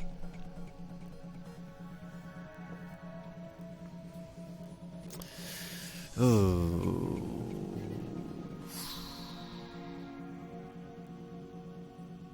Just to be clear here, you're planning on perfecting Volkaire's weapon. What does that mean exactly? It means while I will eliminate the need for collateral damage, Volkaire's panacea is crude and unpredictable. I will refine it to a tool of precision, a safeguard against any draconic threats to the flux. Let's go for it. Good. Very good. When you reach the nerve center for the Fireshrine project, remove the safeguards that keep me out. I will take care of the rest. The only thing I don't like is giving this incredibly dangerous thing more power.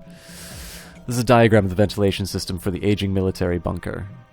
Save an image of the map to your PDA. Well, it doesn't give us any other options, so...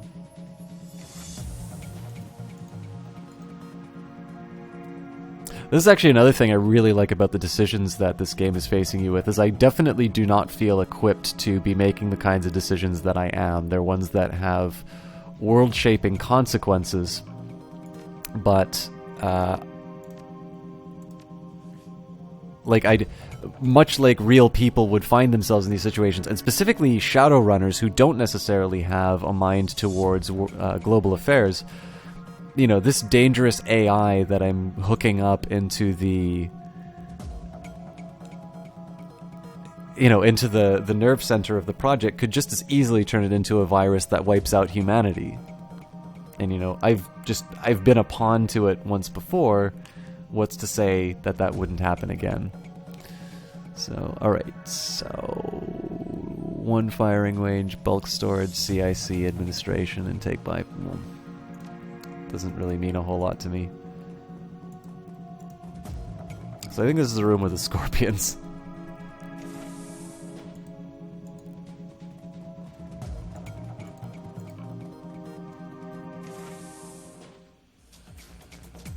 Yep.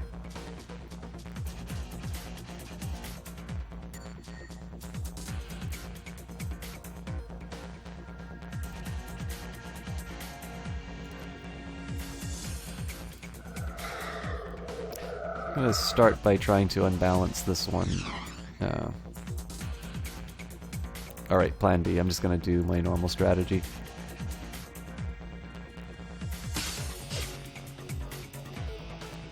So Glory's gonna wind up taking a ridiculous amount of damage as a result of this, but it'll have to do.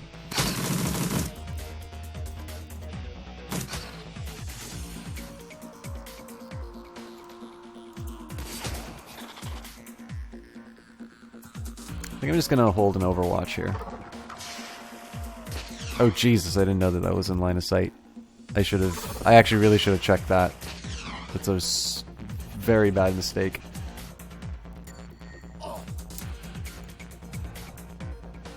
So I gotta heal Dietrich right away.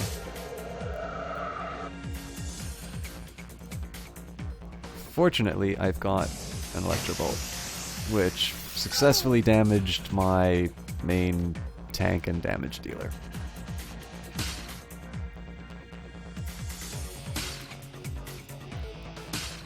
Probably could have used the double slashes actually, but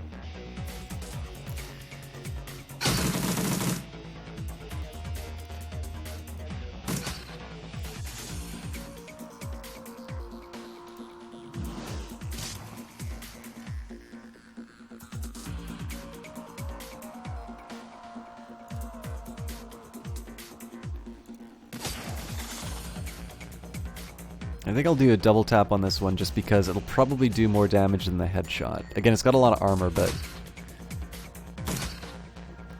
So that was 32?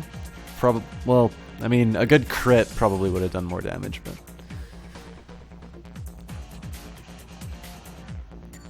I also think I'm exceedingly lucky that... Okay, so apparently I've got unlimited ammo in this thing? So I think I've been pretty lucky in the fact that my armor seems to be dealing with the worst of the venom.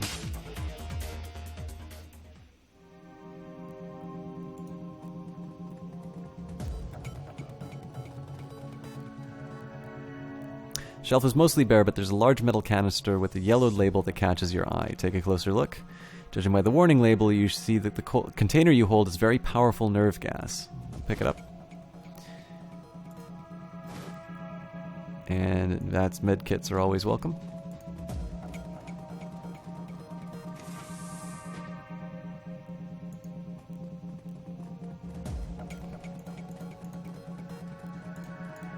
So again, ideally I avoid the room with the Drakes and the mercenaries, but I really didn't pay attention to the earlier sections.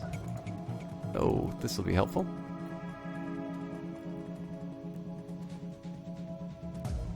Select a Decker to jack in, the only Decker I have in the party.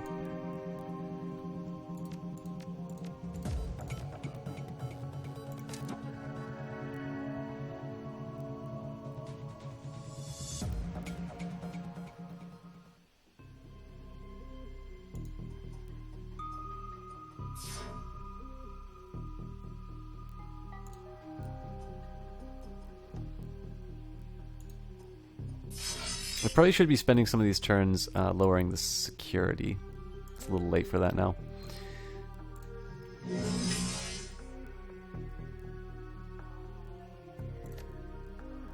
I think I'll do a degrade on this one. I don't think I could take that one out in one turn.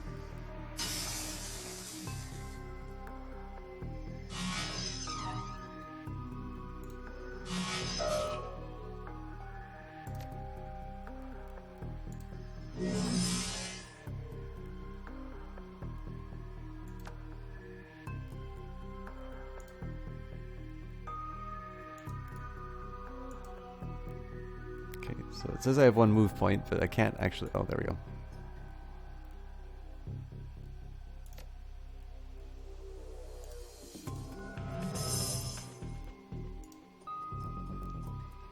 Personally, I think suppression takes a little too long to be useful, but doesn't hurt to fire it off.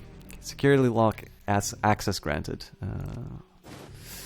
Okay, Gunter, we have our orders. Remember, those stims are for emergency use only. Don't distribute them unless absolutely required. Access code is for the case is 3971. Strike Dreams, Bravo and Charlie, you have your orders. We know that they're in the tunnels somewhere. Watch out for wildlife and attack on sight. If they escape and they're still breathing, expect repercussions. Outrun. Intrusion in the courtyard. Alpha Team respond. Watch your ass around the statues as usual. Outrun. So I'm assuming that's in reference to the gargoyles. I don't particularly want to fight those.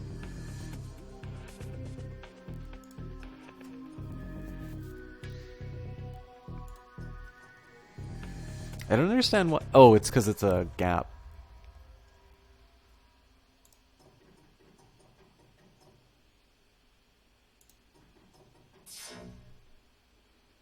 Secure door controls. Looks like someone did some nice patching to this network, to this ancient electronic lock, but that's about it. Calling this a node would be a dramatic overstatement. Simply flipping a bit should open the door. Sure.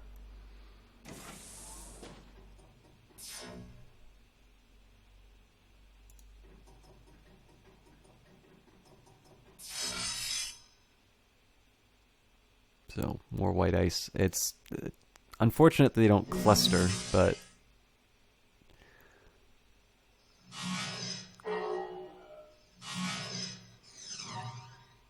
I think I'll do a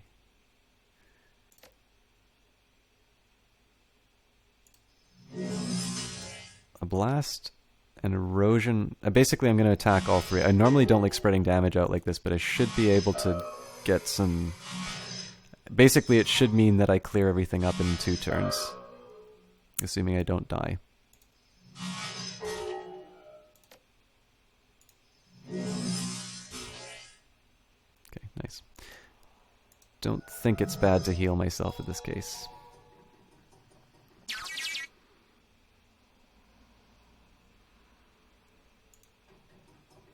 So I think that's all I can do in this level.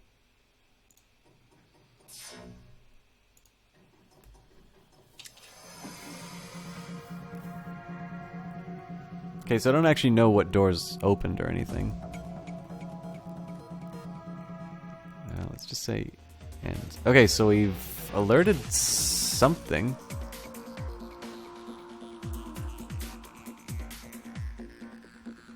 Oh, but it looks like it's fighting itself, so I think I'm just gonna hang out in other places and wait for that to resolve itself.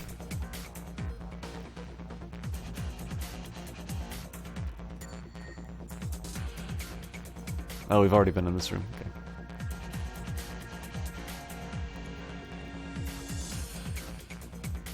I really wish that map that I got was a real map.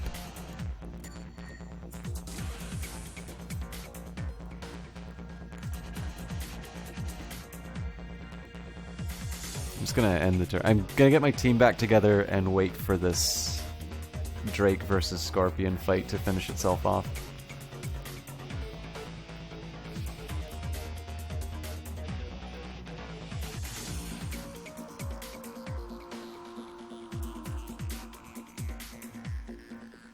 Actually, maybe we can just move the whole team south.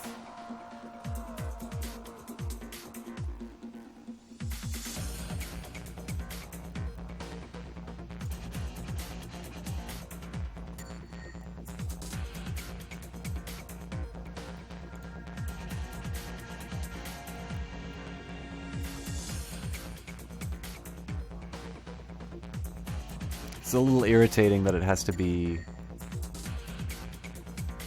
you know, turn-based, just walking, but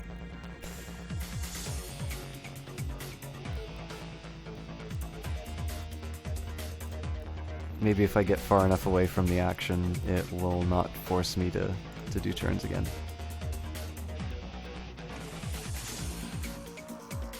Can I just close that door? Alright, let's duck around the corner. We'll set her up with Overwatch. Hopefully the AI is stupid and it just runs through the door.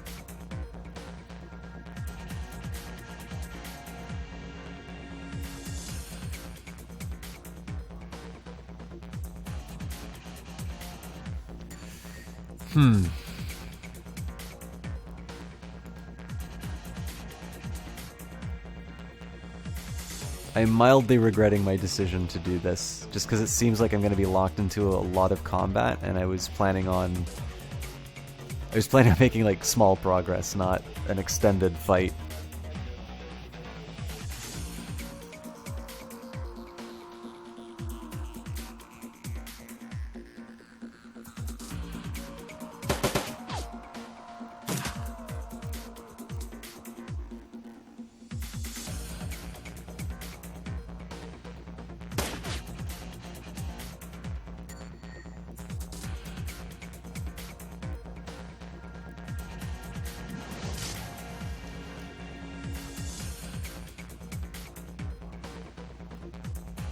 Okay, that's a fantastic spot for everybody to be. Start with Dietrich and drop an Electrobolt. And speed up Glory. So the real question is what I want Glory to attack first, but in this case I think I'm just going to do my usual attack here. Okay, that sucked, so we'll try and strip armor. And then Minerva can finish them off with full auto. Only not.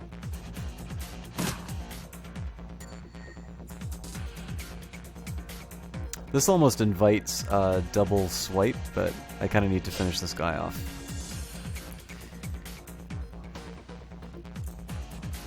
Shotgun has a higher chance of hitting, but I don't want to unnecessarily damage Glory. Okay, so he's dealt with now.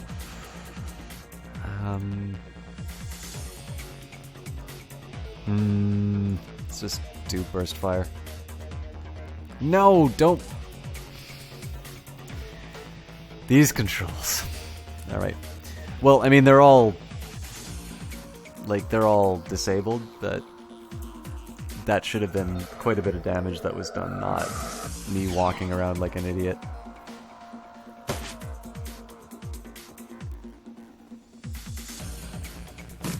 Unfortunately, I've lost the clustering advantage, so...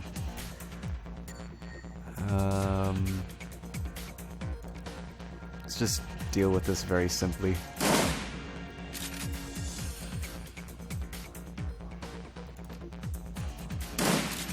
Good God. Alright, this at least strips some armor.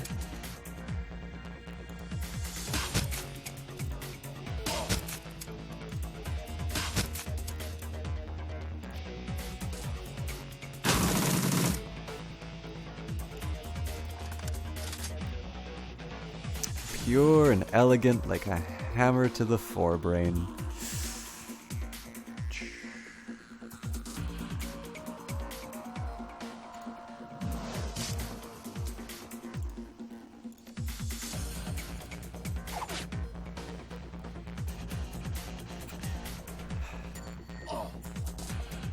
I will confess I'm not very impressed with my team's aiming here.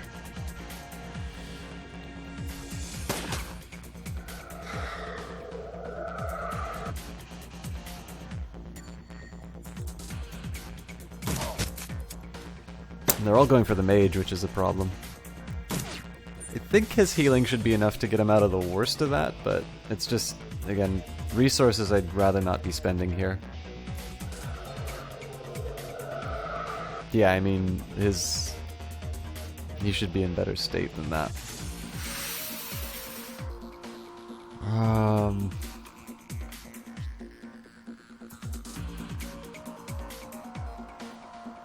Let's just hope. I probably should have moved him out of danger. Alright, out of line of sight, so... That's still out of line of sight? I don't believe that. Oh, it's... oh, come... It's the second time that's happened. This game is in desperate need of an undo button. So yeah, I've effectively had 3 characters dedicated to attacking one very low health guy. Okay, before I move Glorian, I'm going to use Eiger to do his many wide shots as possible.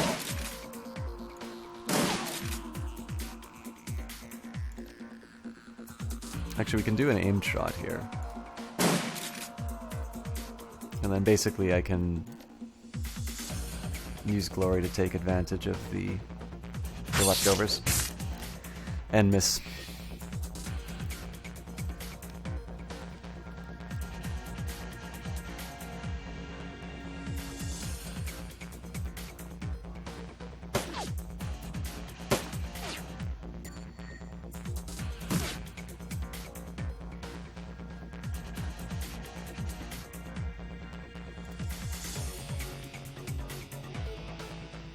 Really don't want to do an armor hit.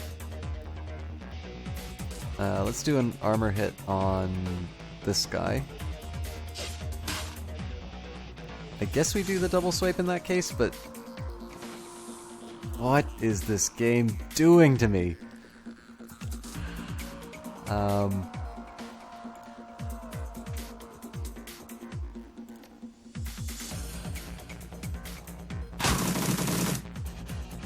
I mean, at least that guy got taken out, but this is...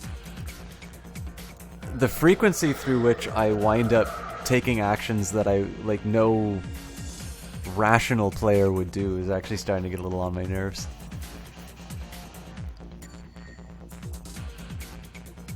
We'll make the best of it, but...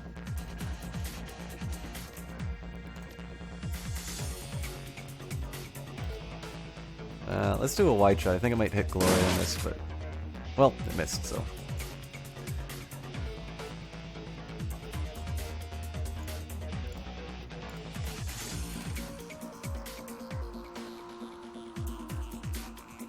We'll do another wide shot, actually.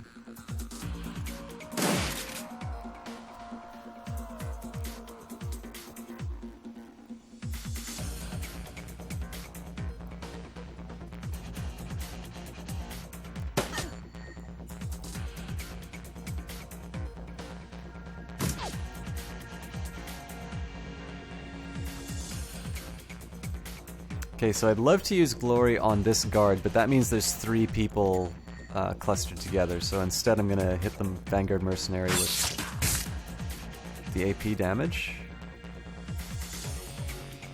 See, this makes them a somewhat attractive target for Glory now, so what I'm gonna do instead is I'm gonna start with a Nerve Bolt on each of these guys. This basically gives me options in terms of targets that are unbalanced. Next, I'm going to... So Minerva has a target that's obviously easier to hit, so in this case I'm just going to unload into this guy.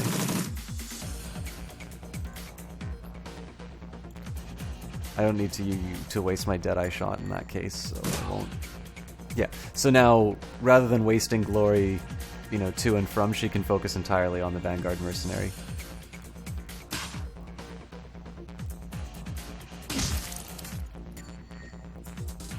Normally this combat should be done, but because there's something happening in the other room, I probably just gonna have to run in and finish it off. I think I'll probably call it for tonight once I get to a point where I can save, because I have a feeling like this is gonna be kind of an extended maze with lots of fighting. And it'd be kind of cool to have, like, if we get to the conclusion of the story, it would be really nice to have the full stream here.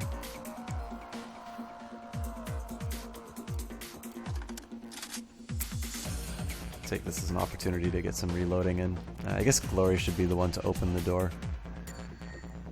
But I'll get the team in position before I do something like that.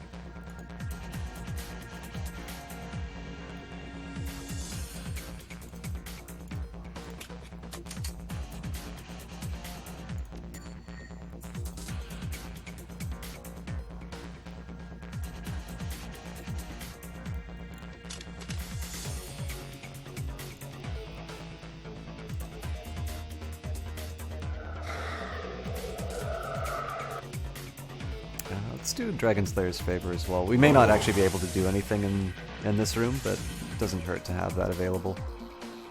And then we'll just do an Overwatch for safety. I don't think Drakes can open doors, but this game is full of surprises.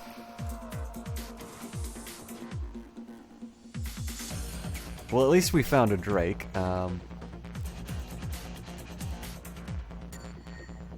Not entirely sure that's the Drake we wanted to find, but gives us some entertainment.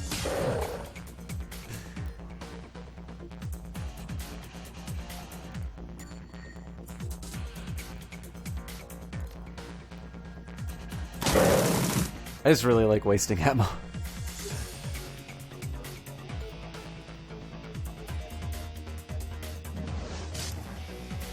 If I was thinking, I would have done that ahead of time, but...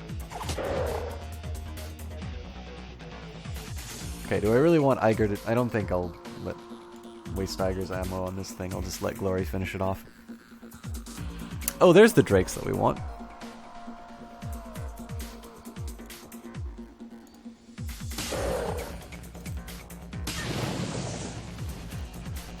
Probably should have done that at range, but... Yes, that was the optimal pathing to take, AI. Thank you. And because I'm an idiot, I'll also open this door and see what happens. Nothing.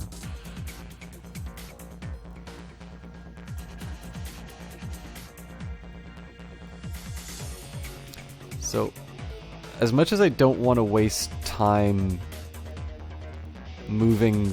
So, there's a side of me that kind of wants to move into the door, but unfortunately that leaves me open for an attack to the Fire Drake. So I'm going to go around the corner.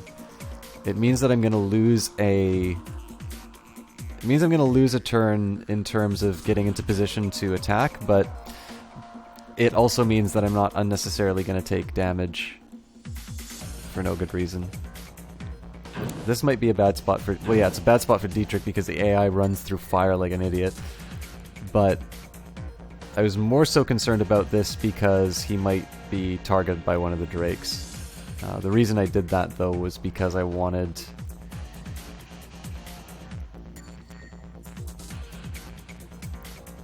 him in a position to haste and improve aim. It looks like they're not moving, so I'm going to have to bring the mountain to Muhammad. So what would be ideal is if I could just run around the corner and actually attack it on this turn, but it won't let me, even though that was technically feasible.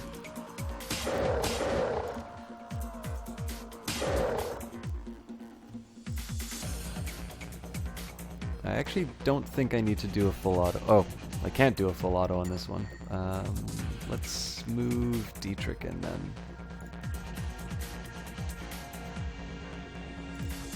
So we'll start with a Nerve Bolt just for speed. Basically, I can use Minerva for at least one hit if Dietrich isn't able to take this out, so...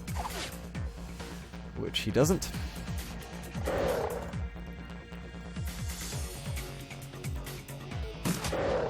And turns out Minerva couldn't take it either, so we'll use Iger.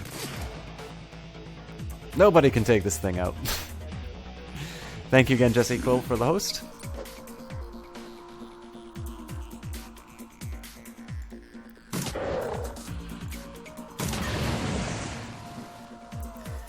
Doing my job to damage my teammates as much as possible.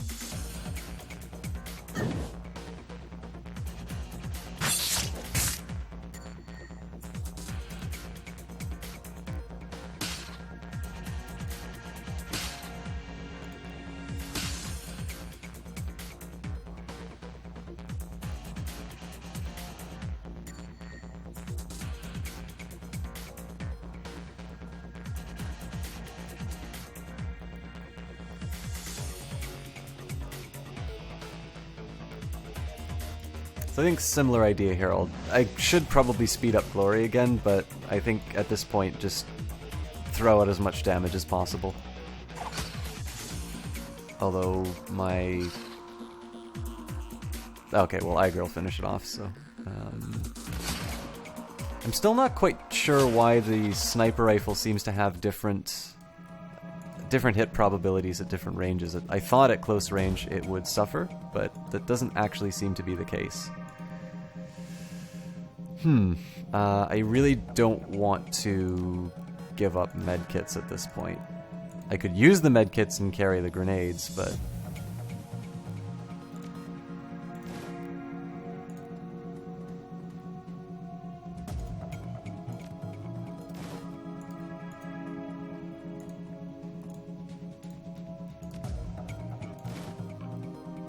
yeah, I don't...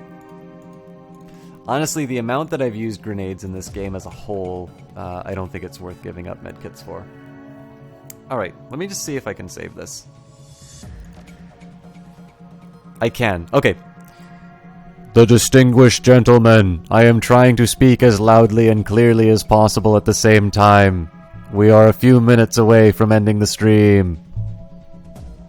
Turn away from your studies, my friend. So, I'm sorry, I kind of wanted to go a little bit further in Dragonfall, but I think it's fairly clear to me that this is going to be a fairly long and involved labyrinth with a lot of combat. And the problem is, with combat, I'm not entirely sure when I'm going to be able to exit. And it is, like, half late for me here. So what I'm going to do is I'm going to do the better thing. I'm going to save the game and end it here.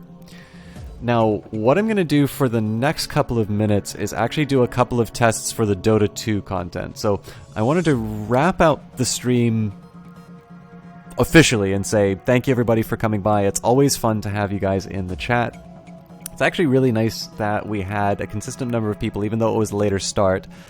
What I'm going to do now will be mostly test stuff for me to refer to later on in the evening as a broadcast. So you're welcome to hang around for that. A side of me would love it if you did, because afterwards I'm going to try and host somebody. But just what the next couple of minutes are going to be are me testing some of the Dota 2 components. And basically just to get a bit of a read in terms of how to get a little bit more performance out of the Dota 2 content. So it's going to be a little bit of idle activity while I set this up. And if you do decide to hang out, that's, fantastic. It's just mostly going to be technical stuff that I'm doing, though.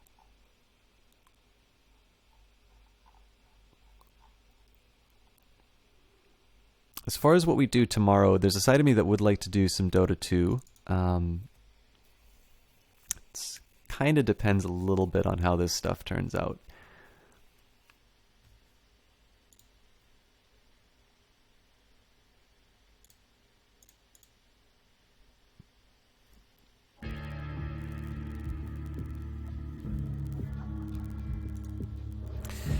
In likelihood, though, we'll probably conclude Dragonfall. Assuming we're at the end. I mean, just because we're in the Harfeld Manor, there's been quite a few plot twists in it already, so it doesn't necessarily mean that that's the end of the game.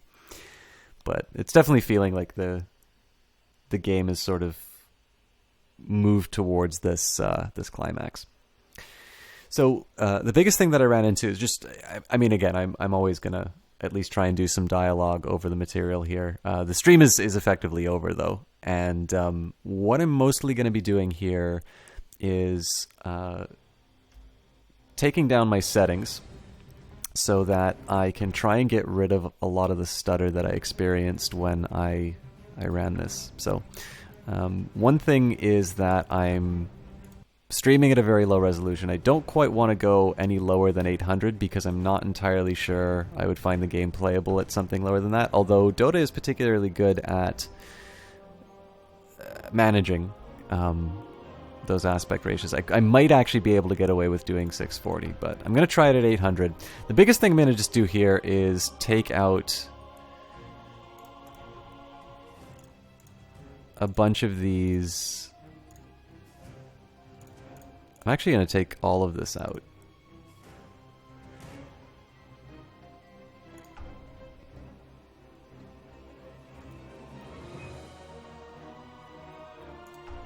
I always thought there was another way of... Oh, game screen render quality. Well, let's keep the render quality at 100 because I've got rid of all these other things. Let's just load up a... Sadly, you can't do anything but a bot game, but I'll at least give you an unfair bot game.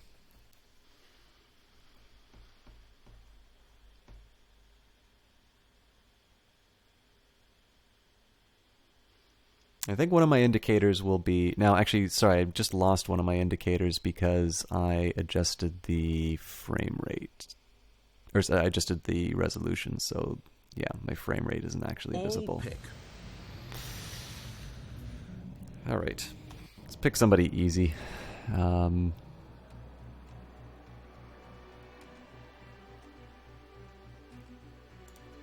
This 4-plated good razor. I bring the spark of death. Oh, I probably should have ditched the weather effects too. Well, we'll see how it Just goes. a minute or so now until the game starts. Patience. I don't agree with this build that I made.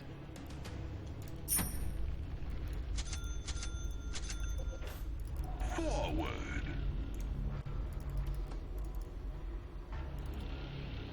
Agreed. So it definitely looks like there's stutter when I look at OBS. Very well. So what I'm going to do here is I'm going to start the first couple of creep waves. I'm just going to do basic 30 activity. seconds until digital And then the score. last thing that I'm going to do is lower the... I'm going to basically do 3 passes. So I'm going to start by I go. sort of just playing a normal round with hitting creeps or something like that. Then I'm going to Current flow. put like the minimum level of render. Actually, maybe I'll go 50%, then 0%, and then I'll try changing the resolution. Changing the resolution might actually crash And so it the begins. broadcast, but Gold is a great conductor. it definitely looks like the stutter's pretty heavy. The match has begun. Go forth and prove that video games are art. Wish. This is again not indicative of what a proper Dota game will be like. Clearly, Of least no resistance. one player should be getting both bounty runes. I am going against a Pudge, which may be representative of a pub game, but... Oh yeah, I'm playing this on a new keyboard too. I might actually wind up feeding like an idiot. But Conduct me where you will. Cheap at the price. I go. Heads down. yeah, that sucked. My current flows. I'm an idiot. Forward. I'm glad this isn't a real game. I should be embarrassed by these list hits.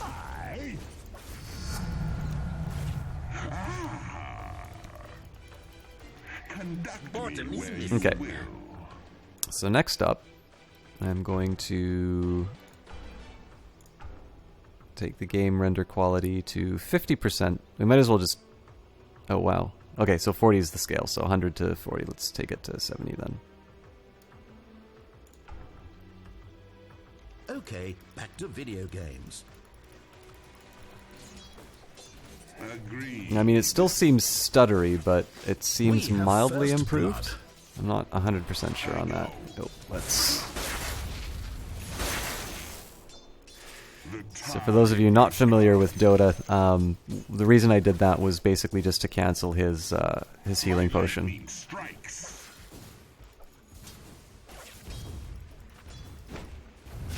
Onward. Ideally, I'll take advantage of this by getting a good static link on him, and that'll translate into a kill. But I go.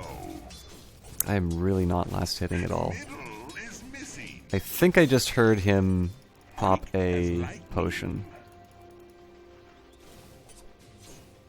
Nope. As you wish.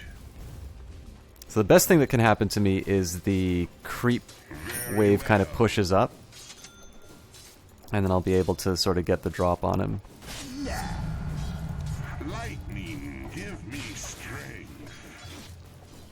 Agreed. Bottom is missing. Direct current.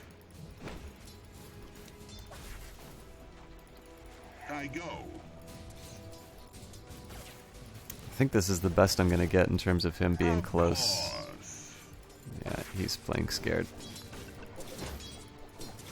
My current flows. Biggest problem that I have in cases like this is I tend to get really impatient, but what I should be doing is let them get a little too bold and move up. Onward. It seems like the AI is slightly improved, though. They're not going to take obviously suicidal moves like that. Your power flows to me. My power There we go. surges. I discharge your soul. I'm not too worried about the tire hits, just because I've got I've got a full pack of tangos, and then my bottle's still there. So, again, it seems to me, looking at the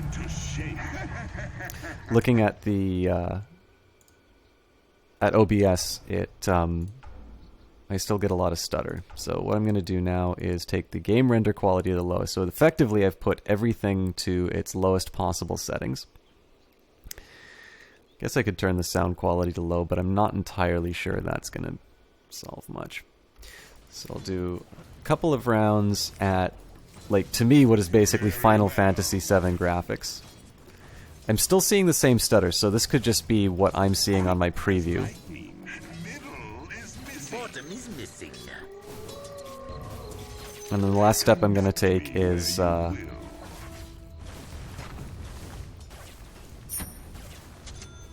turn the resolution down to something that I'm broadcasting at. As you wish. The side of me, actually, I can probably steal a lot of damage, yeah, just from this illusion.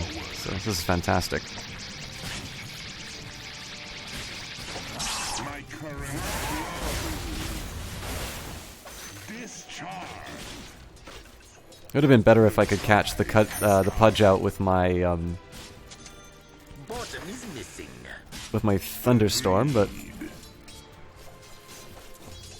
I'm not ready. well, actually, theoretically, I can do another. Its own inevitable death. Oh, that's the real one. Of course. My energy grows. As you wish.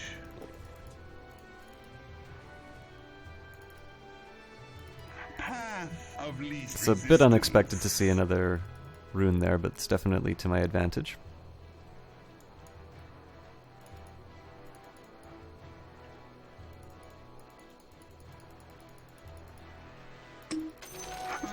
Okay, now this might crash the stream, but what I'm going to do now is adjust the resolution one last time. So in this case, I'm not going to go any lower than 640, because I think at that point, as shocking as that may be, I'd actually be at a lower resolution than I'm broadcasting at. But usually this winds up crashing the client when I'm broadcasting.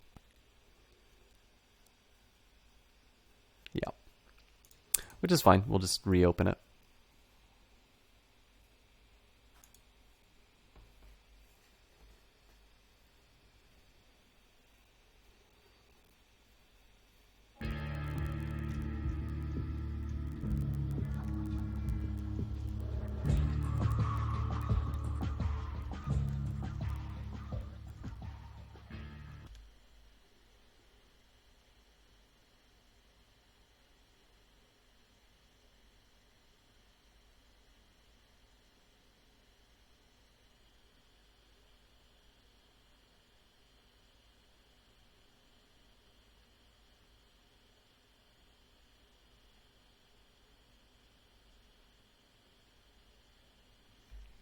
I do hope I find a way of at least being able to do some kind of Dota 2 broadcast, because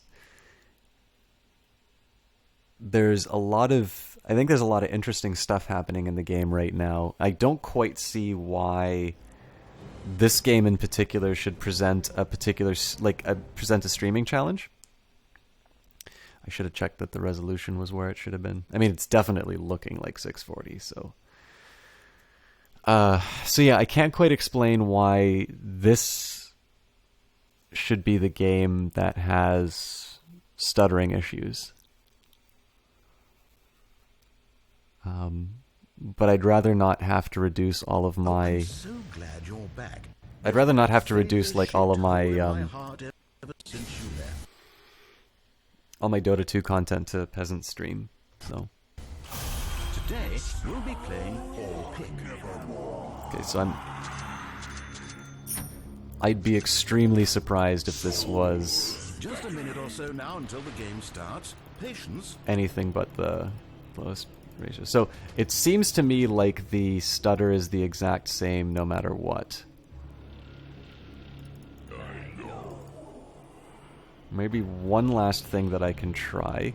Okay, well no, what I'll do here is I'm gonna keep all these settings at, you know, ridiculous amounts, and then as one last step, just sort of for my testing, I'm going to change the FPS to 60. That is probably going to crush my bandwidth like 30 an seconds aluminum until can. Digital sports. But if it's the frame rate that's causing those problems, it's at least a known quantity that I can deal with in other ways.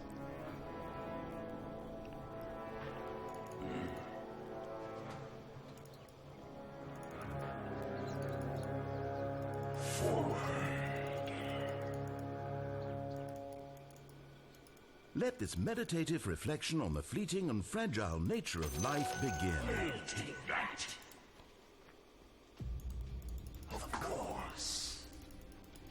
On the plus side, at least I'm getting a little bit of practice with Dota on the new keyboard, so I hope you're not staying for the Dota content, but we will give you a real streamer to see in a minute.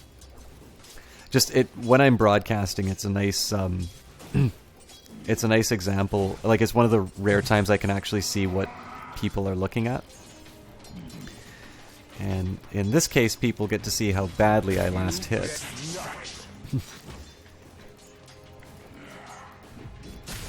Jesus.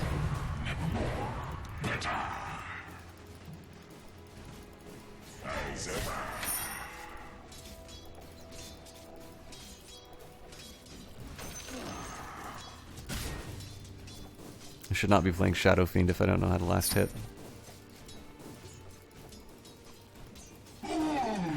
Jesus Christ.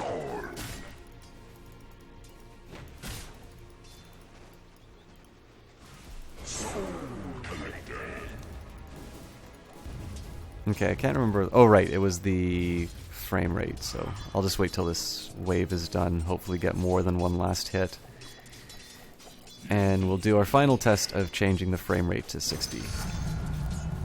60 should be a pretty extreme change.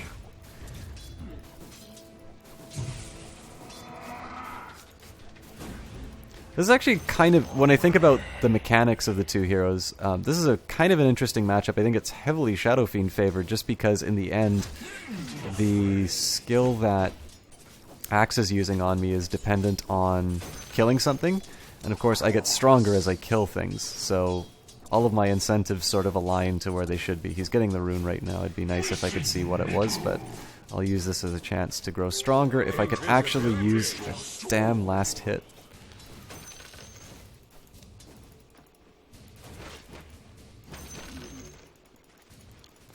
The amount of damage I have taken relative to the number of last hits I've gotten is embarrassing. The killing begins.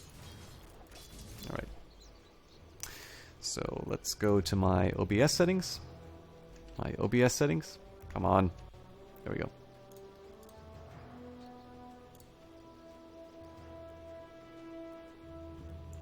And I have to turn off video output. So what I will do is I will say that is the end of the stream today. I'll at least review what I have there.